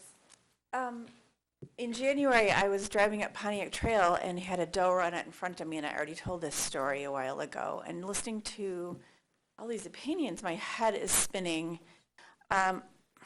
There's my son, sorry, who's in the car with me, but I guess I just want everyone to think about the cost of, if we hadn't, if we had just been injured or something. I mean, it's a lot for someone, a single mom to keep up. What if I had a broken arm or whatever? I don't know, where are the people who've been in car deer crashes? Am I the only one here? I don't know if our tracking is accurate or not. Anyway, so I just want to say this is a very difficult topic, but I would like to have a call now, but I really do support looking at other options later on. Thank you. Thank you.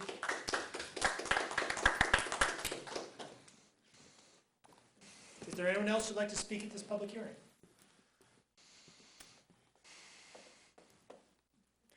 Seeing no one, the public hearing is closed. Let us take a short break.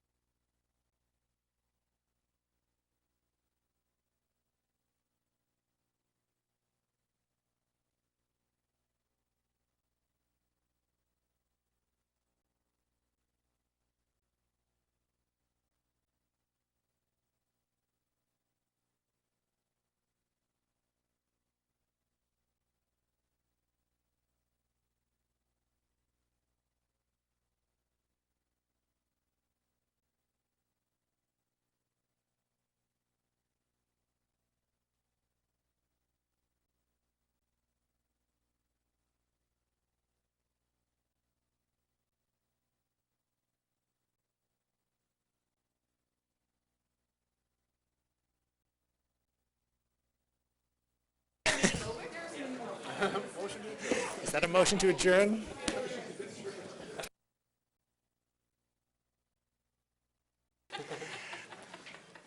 We have before us the regular session meeting minutes of August 6, 2015. May I have a motion to approve the minutes? Moved by Councilmember Briere, seconded by Councilmember Crapel. Discussion of the minutes. All in favor? Aye. All opposed? They are approved. May I have a motion to approve the consent agenda? Moved by Councilmember Briere, seconded by Councilmember Warpachowski. Discussion of the consent agenda. Councilmember Briere. I want to remove CA1, please. Anything else? Consent, all in favor of the consent agenda, CA2 through CA9. All in favor? Aye. All opposed? They are approved.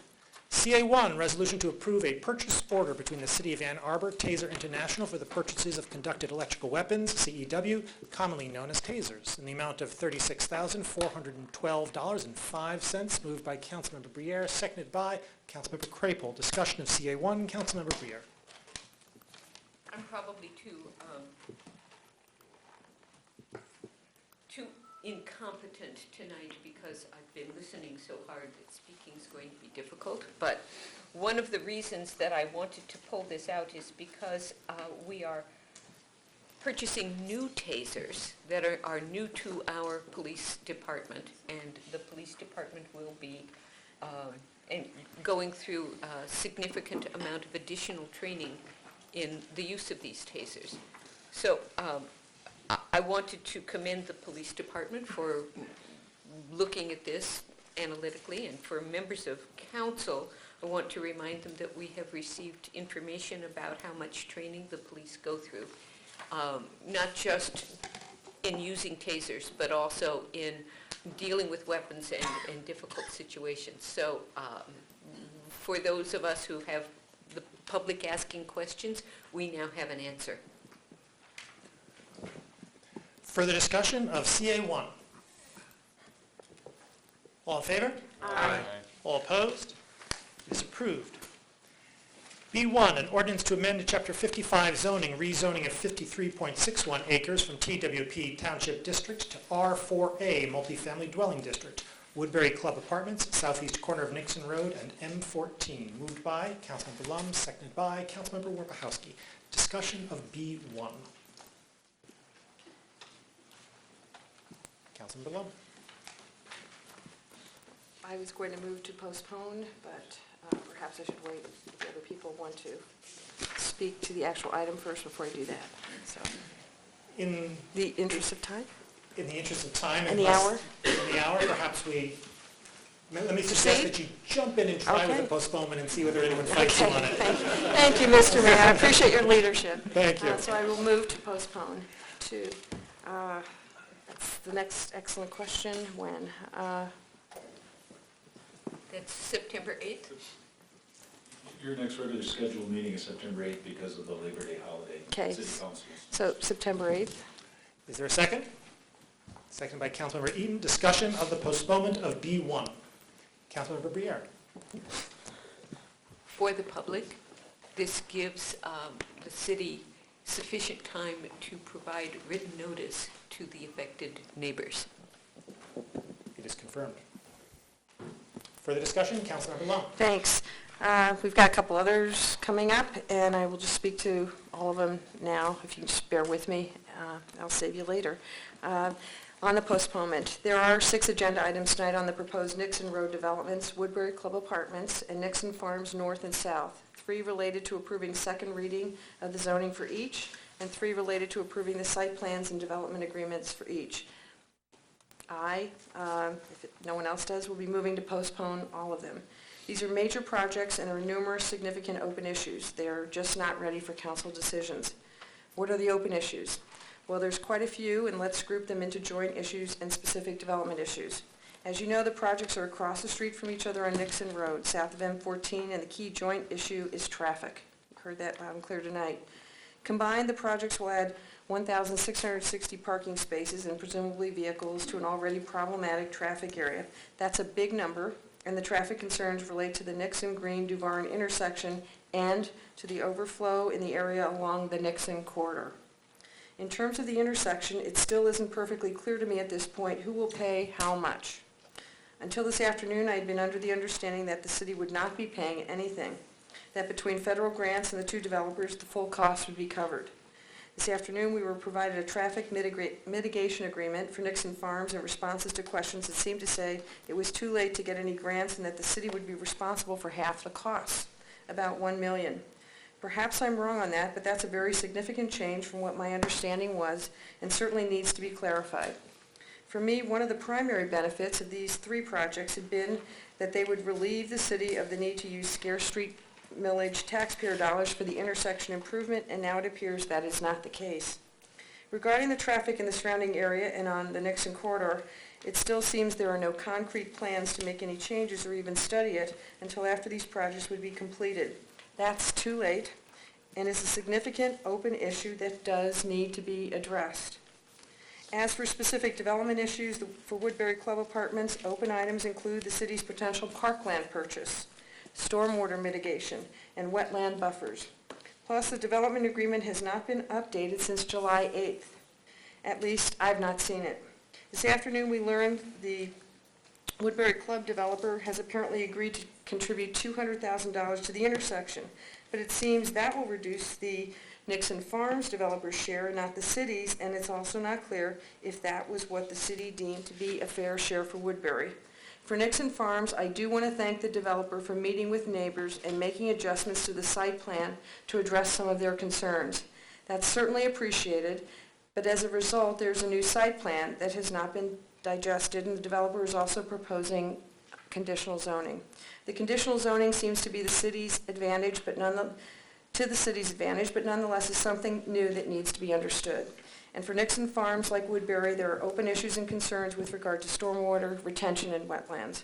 Anyway, I don't know if you all feel the way I do, but I believe that there are just too many significant issues for us to approve the second reading of the zoning or the site plans for Woodbury or for Nixon Farms tonight. And hence move to postpone now to the second meeting in September. I appreciate the suggestion.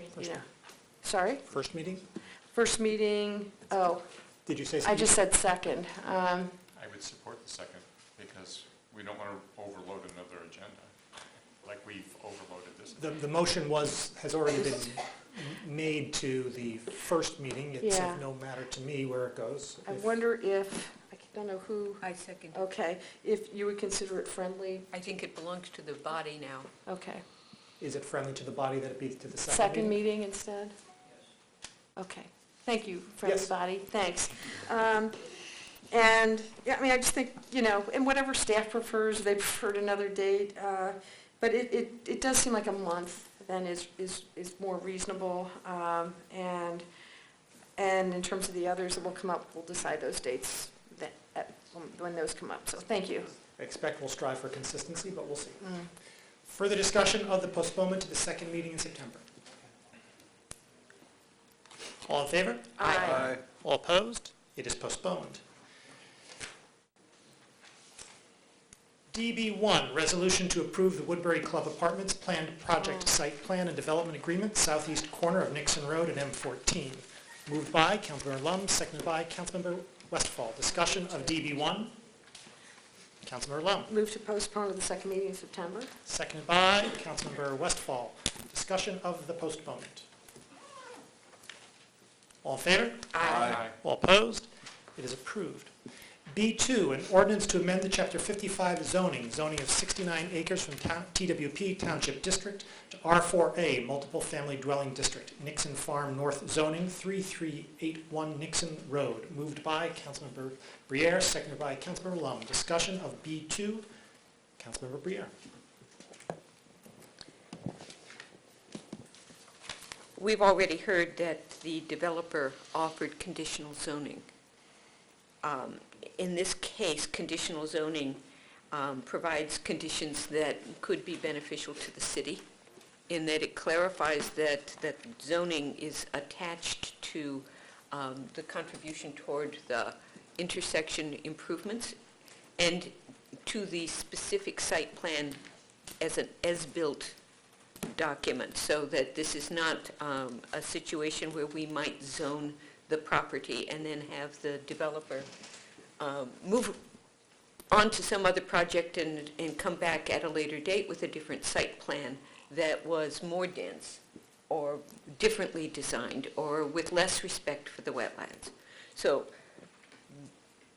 changing the zoning is conditional completely upon getting the site plan that we might possibly approve. However, I would like to make a motion to amend the zoning designation so that it no longer reads from, that the developer is seeking R4A, and instead have it say, change it from R4A to R4A with conditions in accordance with the attached conditional zoning statement of conditions, which is hereby adopted and incorporated herein.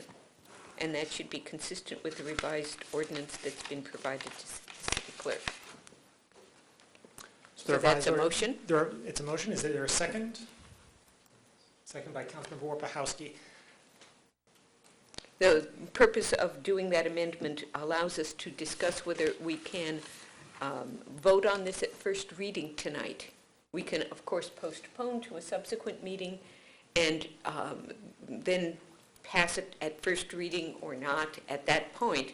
But this at least allows us to have the conditional zoning on the table.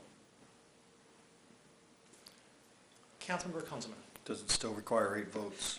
Yes. Okay, thank you. It requires, does it require 8 votes at first reading? No. No. To amend it is 6 votes, okay. I'm confused. You have the floor still. All right, so Because we have this petition. we've already had a first reading.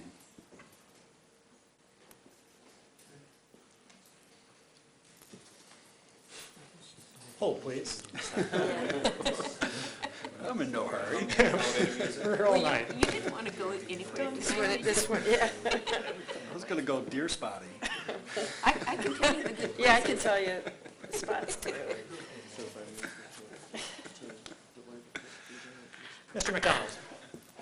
There is a protest petition that moves the approval of this item to an 8-vote item. If you were to amend the zoning with the conditional zoning, that's just a regular amendment of the agenda item. That would require 6 votes because that's a material change to the zoning that essentially would cause this to be a first reading again, and so it would just simply move on to second reading. To approve it at second reading then would be an 8-vote requirement with the protest. So the citizens do not have to re-protest? Well, we've had some discussion about that internally, and I guess my answer for that would be is we would wait to see what council action was tonight, but I think we decided that the strategy that it would take is if we determined that, depending on the nature of what was done tonight, required an additional petition, we would make sure that number one, everyone's going to receive notice again. There's going to be another hearing. We would very clearly point out in the clerk's notice that if you did protest, you would need to do it again, so that it would be very clear to folks what the process was in order to do that. So that's one of my concerns, is this a strategy by the developer to kind of confuse the public into what their requirements are in terms of this protest requirement of 8 votes? Well, I can't answer that question. Okay. I can simply say that, we would make that decision independently of what the developer is attempting to do.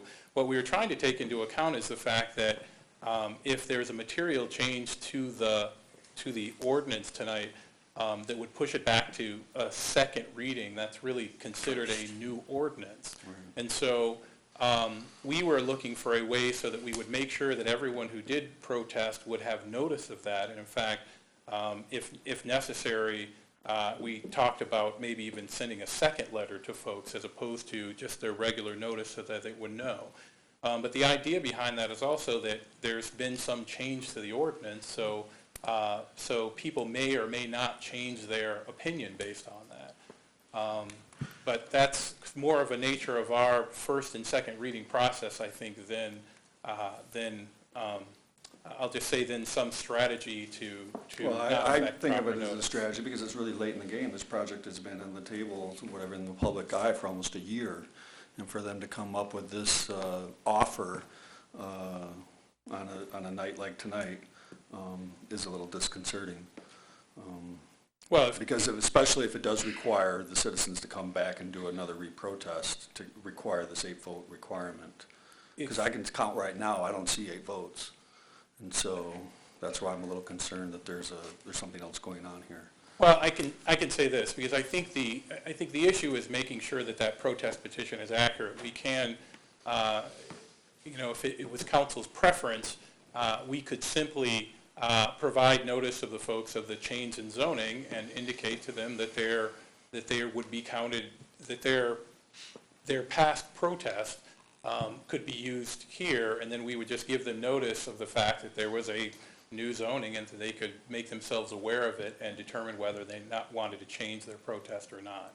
Either way, it's just, it's very clear as the city moves forward, we will be very particularly providing notice to folks to make sure that, as you heard earlier today, that everyone receives the necessary notice, but also those who protested make sure to, I'll just say this, we could set it up so they'll maintain their protest, so that's not a concern.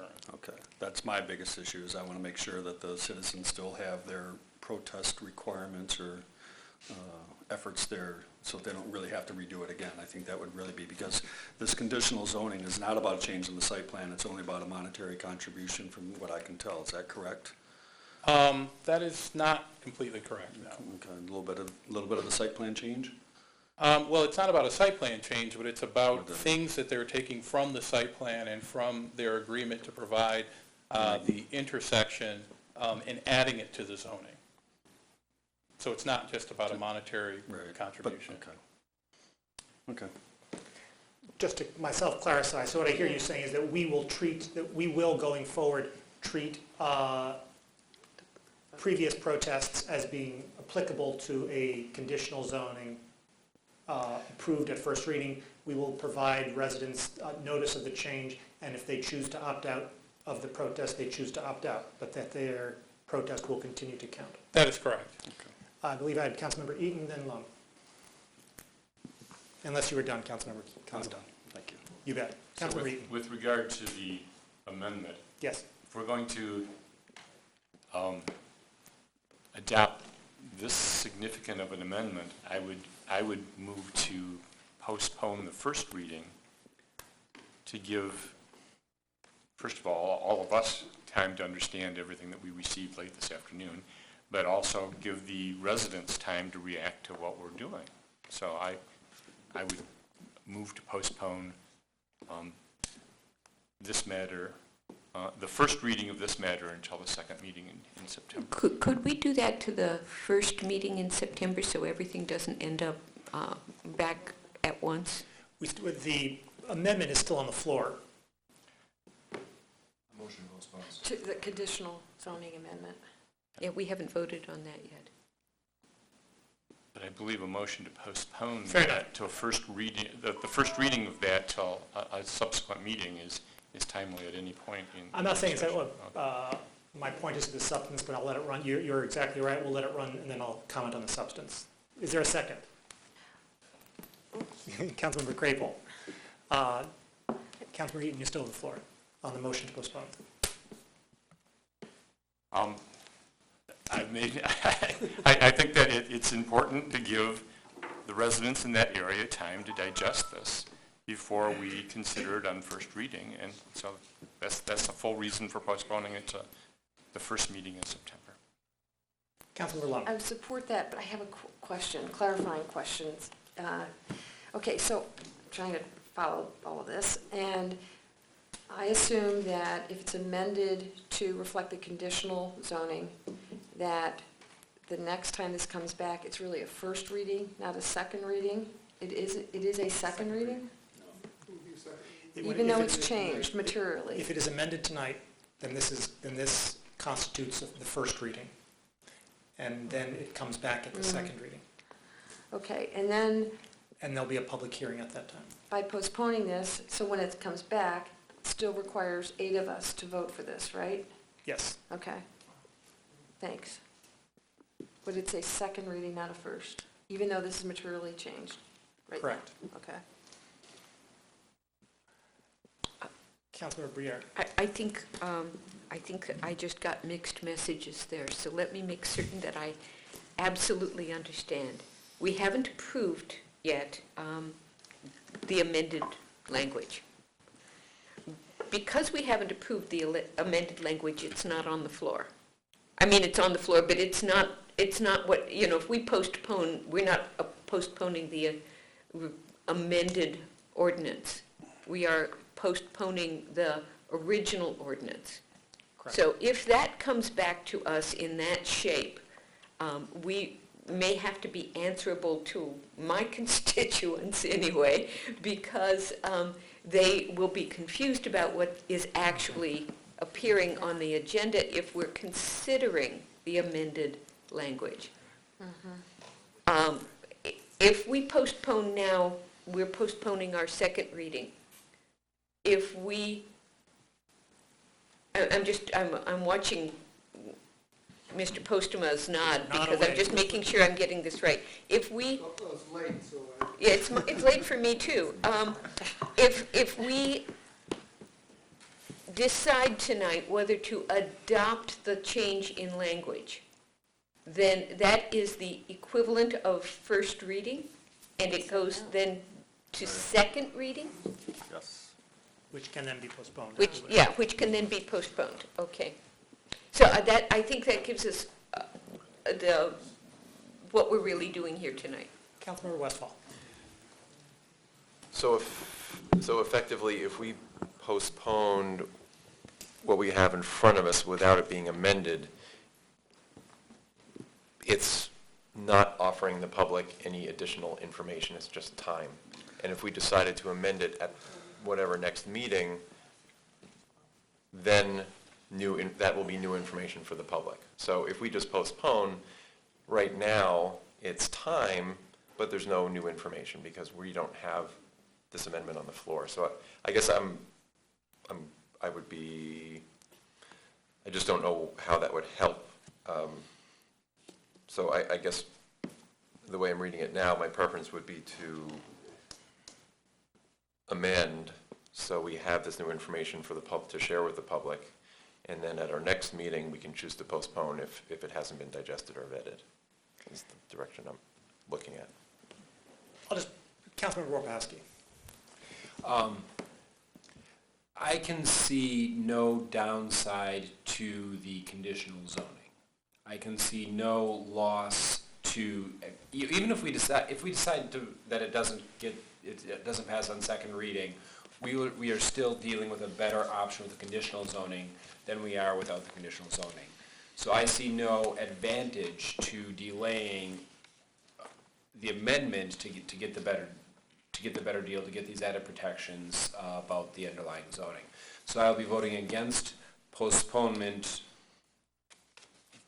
the amendment. I'll be so that we can line up this part of the better deal and still have the time to work out, okay, now where are we, and work through the other questions that I agree with Councilmember Lum we still have as a body. And Lord knows we're confused enough right now just trying to figure this out. We've got a better deal. Let's clear up that confusion. There's going to be a question, actually. Sure, sorry. Because I do want to postpone the first reading, I'm asking the city attorney if there's a way to accomplish that, and if there's not, then I will withdraw my motion to postpone. The first reading has already occurred. The first reading of the amended. If we amend and then postpone, the next time we come back and discuss it, it'll be a second reading, though. You said second. If we amend so what I'm asking is there a manner in which we can postpone the first reading of this as amended? Yeah, you simply amend the item. Once it's amended, it's back on the table as amended, and then you postpone.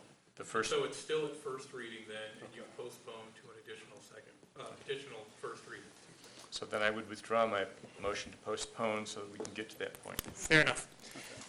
Councilmember Lum. Thanks. I have a question. This will tell me if I'm comfortable with the conditional zoning or not. In reading the conditional zoning, yeah, it sounded like it was all, in our interest, but I have a question about the traffic mitigation agreement part of it, because, as I said, I do not see any benefit to the city as was described in that specific agreement. So I would be comfortable, basically that's where Woodbury Club is going to ante up $200,000 for this intersection improvement. The traffic mitigation agreement is not a part of the conditional Okay, zoning. It's a all right. separate agreement. Okay, thanks. Further discussion of the amendment. Councilmember Warpahowski. Withdrawn. Councilmember Kunzman. I was a little wondering how Councilmember Warpowski said this is a better deal, right? Just because it's the first thing that we've gotten that is different than from the original. So we've gotten something from the developer that says, we're going to offer you some money for this effort, and from our city attorney's office, we understand that we are not in a position to negotiate. So we've been given an offer by the developer pretty much at the last minute, after this project has been on the table for a good year. How do we know this is a better deal? How do we know that? We know that it requires 8 votes. Maybe they should put up some more money, but we can't ask them to do so. We know that a roundabout may not be the solution. So we're already, asking them that that's what they're going to put towards, but we haven't had that traffic study. So is that a better deal? How do we know that we don't need to be expanding Nixon Road into 4 lanes or, sort of 3 lanes as opposed to a 2-lane country road going to a roundabout is somehow going to solve an extra 1,000 cars coming down that road? We don't know that because we haven't had that traffic study. So I don't see this as a better deal by the developer by offering us conditional zoning. Councilmember Briere. Oh, we certainly haven't had an extensive study of the Nixon corridor. Certainly not one that includes the side roads, not just DeVarren and Green, but all of the side neighborhood roads. But we did have a significant study conducted by the city on the intersection itself that engaged a number of professionals and involved, I think, 3 separate public meetings over the course of time. Very well attended and somewhat contentious public meetings about the impact of traffic in the area.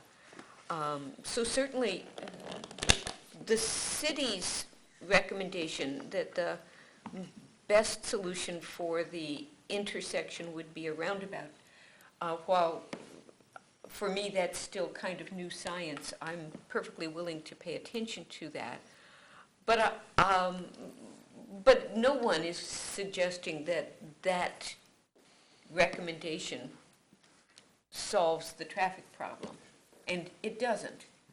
However, the developer knows that the city's going to withhold certificates of occupancy until the intersection is improved. Not until the road is improved, not until the traffic problem is solved, but until the intersection is improved. And I believe that's why the developer offered to help pay for that, not this year, not at the last minute, but has been offering all along. Certainly in the various citizen participation meetings I've attended, that's been part of the discussion point. And certainly it was during the Planning Commission meetings. So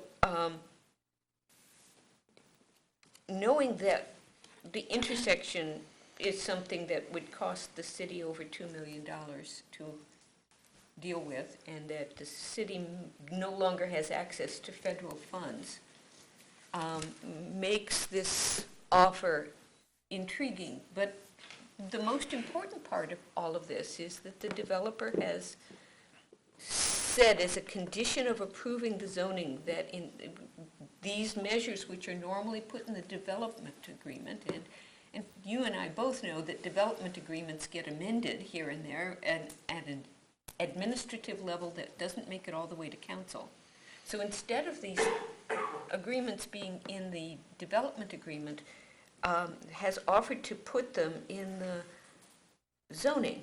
And that at least is interesting to me as a thing going forward, because that seems to me to be a way to actually hold the developer to those conditions, period. No fudging. But that's just me. I would like to respond. Councilmember Lundman. Oh, just briefly, I thank you, Councilmember Briere. You really summarized the background, I think, in a very helpful way. And I also agree that the fact that the developer, maybe you didn't opine on this, but it's been known, the understanding has been from the get-go that these developers, Woodbury and Nixon and Toll Brothers, and actually North Sky, I don't know what happened. They haven't done anything. They haven't done anything. And this was originally discussed for a long time. They were all supposed to come to the table and help pay for this. Well, here we've got Toll Brothers, and they're putting their money where their mouths are, and they have put this in writing, and I think actually it's a really good thing. And I just, would like to see, as you heard me, the others do their part. And obviously, for this intersection to be built, we need the easement and the limitation on units, because the neighbors have been concerned about, you approve zoning, you haven't approved a site plan, is this thing fluid, can units be added, can the site plan be changed in a material way? Well, they're kind of putting the brakes on that, and mind you, we heard from lots of people tonight, they don't like, the R4A to begin with. But, and this whole idea of no COs, no occupancy before, it states April 1st, 2017, and no more than 50 prior to October 2017, and that assumes that this intersection will get built, I believe, in 2017. So these are good things for the city. And I was just concerned that the last thing any of us want are for all these residents to go back and collect new petition signatures, and I mean that I'm glad that the 8-vote requirement will stand. So anyway, just a little background. So Councilmember Carter. No, I agree very much with the conditional zoning as a tool to make sure that the developer is going to do as they say they're going to do. We just spent an incredible amount of time on Reimagine Washtenaw, a study for future right-of-way. And here we have a road that we have no idea, because we haven't had the traffic study, I have no idea if Nixon Road is going to need to be improved from M14 all the way down. Do we need additional right-of-way, all right, along the property that is being proposed for rezoning right now? How are we, if this is, they've sweetened the pot, they're going to take care of the intersection or whatever with the roundabout, but what if we need additional right-of-way? Yeah. Then we're going to have to go back and get it from them, by paying it. Then it's just a wash. We've not gotten a good deal. All right, so this is, there's a lot more going on. We've just heard, I think, 49 citizens. No, that was the deer thing. I don't know how many talked about that. We just heard a lot of public comment about traffic. We spent all that time talking about it on Washtenaw. All right, a 5-lane road. What is Nixon? I've been out there. It's been a while. It's still a 2-lane road, isn't it? Yes, it is. Yeah, no middle turn lane. And we're still, and all we're talking about is upgrading the intersection. There is no way that you're going to improve the traffic coming down that road on a 2-lane road. You're not. You're still going to have people waiting to yield to get into the traffic circle. Look at what's happened at State and Ellsworth. It's a nightmare. And now we're talking about putting the same thing at Duvarn here and Nixon? No, I think the developer knows that there's something going on here that, yeah, they sweeten the pot, but they could probably sweeten it a little bit more. Give us some more right-of-way. Councilmember Eaton. I agree with Councilman, it's getting late. Would you like some coffee? The intersection is really almost an irrelevant portion of the complaints that we heard tonight. What we're hearing is that there's a two-lane road with too much traffic already that we're going to add 1,000 more cars to, which will basically prevent people from pulling from side streets out onto these roads. And having a roundabout improve the flow of traffic just means that that traffic is going to keep moving, but you're not going to be able to pull out onto that two-lane road. Right. I'm not going to support this conditional zoning because it really doesn't address the whole problem that we're going to have in that area as all of these developments are built out. And that problem probably calls for a 4-lane road and traffic signals and Yeah, exactly. considerably more than what is being offered in this. And so I just simply can't support just addressing one tiny part of a really huge area problem. Councilmember England. One of the strongest issues we heard this evening from the public was the traffic study, and one presented rather humorously with the numbers. And as you looked at the numbers started to change suddenly, and you just wondered how they arrived at them, how you went from 700 to 147. All that being said, there was questions about Midwest Consulting study, and there was questions of the traffic study itself. So we were being presented with a less than perfect traffic study for the area. It would be nice to say that a roundabout, because they seem to be trendy, but in no way are helpful to pedestrians, cyclists, or runners. They're very helpful to cars. They can move cars very expediently. But when it comes to anyone else trying to use the area, and we were told there's a number of people out there very concerned about that. So even thinking that we should, because of a recommendation, put something in now and then build even more, build something that won't work and allow more building, we'll be stuck with the issue of how do we solve it. And I think now is the time to look at solution, not later. We've done this before where we've built something and then said, now what do we do with it? So this is pretty clear to me what's going on here. We need a much better traffic study. If people want to develop out there, they have to contribute to that traffic study. They have to help the city in the expenses associated with that. This is what we go through development all the time. We're starting to build developments with one road. And then we think, well, how will fire engines get to if something happens on that one road?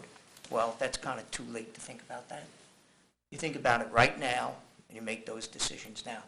So I would like, as a friendly amendment, that Councilmember Bria withdraw her amendment, and we move forward. Because we can have this discussion later. At the next reading, it'll go to another reading, and we can have a discussion of a more important thing to the community, it's safety. We're going to allow more housing potentially to be built. But what are we going to give in return for that neighborhood? We heard someone from Lansdowne saying that when they planned theirs, they wanted a safer community, so they only had one access road.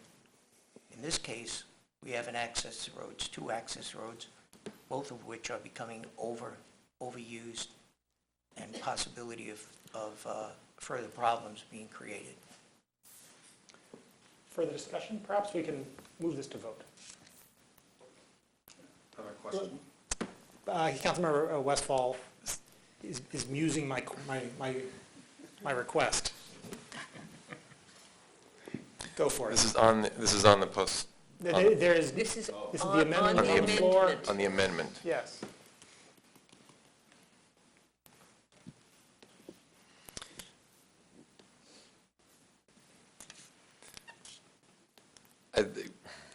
Okay, I will defer to the. Councilmember Kunzelman. I have a question for the Attorney's Office. We're talking about an amendment that changes the title of the ordinance based on a document submitted by the developer, or a request for a conditional rezoning.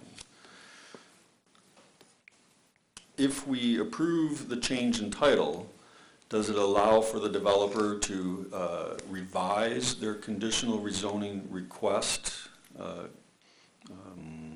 offerings, so to speak? If they listen to me and my concerns about the need for additional right-of-way, if our city staff determined that we need additional right-of-way down Nixon Road to accommodate a 3-lane road, or whatever a future traffic study might indicate is necessary, because we're not talking just of these 3 developments, Woodbury, Nixon, North and South. We're also talking about what's on the other side of M14, because I understand that's a major major entrance as well from the townships to the north. If we just change the title and as it stands, does it allow for the developer to possibly resubmit a better offer? Well, we're not just changing the title. I think the motion on the floor was to actually change the zoning to with conditions, and that incorporated the statement, which is the conditions that the developer provided that have been incorporated into the zoning. Okay. It's really, we would treat this just like any other, I'll just say, ordinance, in the sense that to the extent that there are material changes to the ordinance that, again, between now and the next reading would mean that you would need yet another reading. And so, and it's just like when we change ordinance and when we start out with a certain ordinance and if you've materially changed it enough, we usually require it to go to an additional reading. So it really depends on what was changed and probably the extent of that change as to whether or not it would require an additional reading after that. Okay. So just so I understand. I'm taking that as a yes. Yeah. So it can be amended, is what I'm hearing? Or Yeah, It certainly can be amended, Right. but Okay. that amendment itself may require some additional notice. Okay, thank you. Further discussion? Councilmember Warpahowski. Thank you. Just what I'm hearing is I'm not hearing anybody say that there's a problem with the amendment before us. I'm hearing from some of my colleagues that it may not be enough to get the developer to 8 votes. I certainly agree with the concern that Councilmember Lum raised about the language regarding the traffic management agreement and the payback stuff in particular. But I'm not hearing anybody say that this is not a better position, even if it may not be enough to get the developer what they're seeking. Further discussion? Roll call vote, please, starting with Councilmember Westphal. Councilmember Westphal? Yes. Councilmember Lum? Yes. Councilmember Kunzelman? Yes. Councilmember Crapel? Yes. Councilmember Eaton? No. Councilmember Warpahowski? Yes. Councilmember Anglin? No. Mayor Taylor? Yes. Councilmember Briere? Yes. Motion carries. Further discussion of B2 as amended. Councilmember Briere. I would like to postpone this item until the September 8th meeting. Seconded by? It's not approved at first reading. That lets us have first reading at the September 8th meeting. Teeing up second reading if it passes at the subsequent meeting. Yes. Seconded by Councilmember Warpahowski. I'm sorry, what date did she put on? I said September 8th. That'll be the first reading. That would be first reading. So I thought we were trying to avoid loading up the second meeting, and if we have first reading at the first meeting and second reading and a hearing at the second. We may not get to have a second reading at the second meeting. Boy, what are we talking about? Because I don't know that there's enough time between the first reading and the second reading for that to happen. So I think it would end up being a first reading at the first meeting in October, which does not overload the meeting. Second reading at the first meeting. Second reading at the first, yeah. Why am I talking? We would have first reading at the first meeting in September because of the necessary time for notice. it would be required to have the second reading at the first meeting in October. And I would second her motion. Further discussion of the postponement? Okay, just, I know. One quick- Councilmember Lum. Just a confirmation that, okay, this first reading, September 8th, it still requires 8 vote. It's an 8 voter? No, it is not an 8 voter. Only the approval of the zoning ordinance, that second reading requires 8 votes. At the second reading? Yes. Oh, okay, thank you. Further discussion? All in favor of the postponement? Aye. All opposed? B2 is postponed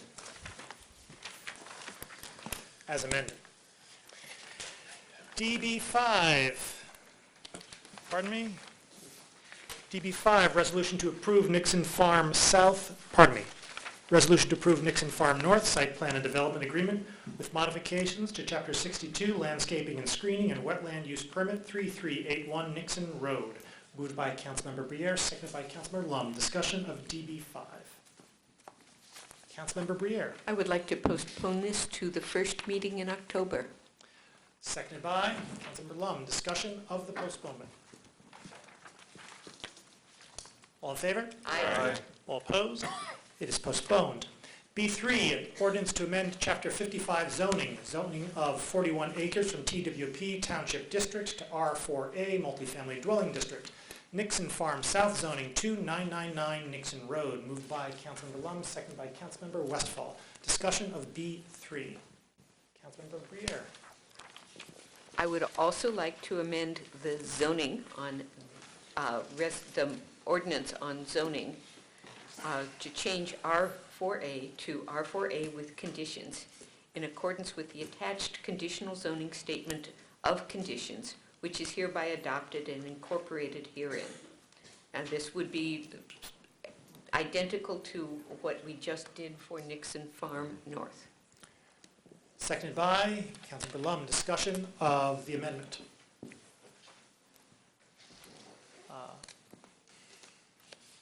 Roll call vote. Roll call vote, please, starting with Councilmember Westphal. Councilmember Westphal? Yes. Councilmember Lum? Yes. Councilmember Kunzelman? Yes. Councilmember Crapo? Yes. Councilmember Eaton? No.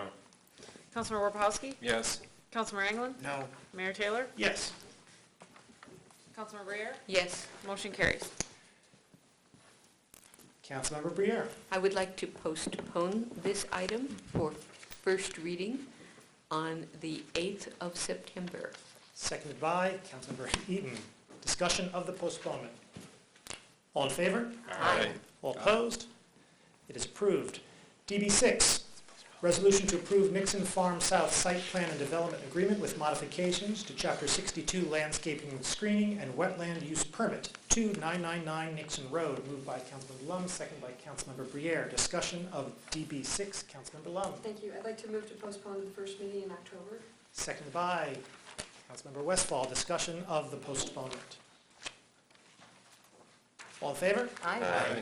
All opposed? It is approved. C1, an ordinance to amend the code of the City of Ann Arbor by adding a new chapter, which new chapter shall be designated as Chapter 25 Cost Recovery for Hazardous Material Response and Technical Rescue Services. Moved by Councilmember Kunzelman, seconded by Councilmember Eaton. Discussion of C1. Be careful what you do there. All in favor? Aye. All opposed? It is approved.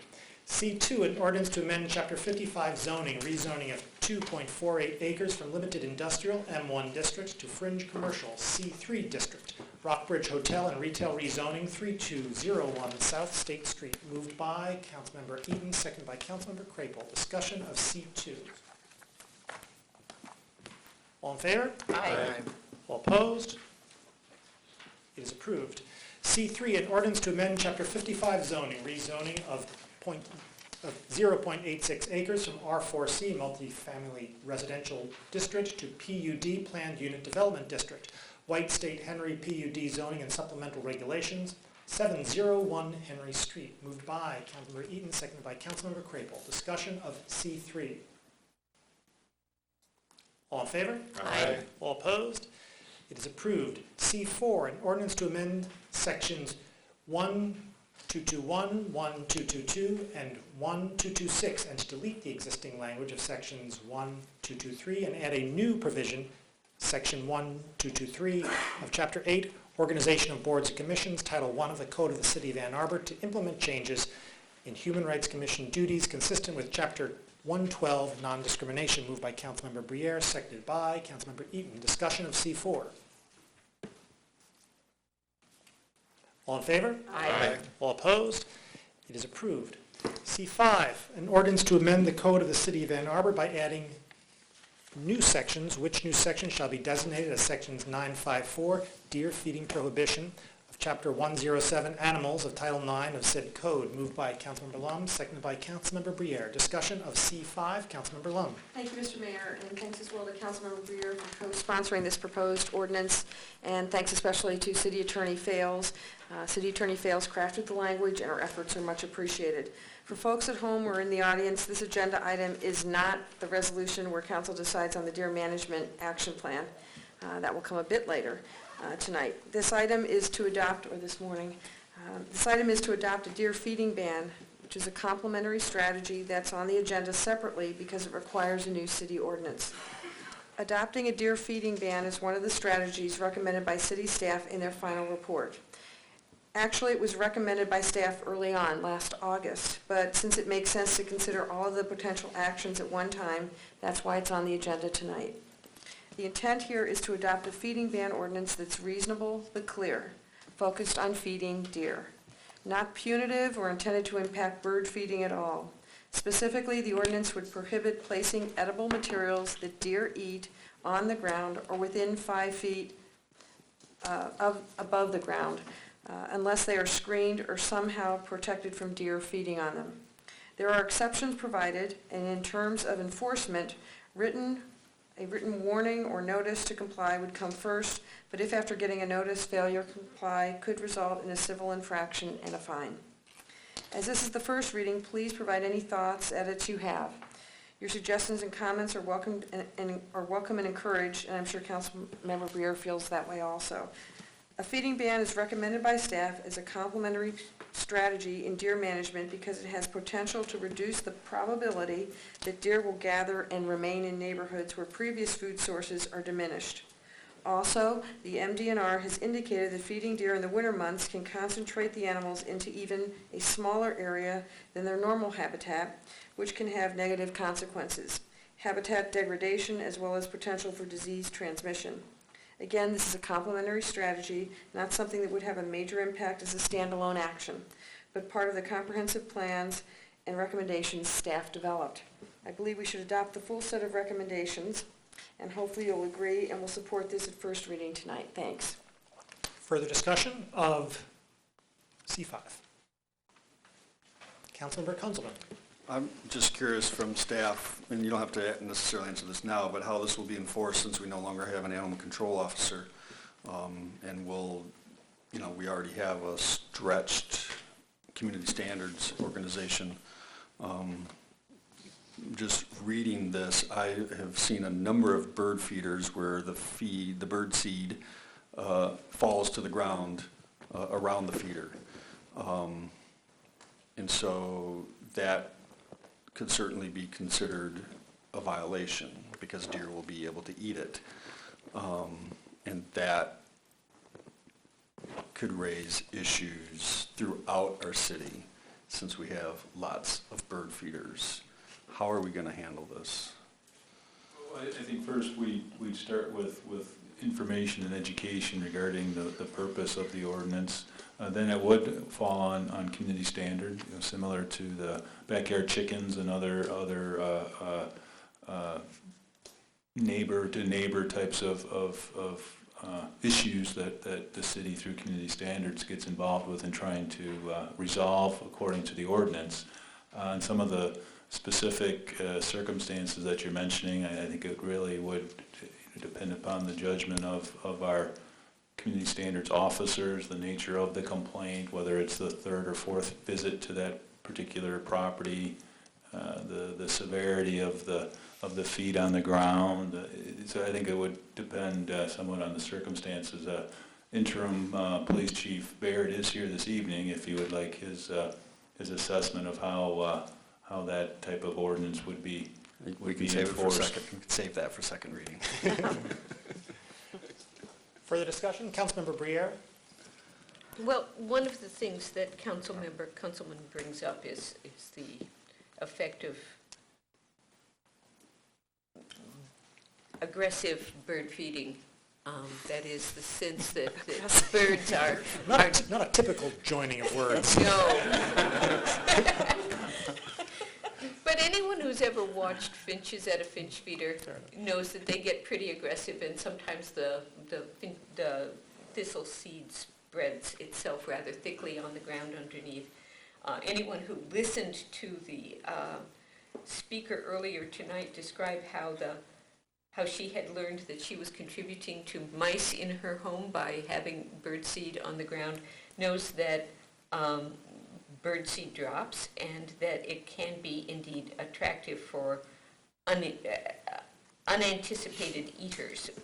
But it does specify in the ordinance that persons feeding birds using feeding devices or containers that comply with this ordinance are not in violation of the ordinance. And so I hope sincerely that my mouse feeding activity will not get me in trouble if there's also deer feeding activity. But I will say that having an open feeder, even 5 feet above the ground, but definitely 4 feet above the ground, can result in a deer standing on his hind legs and eating out of the deer feed, which eating out of the bird feeder. Deer feeder in my case. So that's a thing to think about, and a thing that we're all going to have to be a little bit more sensitive to when and if this passes at second reading. That's part of the educational process that we will need to discuss. I look forward to that level of discussion because that's going to have a significant impact on neighborhood relations, since a significant number of people in the first ward are feeding deer on purpose. Councilmember Warpahowski. Maybe I missed it. I'm looking at cases where deer have been found eating dog food, especially when they're particularly hungry, or depriving some minerals. So would somebody who's feeding their dogs, but the deer are munching their dog food, be caught under this, and what's protecting them? Edible materials. It's not intentional. Councilmember I just, as somebody that has worked in government and has had to enforce regulations, I read this very clearly. It says no person may place or permit to be placed on the ground. Right. And it says, or other edible materials, including feed for birds. So any bird feed that spills onto the ground is being permitted to be there. It's obviously, it should not be there. It has to be cleaned up. Dog food is being permitted if it's left outside. So I think the way this is written, from an enforcement standpoint, it's pretty clear. Can't leave the food and can't let it be staying outside. So there's some ways that this is written that it could cause a lot of disconsternation among our supporters out there in terms of our animals people. I mean, I serve my dog food out on the porch. All right, I haven't had any deer jump over the rail yet, but it's because it's a lot cleaner for my dog to be eating out on the porch than in the house. Councilmember Love. I would just say this is great feedback, so thanks. And I had a number of exchanges, Councilmember Briere saw it, and Mayor Taylor saw these with City Attorney Fales. Mr. Powers was in on it, and I was coming at this where I just said, I don't want to restrict bird feeding at all. And it was actually more restrictive. And then we had this exchange about, open bird feeders. I know you don't need to get in the weeds and all this at this hour now, that aren't necessarily screened. But the whole point here was to allow people to have unrestricted options as it related to bird feeding in their physical property. So, but please, feel free to weigh in. We can, maybe wordsmith it between now and next reading, and if that's a material change, we can make that the first reading. So but yeah, these are good comments, so thanks.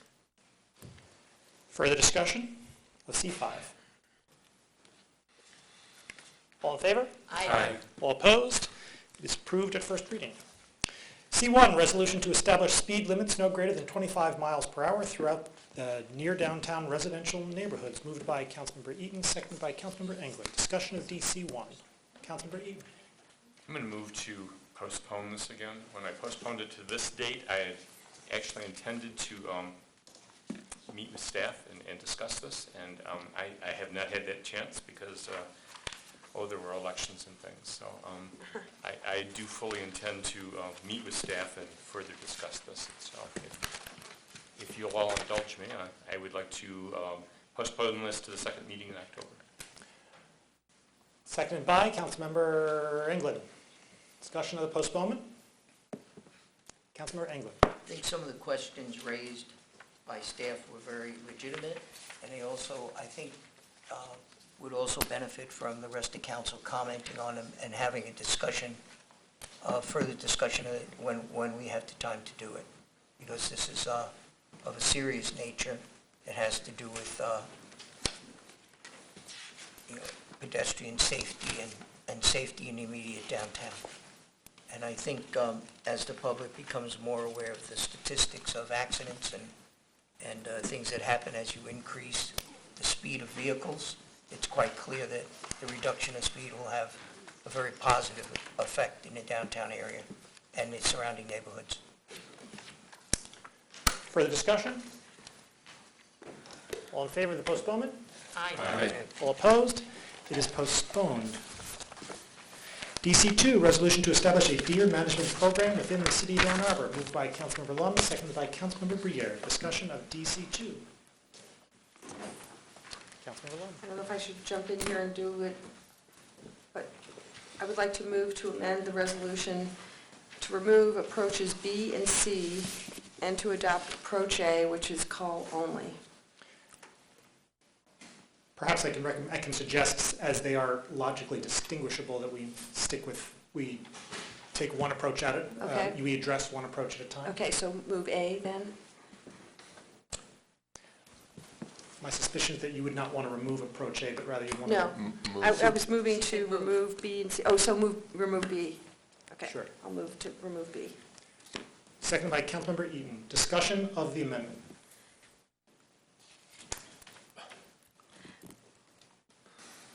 Councilmember Briere.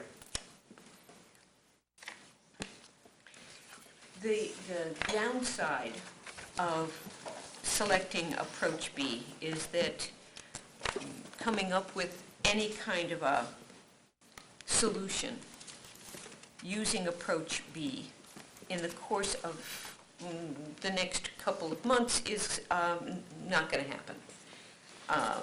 Because working with MDNR and willing institutions of higher education, the Humane Society, and any other stakeholders to design a program for using contraception exploration only will take at least a year and possibly longer than 12 months. It will not have an immediate effect on people's experience this summer, this fall, but not next summer or next fall with deer. And that is a downside. The upside, of course, is that it might allow the city to begin to answer some questions about whether working with MDNR would result in a practical, logical, affordable program. Something that right now we don't know and we can't know because we haven't done it.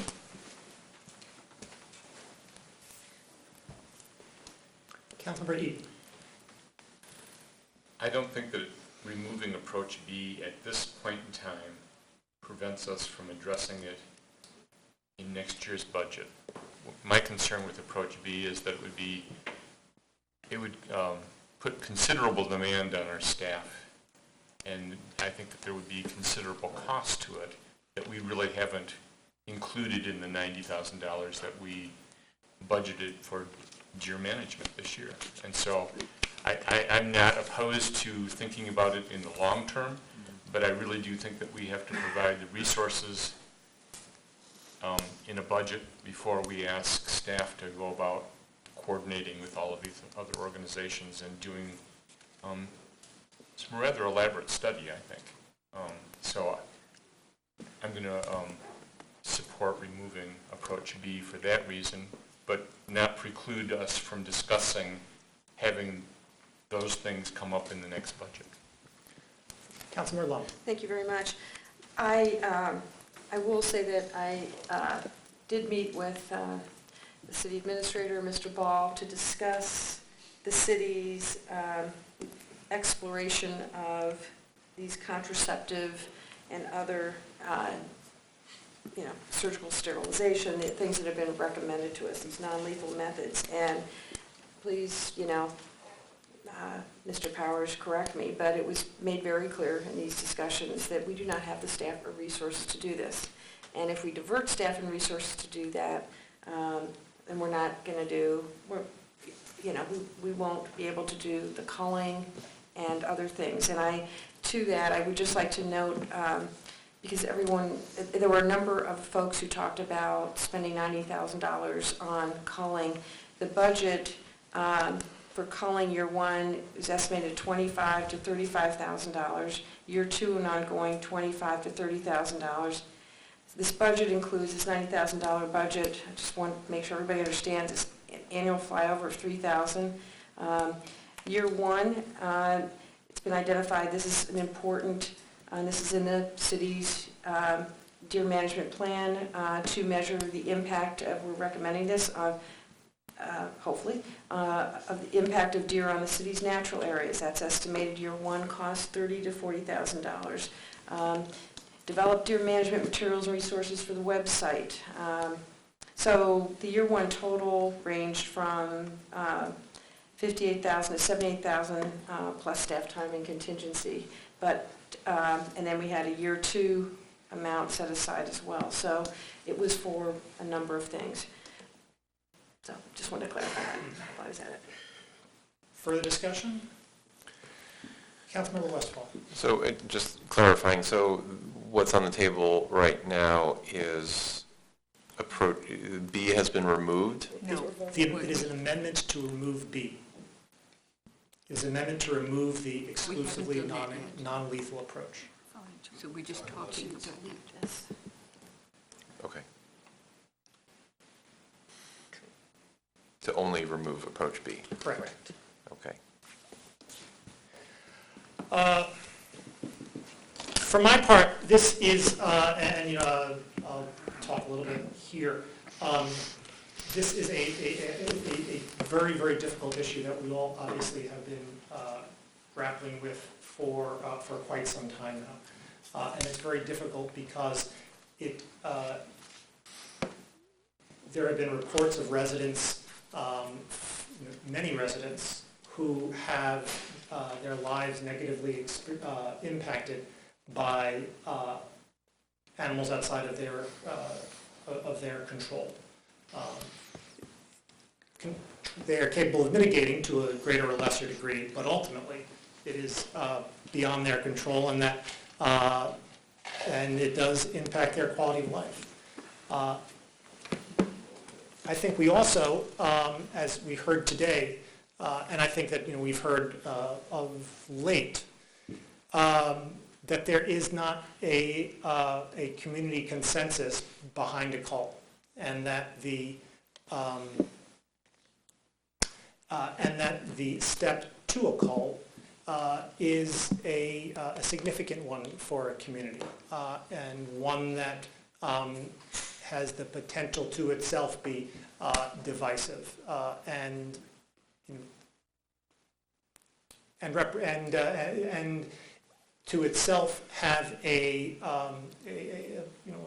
existential is too strong a word, but a very meaningful description of what we are doing here in Ann Arbor as we try to ourselves have a quality of life within our city and also exist with the animals and fauna around us.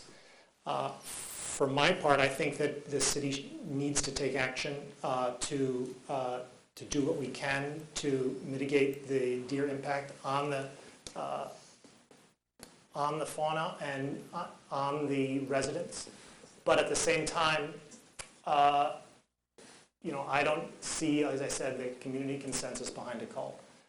And so I'm going to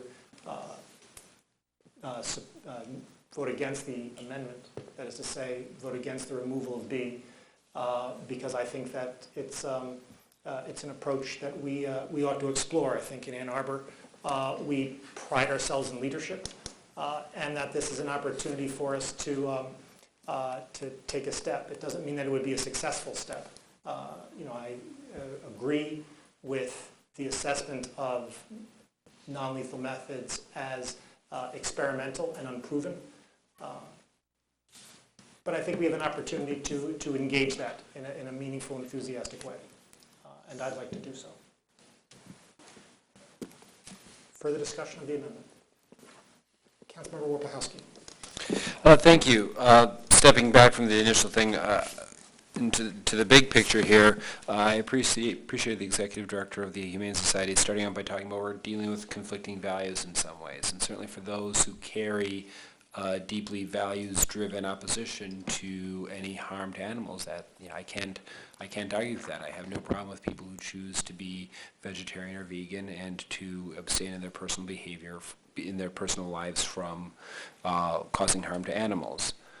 We also heard the values of no use of firearms in the city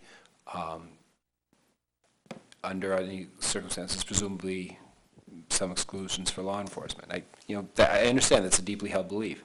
Ms. Hilgendarth also talked about it being respect for nature, and for me, that's the value that drives me, is this issue of respect for nature. I do see evidence of a problem with deer overpopulation in our city. I see it myself when I walk through our nature areas, and as was discussed, I see no native understory, no oak seedlings, no trillium. All I see are invasives, and even when the understory trees are getting replanted and trying to get fenced off, I see the fences knocked over so that the deer can browse those. We heard it from the Michigan Botanical Club that's, definitely nature lovers. The Michigan Botanical Club are nature lovers, and they're saying that they're seeing significant loss of sensitive plant groups like native orchids and conspicuous species such as trilliums and lilies. So I do see the evidence that there is a problem. We were challenged to be the leaders and the best, and I think part of that is also using evidence, and I don't see evidence. I've seen a lot of communities try a non-lethal only management approach, but I don't see evidence that a non-lethal only approach works in an area with a free-ranging herd. I've asked repeatedly for examples, and I haven't seen anything. I've heard people say a cull won't work, but I've seen plenty of evidences that places it does. It will certainly require ongoing treatment. But there's evidence that a cull will work. And so, given my deep commitment to the health of our ecosystems and the evidence that I see for excessive deer population and the lack of evidence I see for the effectiveness of a non-lethal only approach, I will be supporting the amendment to say that to remove the non-lethal only language from the resolution. Further discussion of the amendment. Councilmember Westphal. Thank you. I just wanted to clarify a couple of things that have been mentioned tonight. I appreciate all the accounts so far that people have been so patient with writing to us. A lot of people came for the first time to talk about their experiences tonight, and there's been a lot of feedback, especially in the first and second wards, about damage that deer have been doing. Some of this is very localized, and others is more generalized when it comes to our parks and natural areas. And I think it's important, this is, again, this is a contentious issue, I would agree. I would just like to read a couple of brief snippets from the Nature Conservancy website. They state no native vertebrate species in the eastern United States has a more direct effect on habitat integrity than the white-tailed deer. Indirect effects on wildlife have been reported as well, such as widespread declines in North American songbird populations. In our opinion, no other threat to forested habitats is greater at this point in time, not lack of fire, not habitat conversion, not climate change. So this is telling us that, by not thinning the deer herd, the fact is we are playing favorites with what species we want to live with. And so again, I value the arguments about animal harm. That's not one I share. I'm not a vegetarian, so clearly I have a certain bias here. But this is a matter of playing favorites. If we do nothing, we are still allowing the expansion of a prey animal that is impacting other habitats. So, this is not something I think any of us really are. This is new to us, and it makes us uncomfortable on many levels. But doing nothing makes me even more uncomfortable. So, based on the evidence we've seen in other communities, I don't think under the current situation it behooves us to wait. So I'd be in favor of removing option B as well. Councilmember Lowe. Thank you. I appreciate the comments and share the sentiment, the expressed sentiment by Council Members Warpahowski and Westfall. And I would just add that as much as we all might wish otherwise, the only reasonable conclusions and takeaways regarding these alternative methods is that at this time they're largely experimental, unproven, expensive, and would not be effective in reducing populations in the near term. And I don't think we can delay waiting for many of the good reasons that have been cited. And these as well are precisely the reasons staff chose to recommend an annual call and not a non-lethal method. And I'm also concerned that if we adopt an approach to explore these things, and that because it is experimental, it will take a significant amount of time for staff to develop a proposal. And we place a lot of burdens on our staff, of course, and I do not believe that the likelihood of success in exploring these alternative methods justifies what would be a significant workload. And instead, I believe staff time that's devoted to deer management is better dedicated to implementing, what works, what's been demonstrated to work, calling safely and effectively, and on these other recommend actions as well. And just to the ecological impacts that if we do nothing, there's so much literature out there about this. A large body of scientific evidence has been generated on the subject of deer overabundance, and I appreciate all my colleagues, all the time and energy and effort and the staff that you've put into studying this with the community. We've been at this for 15 months now, and there's voluminous amount of information out there, and if I may just read just a couple sentences from this was a paper produced by the U.S. Forest Service and for the northeastern United States Department of Agriculture. And looking at a section about the ecological effects of deer overabundance, and it states this: deer have denuded the forest of its shrubs and saplings, jeopardizing future regeneration. Birds that nest in shrubs or in the intermediate layers of the forest have most likely declined. And then they talk about various plant materials and wildlife that have been negatively impacted. And bottom line says white-tailed deer and their feeding activity can directly and indirectly affect, again, many other species. Similarly, there's information from the Nature Conservancy, the Audubon Society, the National Park Service, on and on and on. Of course, we've heard about the 10-year Cornell study, and that's, that was based on science, substantial science. And so the reality is that, after all this study, we know what works and doesn't, and I don't want to give folks a false sense of hope. And we have many people, they've been characterized as being this vocal minority. Well, I can tell you, I've been getting emails on a pretty regular basis about this topic, and now you all have too, but over the course of the last, since we've started down this path, on this journey together, and far and away, I hear from many, many, many more people who are saying, what's taking you so long, basically, get on with it. And it's not just about their gardens. People are generally concerned about, they have fears of deer vehicle collisions, Lyme disease. I have a relative who had Lyme disease, and wouldn't wish that on anyone.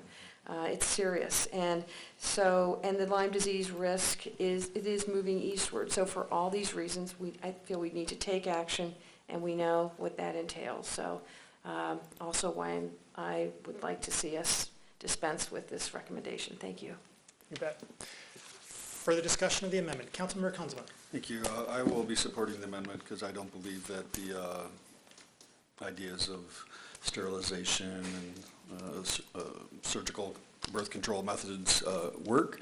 But one of the things that really kind of disappointed me listening to the animal or non-lethal method supporters were that the idea that we're not there yet, that the deer are still healthy, that there's not a problem. But they didn't address the fact that if there is a problem, what would they support? Do they support the deer dying from starvation and disease, as we heard that happened up in Rochester Hills when there's deer wasting disease running through the herd, rampant through the herd? Is that okay because that's natural? But the deer are already living in an unnatural environment. The deer are already exhibiting unnatural behavior. The fact that we see them constantly during the day is unnatural deer behavior. It's not normal. And it's, one of the things that I learned in my program at the University of Michigan School of Natural Resources was the scientific issue of carrying capacity. Right? At some point, there's too much of a population, and then the population crashes. Now, we're probably not going to see that necessarily in Ann Arbor anytime soon, but is it the point that we want to get to? Is that humane? All right. As a pet lover, as somebody who's always had dogs since I was a child, as someone who's had to actually put down an animal because it was the humane thing to do, do we not do anything right now with the deer? Do we let them, get hit by cars constantly and look at the roadkill on the side of the street where kids also see it? I just drove from up north, saw lots of roadkill. So I think this issue, yes, it is an emotional issue. I think the concern, or some of the comments made that maybe we're not animal lovers because we support a call, I think it's too far from the truth. In fact, I find it actually downright insulting. Yeah. I love animals. I love all animals. But I also believe that we have a responsibility to ensure that they live in a humane environment. And I think that the approach that we're taking will work. Further discussion? Councilmember England. want to thank my fellow council members and the community at large for the great discussion that we have had, this dialogue for the last year or so. Many of us attended hours of these different hearings that took place, and everyone expressed their personal opinions. Respectful of that, it now comes to the council, and a decision is going to be made this evening. Those who do not want to cull the deer have very strong emotional feelings about it, and that's perfectly understandable to me. With that being said, I'm also looking at the residents of the first and second wards who are daily impacted by these situations.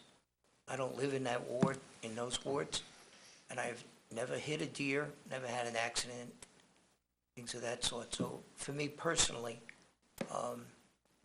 I've lived in rural areas, and they never seem to be a problem in rural areas, but they are certainly a problem here for many of the residents.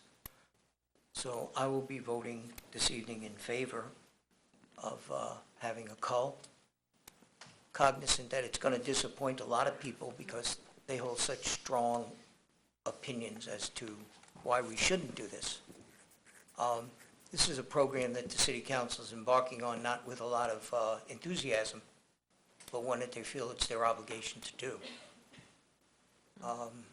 And thinking of that, I believe that we could, we'll do it for a time, and then we'll learn something, and maybe in the meantime, we'll be better educated. I was very impressed with the Humane Society. I really thought we were almost there, and then there was a big push to have the Humane Society come. I think Mayor Taylor was the one who initiated that, who said it would be a good idea to have the Humane Society come from Washington, D.C. and speak to us. It was very informative. I found it to be very informative. And it was non-committal either. It was saying, here's these programs being run in all these different areas of the United States. It's inconclusive. So with that in mind, I'm willing to move forward with this somewhat reluctantly, but also in unison with my colleagues, because I believe it's important for the community to move forward on something this important. Further discussion? Are we still on the amendment? We are indeed. Because it's getting a little bit lost in the discussion, so I just thought I'd ask. Haven't heard any support for it. This is nothing like first or second reading. No further discussion on the amendment. Roll call vote, starting with Councilmember Westphal. Councilmember Westphal? Yes. Councilmember Lum? Yes. Councilmember Kunzelman? Yes. Councilmember Crapel? Yes. Councilmember Eaton? Yes. Councilmember Warpahowski? Yes. Councilmember Anglin? Yes. Mayor Taylor? No. Councilmember Briere? Yes. Motion carries. Further discussion of the resolution as amended. Councilmember Lum. Thank you. I would like to move to amend the resolution to remove approach C and to adopt approach A. Can I do it that way? If you remove C, then the resolution will have A, and then we can have a vote on the resolution A? that is left over. Okay. So I guess I'd recommend Removing C? delete C, Okay, exactly. then I'll do that. Thank you. Seconded by Councilmember Westphal. Discussion of the amendment. Councilmember Crapel. I do support a call, because I think we're at a tipping point where, we need to take some action, something needs to be done. I would hate to not continue discussions, at least with non-lethal methods. It may not, I think we can find some common ground there where we can continue forward, do a call maybe for a year or two, and why we continue to explore the other options, other possibilities. I really think this is a multifaceted approach. But I would hate to just eliminate that option completely from as we move forward, especially within the next few years. Further discussion? Councilmember Warpahowski. Thank you. Like Councilmember Crapel, I will not be supporting this effort. I believe that we are in a situation where there's a problem where we need reduction of the size of the herd. When Councilman was talking about unnatural deer behavior, I've seen it.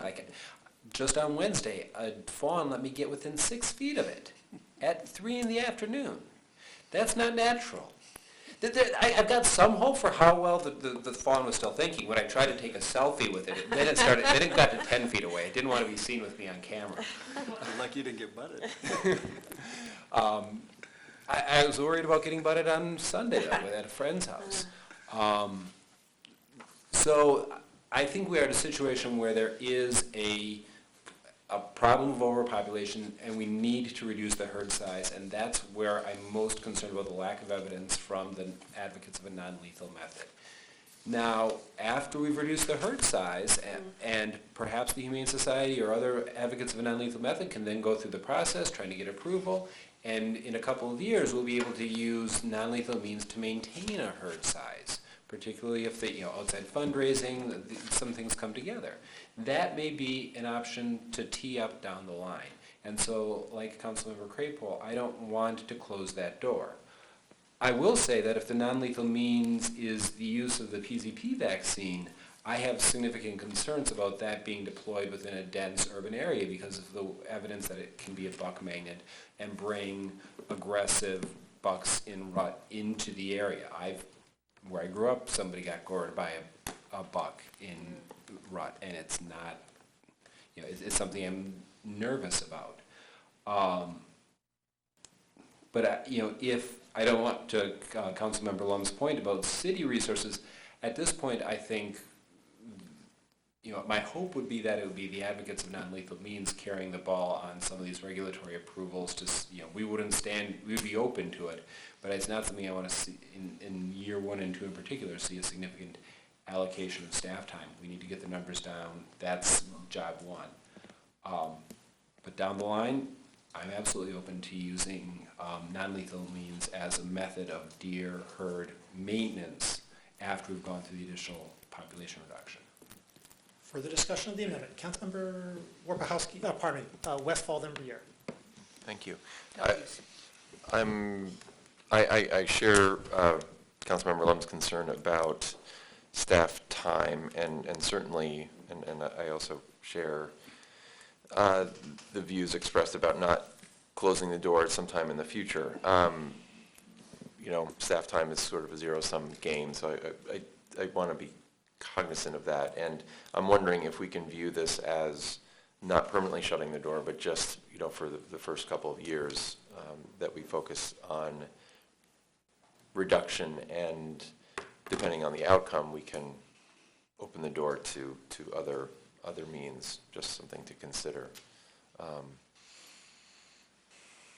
or some approach where we have to advise staff to follow contraceptive exploration, just as a way of not distracting from the initial proposal. So I'm just raising those questions, if there's a way of not permanently closing the door or somehow opening it later on. Councilmember Briere. These are just 2 factual statements, sort of. I think sometimes that we've had so much data thrown at us that it's hard to separate all the pieces out. The Cornell study did indeed indicate that performing tubal ligations on deer caused deer to become buck magnets, as it were, because they stayed in estrus. That, however, is not the same as an ovariectomy. If you perform an ovariectomy, which was one of the methods that was recommended by Stephanie Boyles-Griffin, you have pretty much removed that capacity to go into estrus.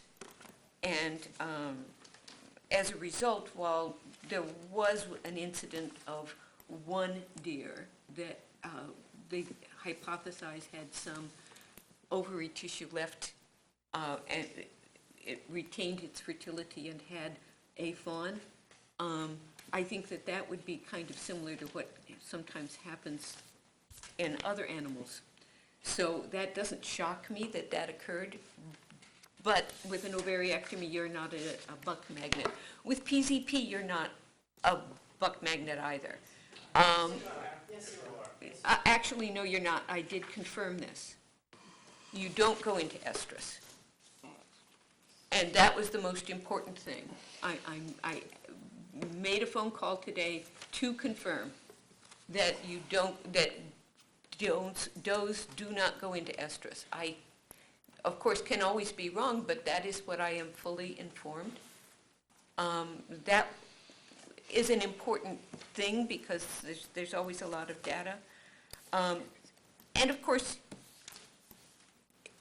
the biggest thing here is that this particular segment that is in the resolution right now allows for the kill to go forward, specifies 100 deer in the first year, allows everything that's in Prop A, as it were, but it also says, please look down the road for maintenance. And down the road for maintenance is what we really ought to be talking about. One way or another, once we take this on ourselves, whether it's this year or next year or 5 years from now, once we as a city decide that we must control the deer population, we can't back away from that decision. What's happened in other communities is that having seen what happens with a cull, they back away, and then they go forward, and then they back away. And that, if we're talking about maturity and proper admission of responsibility, once you take on that responsibility, you can't change your mind, but you can change your means. And so it seems to me that as Councilmember Crapol said, as Councilmember Warpahowski said, as Councilmember Westphal said, closing the door to maintenance using contraception or sterilization may not be logical at this point. But certainly many people would say going forward and removing deer from the city, and the only way that we legally can right now, which is through killing them, is logical. It's just not pretty.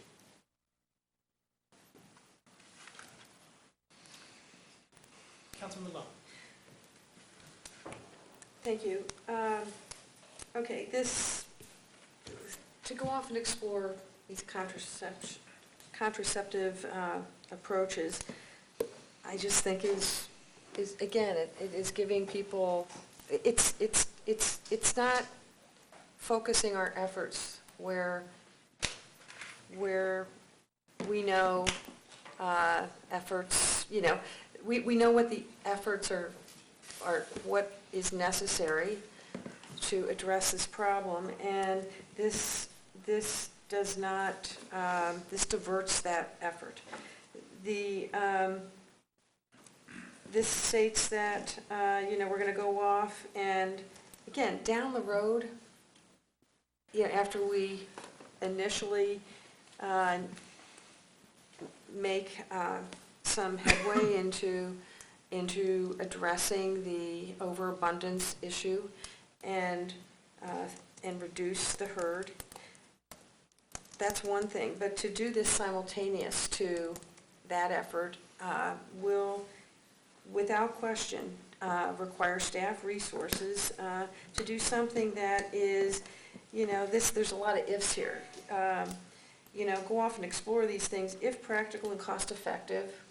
Well, again, there's lots of there's lots of data on this, and I know Ms. Boyles-Griffin, tossed out a number, but there was no budget that accompanied that, and that assumes that we're going to house veterinarians and a whole. When you look at communities where they've done this, there are all these significant costs that go along with doing this. Lots of volunteer services. There was no indication of, and I did speak to an official at the Humane Society of Huron Valley, and I asked about assistance. This is going to get me in trouble, but with funding, and the direct quote was, "This is your problem."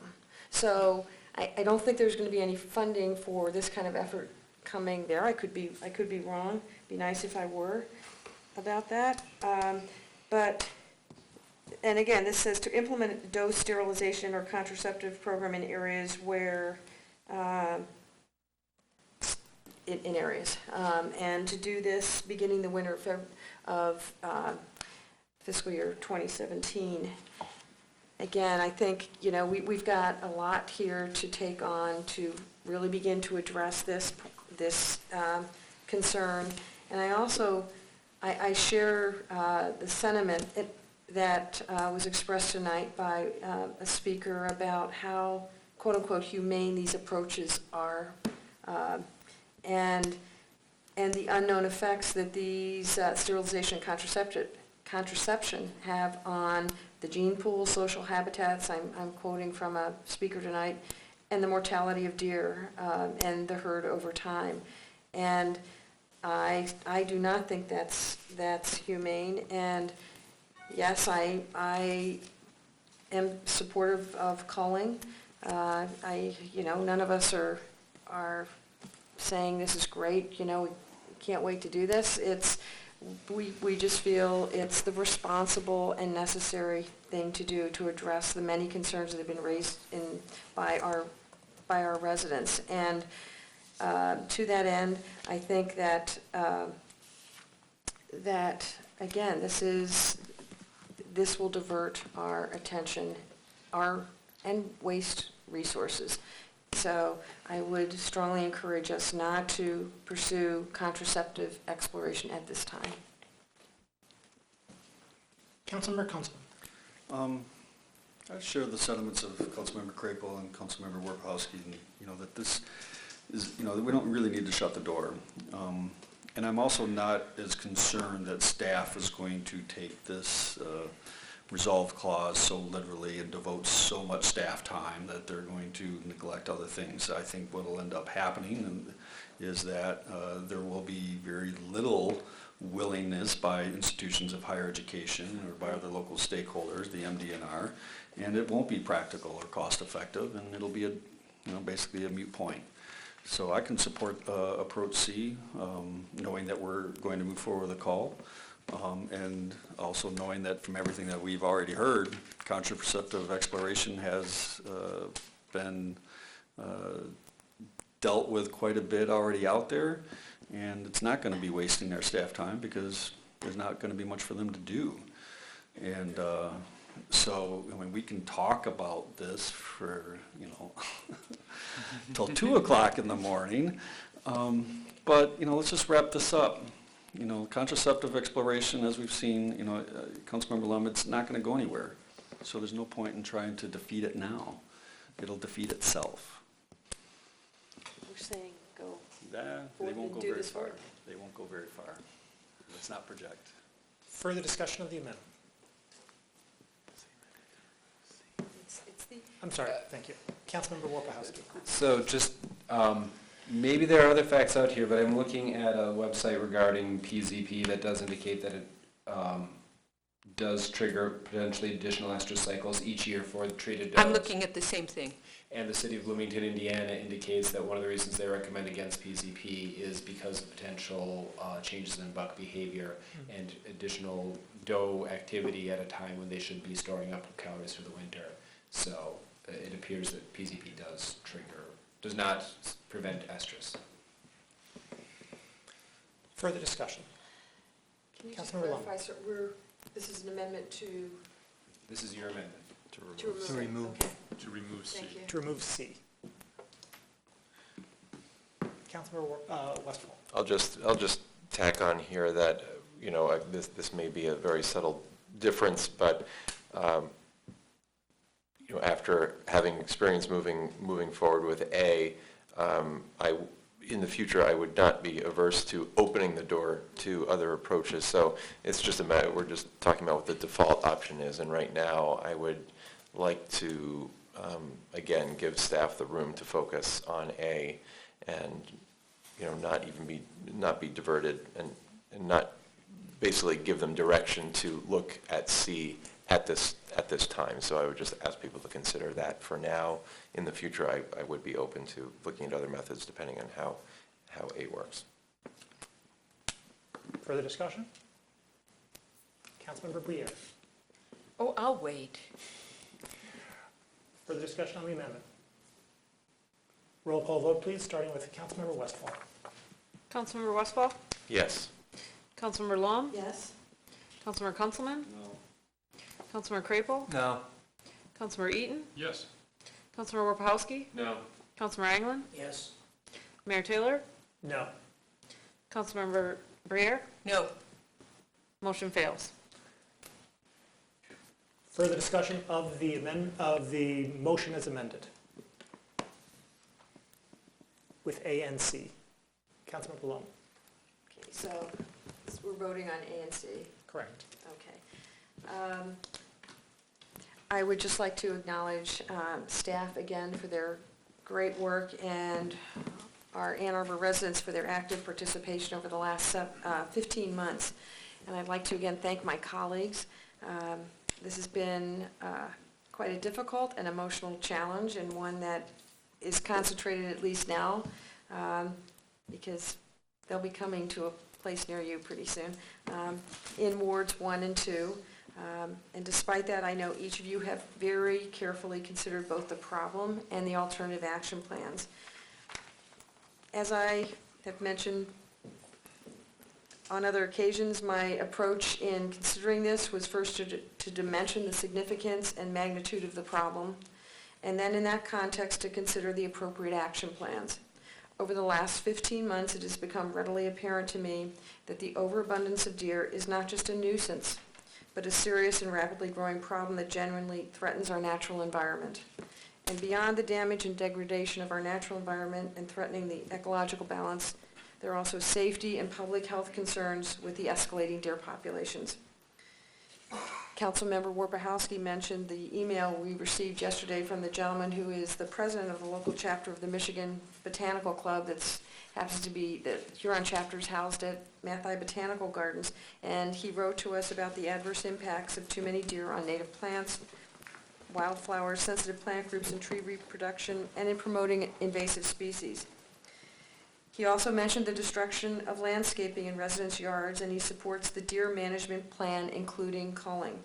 He concluded his note by saying, quote, "We owe it to future generations living in Ann Arbor to manage deer populations so that they are at levels that our natural environments and parks can sustain without serious degradation." I certainly can't state the case any better than that. This is certainly an emotional topic and a difficult decision. No one wants to kill deer. We're all animal lovers. I previously served on the board of the Humane Society, and I know some of our speakers tonight who are in favor of culling.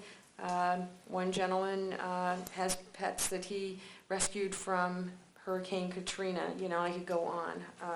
So to infer and suggest that if you support this, you're not an animal lover, it is insulting. It's hurtful, and it's insulting, and it's wrong. So again, it's a very difficult decision. No one wants to kill deer, but if we are to effectively deal with this real challenge we face and are honest with ourselves, culling is the only viable, proven alternative we have. Staff spent a very, very significant amount of time reaching that same conclusion, and I believe we should listen to them and adopt the comprehensive set of recommendations they have provided us, and I will be supporting this tonight. Thank you. Further discussion of the main motion. Councilmember Warpahowski. Thank you, and I want to thank you, Councilmember Lum, for bringing this forward. We all knew when we got into this that it wasn't going to be easy, but thank you for helping bring us onto this path. I think it is the right thing to do. Again, I'm motivated by what's right for our nature areas, but for other reasons. You didn't pick the easy path, but you picked the right path, and thank you for that leadership. I want to comment on one of the themes that came through some of the commentaries about how we've created this problem for ourselves in some ways, which is true. A lot of people talked about the role of development in creating this problem. It is part of the problem, but it's not because we are displacing deer from habitat they are currently occupying. Deer like edge areas. I went through hunter's education. They showed us you just divide it in half field and forest, and you can get fewer there than if it's divided in little pieces. The New York Times wrote, "Then suburbanization created a browser's paradise, a vast patchwork of well-watered, fertilizer-fattened plantings to feed on, and vest pocket forests to hide in, with hunters banished to more distant woods." So yes, our creation of that ecosystem, we've made more habitat for deer through the ways we've developed. When we have a neighborhood and then we protect some of the nature areas, that creates more habitat for deer. We have created this problem for ourselves. We have created this problem by keeping predators out of the area. But it's not because we've displaced deer from habitat they were already densely occupying. So that, maybe it's a nuance, but as the deer, somebody said with one of the development proposals, what about the deer there?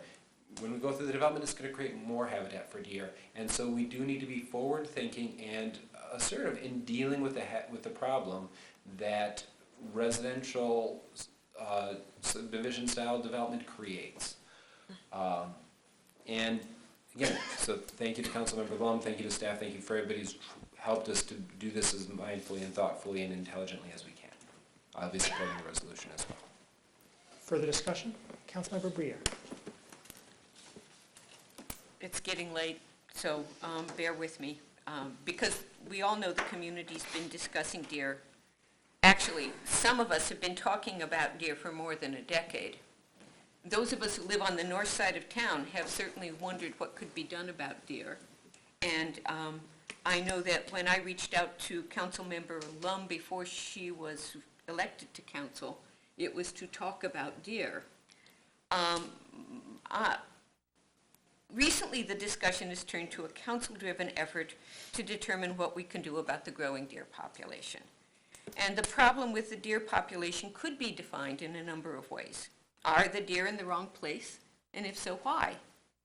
Are the deer finding the city unusually attractive compared to the surrounding townships? And if so, why?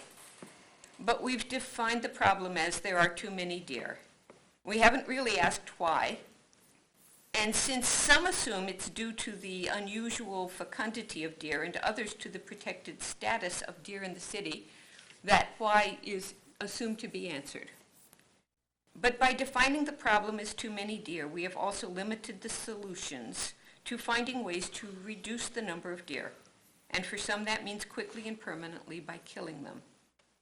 It's possible to reduce the number of deer, somewhat quickly, not permanently, and there's the rub.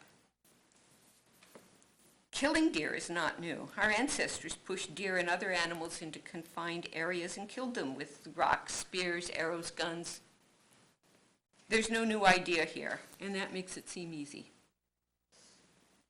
But the collateral issues, where to kill, how to create a cordon sanitaire around the kill site, how close we should kill to residences, whether residents must actively give permission in order for a kill to be planned, these things are not yet defined.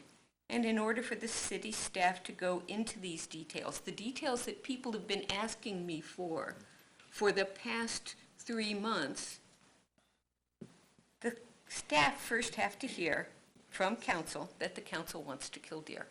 So we have to decide to kill the deer before we can figure out the rest of it. And that's not just this year. It's not just next year. It's every year thereafter in order to reach and then maintain an undefined optimal number and location of deer in the city, which we can't define because we haven't figured out what the data points ought to be. At some point, though, we will kill enough deer that we are simply maintaining the herd. And herd maintenance is different from killing deer. Deer are territorial. Retaining deer on their territory prevents more deer from immigrating into that area. If we kill all the deer in that territory, others will come. This isn't due to some so-called vacuum effect. The deer won't be sucked into our wonderful community. Everyone agrees there's deer migration and infiltration, and there will continue to be deer migration and infiltration. Managing the population is about limiting population growth, reducing migration and infiltration, and reducing maintenance costs to the city. But the thing we haven't talked about, and this is the thing that ought to be part of what's driving this conversation, is not just community support, but the fact that we need regional support, regional engagement. If the city does this all by itself, nothing gets accomplished. We will be facing killing deer every year from now on, and that won't help diminish the effect on people's homes or on the woodlands. and that's a problem for me because it's short-sighted. When we started this process, Councilmember Lum and I, we asked for regional cooperation. We asked for the staff to work regionally, not just in the county and the townships, but also with the university, and we have had no cooperation at all. This is our plan. Everyone acts as if they're waiting for us to make a move. If we make this move, and I'm fully convinced that we will make this move, there is no guarantee that anyone else will join us. And that is particularly painful. Councilmember Lum. Just one quick comment. I will say that I have talked to various people at the university about this. I've also had many exchanges with Bob Teetons. He's the director of the county park system, and with some Huron-Clinton Metro Parks commissioners. And the message has been consistent. And what has that message been? It's we're waiting for you to make a decision. And when you do, we are interested in partnering with you. And so I would not assume, in fact, to the contrary. They've been watching this discussion because they, I sense, would like to, well, here in Clinton Metro Parks has had a deer management plan since 2001, and they just revised it and approved that a week or two ago. But the county is poised, as I believe the university is. We all know that North Campus, they had to put up really tall fences around that test track because, as someone said, they had deer all over the place. And I know, yeah, talk to anyone that side of town again. But and actually I've heard from people who, you know, we hear the stories about deer on Washtenaw, you know, around the rock at Hill and Washtenaw. And I mean, they're, you know, maybe they'll be on Central Campus pretty soon. Who knows? But they're close by. And so the university, they realize that, you know, when it comes to something like this, there are no jurisdictional kinds of boundaries, and their hands are outstretched to work with us. So I'm very encouraged about that. It's good one of us is. Further discussion?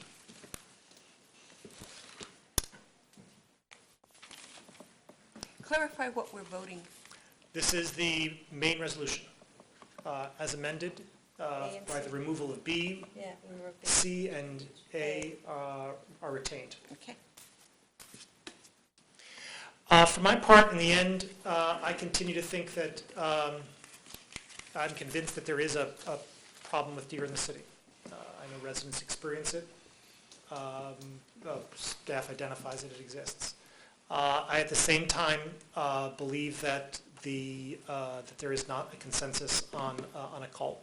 That a cull is the sort of thing that that needs to be more fully subscribed to. That people need to understand what it entails, and they need to accept it before it's a sustainable deer management program. I think that's a challenge, something that I've been wrestling with over time. It's, you know, obviously something that I think we as a community will continue to address over time. I very much appreciate the work that's been done. I think that the extent of the challenge that we have with deer has been articulated well, as have the variety of solutions that have been presented. So that I think moved us forward. In the end, though, I don't think we are there as a group, and I'd rather have us there as a group. Further discussion?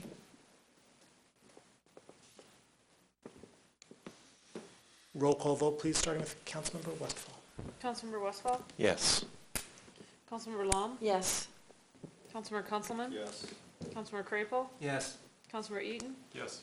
Councilmember Warpowski? Yes. Councilmember Anglin? Yes. Mayor Taylor? No. Councilmember Briere? Yes. Motion carries. DC3, resolution to approve the First Amendment of the 618 South Main Development Agreement, 618 South Main Street, moved by Councilmember Briere, seconded by Councilmember Warpachowski. Discussion of DC3. Councilmember Briere. Although I'd love to say there's nothing to talk about, in this case there is. And I believe that what needs to be pointed out is that, as near as I can tell from reading the responses to my question earlier today, the developer is poised to complete all of the necessary and required footing drain disconnects, but hasn't quite achieved that. And the development is nearly ready for certificates of occupancy. Because things are as close as they are, the developer has worked with city staff to come up with a mechanism where the city can loan, which is such an odd concept, loan footing drain disconnects briefly until the rest of the developer's footing drain disconnects are established, required footing drain disconnects are established. And in order to do this, he's willing to put a significant amount of money in escrow to cover the costs. That is my understanding, and it's a novel effort to solve a problem and still allow a development to meet its commitments to its prospective tenants. If I may, that's an excellent summary for 1:20 in the morning. I would point out that the only new policy, if you will, and the reason it's before you this evening is the escrow portion that the trade ability already exists per city council policy. So what's before you this evening is specifically the ability for the city and the developer to place those traded footing drain disconnects into escrow, and as an incentive for the developer to complete the footing drain disconnects, the development agreement amendment does require the developer to put in twice the financial cost for those footing drains. So the intent is for the developer, to complete the footing drain disconnects. So if I understand you correctly, staff already has the power and authority under pre-approved council policy to grant these, to loan these footing drain disconnects free of charge. Yes. And the resolution instead asks for staff, for the city to accept double the cost for each footing drain disconnect in escrow. While the developer continues to complete the footing drain disconnects and receive a temporary certificate of occupancy. Thank you. Councilmember Englund. Can we have an explanation as to why the developer found it difficult to find locations for the disconnects? Well, the developer currently has, I believe, 36 under contract, so I don't know if I would characterize it as difficulty in securing the commitments. I think that the challenge was perhaps more some preference to wait and see if the city was going to change the footing drain disconnect program. And as you may recall, staff is planning on coming back to you. We are going to come back to council in February of next year with some additional recommendations regarding the footing drain disconnect, the flow mitigation requirements. And this particular development got caught up, if you will, in that transition. The developer's representative is here this morning. If you would like to speak with him regarding how he would characterize their efforts to secure and complete the footing drain disconnects. Councilmember Eaton. I'm not going to take you up on that offer, but I do have a question. The developer offset mitigation program allows developers to use other means of mitigation. And yet, again and again, we see developer agreements come before us that only specify footing drain disconnects. Are we working towards alternative mitigation methods? Actually, Crescent Slotin can answer that question.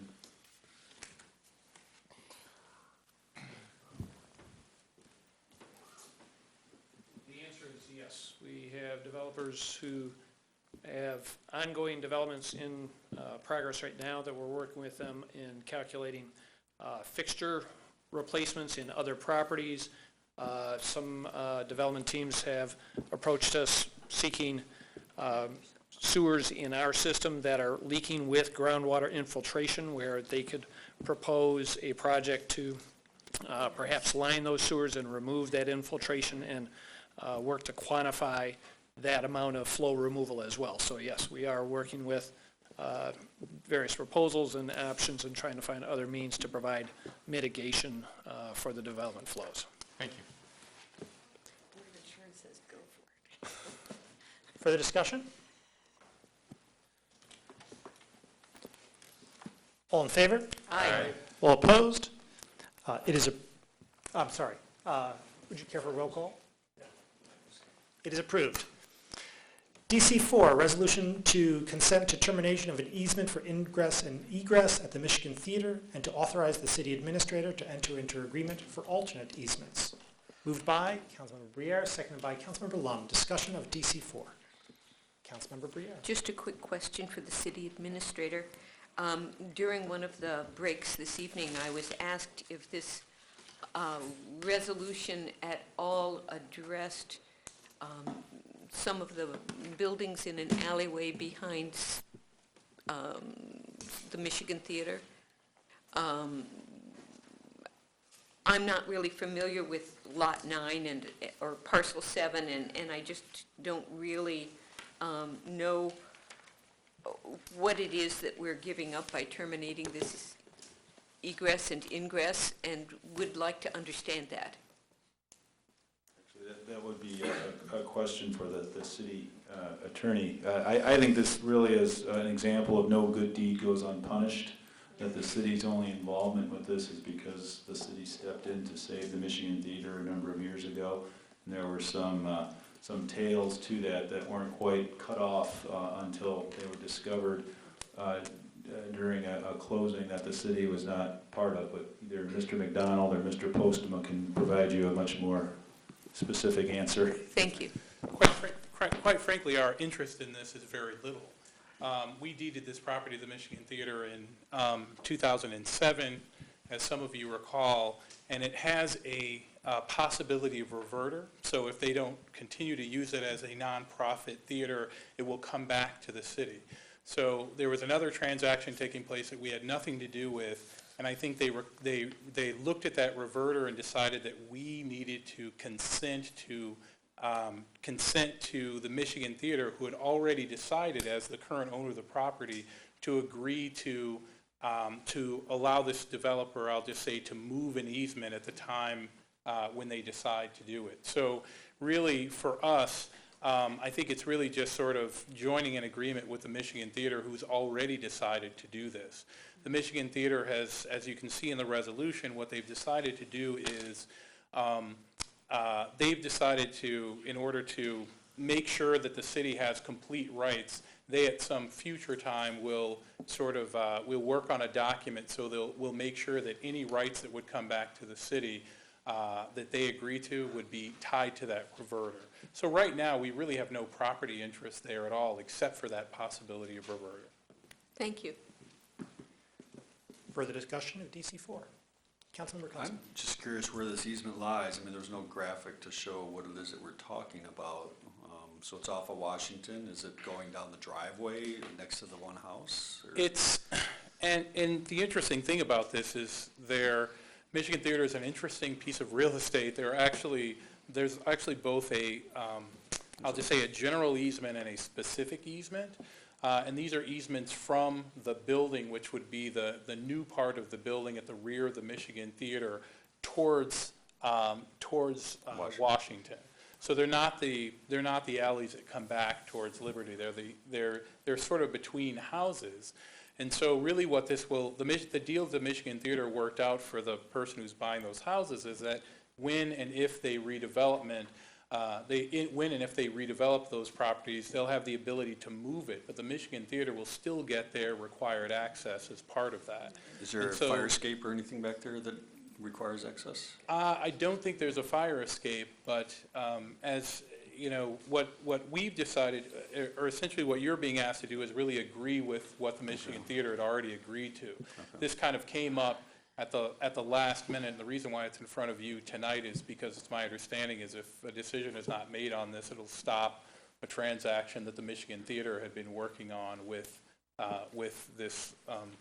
their adjacent property owner. Councilmember Warpahowski. Doesn't affect Graffiti Alley, does it? It does not affect Graffiti Alley, no. Is there graffiti downtown I don't know about? Yes. Yeah. Yes, there is. Further discussion of DC 4. All in favor? Aye. Aye. All opposed? It is approved with 9 council members present, thus satisfying the 8-vote requirement. DB2, resolution to waive sidewalks at the Racket Club of Ann Arbor, 3010 Hickory Lane, moved by Councilmember Briere, seconded by Councilmember Westfall.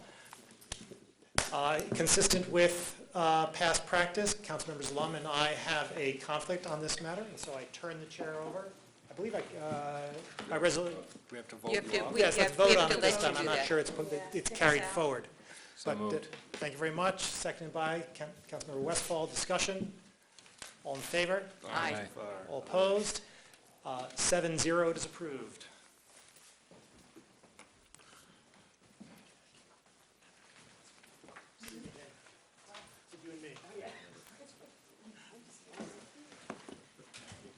You know, he took his packet with him.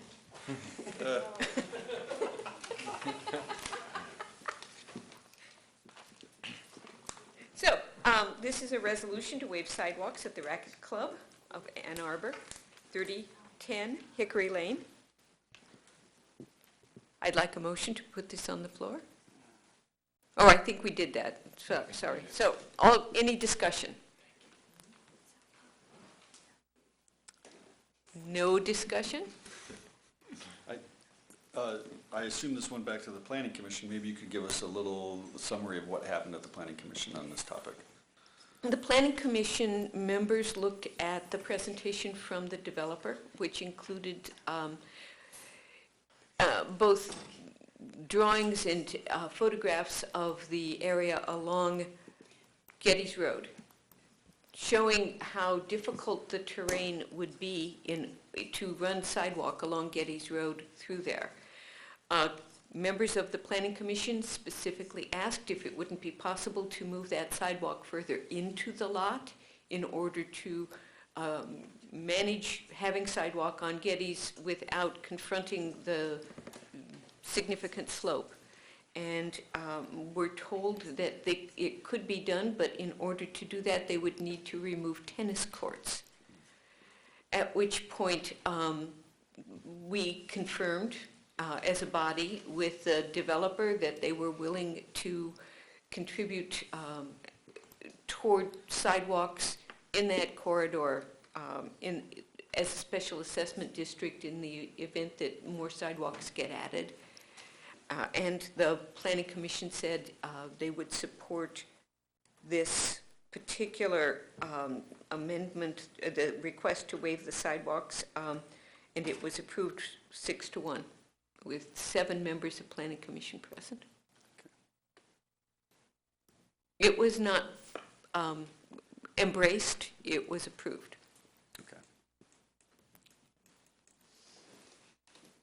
Well, since I have the floor, I guess now, I will be supporting this. I think one of the things I brought up at the last time when we kicked it back to the Planning Commission was that because of the number of difficulties present on the site, it did not seem reasonable to ask them to, or for the landowner, the property owners, to be responsible for the total cost of this. So I'm more than willing to support the waiver as recommended by the Planning Commission. Councilmember Eaton. I have a question.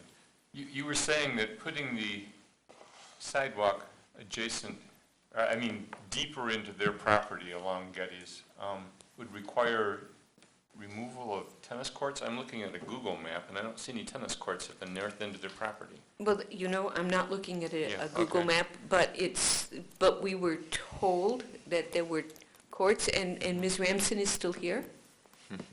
It looks like the tennis courts are at the south end Yeah, of the the property. tennis courts are on the south end. There's a copse of trees, including some landmark trees, that are along the north property line, along Getty's. And so to move the sidewalk into the property would have impacted those trees. Okay, so it's trees in that tennis court. My error. Yeah, there's a significant error in there. You answered that question, thank you. Councilmember Commissioner, Westfall. sure. Sorry. If I could ask Ms. Ramson to come back up, I apologize. So I think what prompted us to send this back to the Planning Commission were the safety concerns, the potential safety concerns of folks coming down Hickory and wanting to head East. eastbound or northbound on Huron Parkway, right? So how do pedestrians navigate getting up to Huron Parkway if there is no sidewalk along the Racquet Club at this point? So with the Getty's Avenue project, there will be a sidewalk added on the north side, so parallel and north of the Racquet Club property.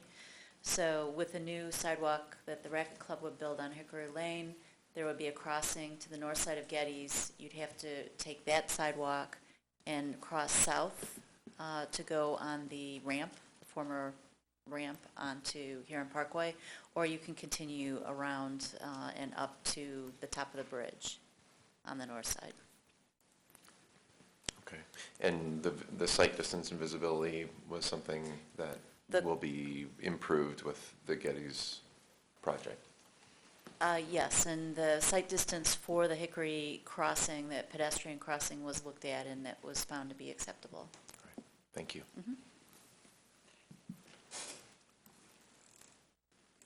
Any further discussion? All in favor of the waiver? Aye. Any opposed? Thank you. I could just stay here. I think you got the They went call. home. Gavel back. Gavel back. Yeah, sure, I'll just go.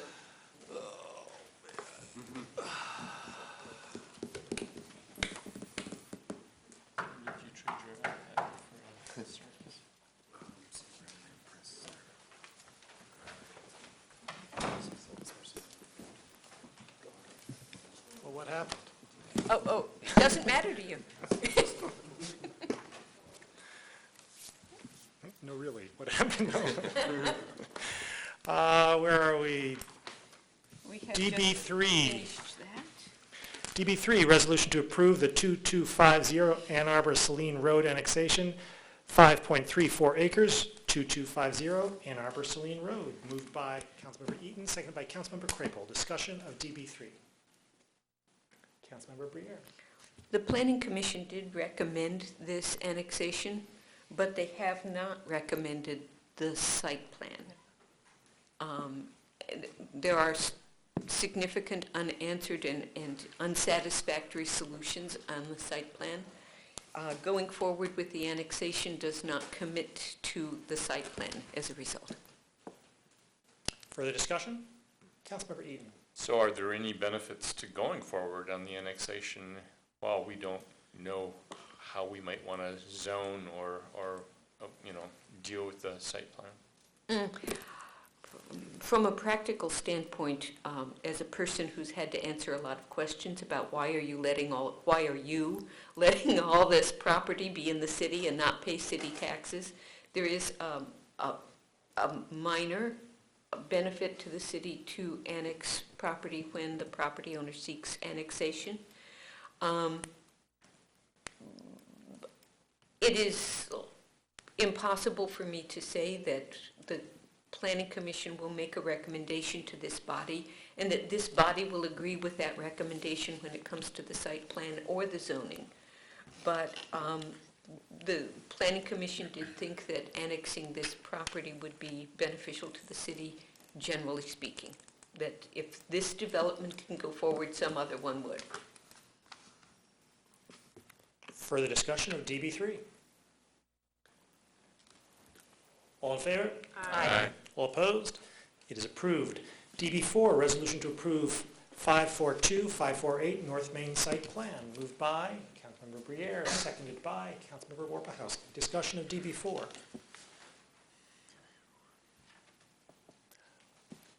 Councilmember Eaton.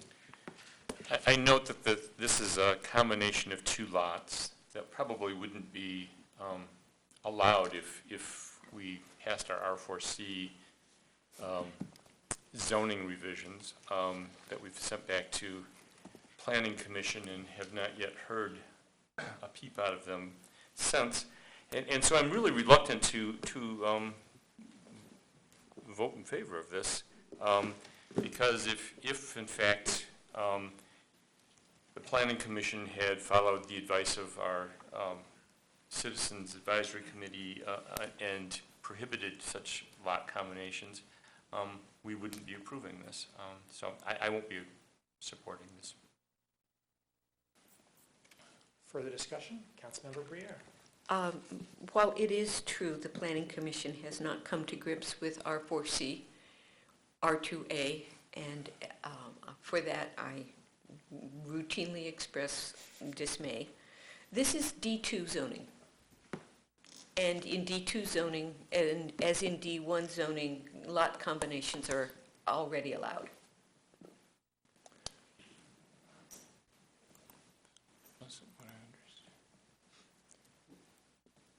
Further discussion? That's D2, because I thought D2 stopped at Kingsley. No, I think this is, No. Ms. Ramson, we're Oh my getting our God, money's you're worth so out of you here. this. You're not going anywhere. No, I have another meeting later today. So this is zoned R4C. So Councilmember Eaton is correct that the R4C committee had recommended a limit on the lot size, not a limit on lot combinations, but a maximum lot size. So in this case, however, the neighborhood was aware of this project, and we had a number of neighbors turn out in support for the project. Ms. Ramson, if this is R4C, the offices across the street are not D2? No, D2 goes to Kingsley. Ah, That's the my extent of error. the northern extent. Thank you. Further discussion? With DB4, Councilmember Englund. Were the neighbors impressed by the builder?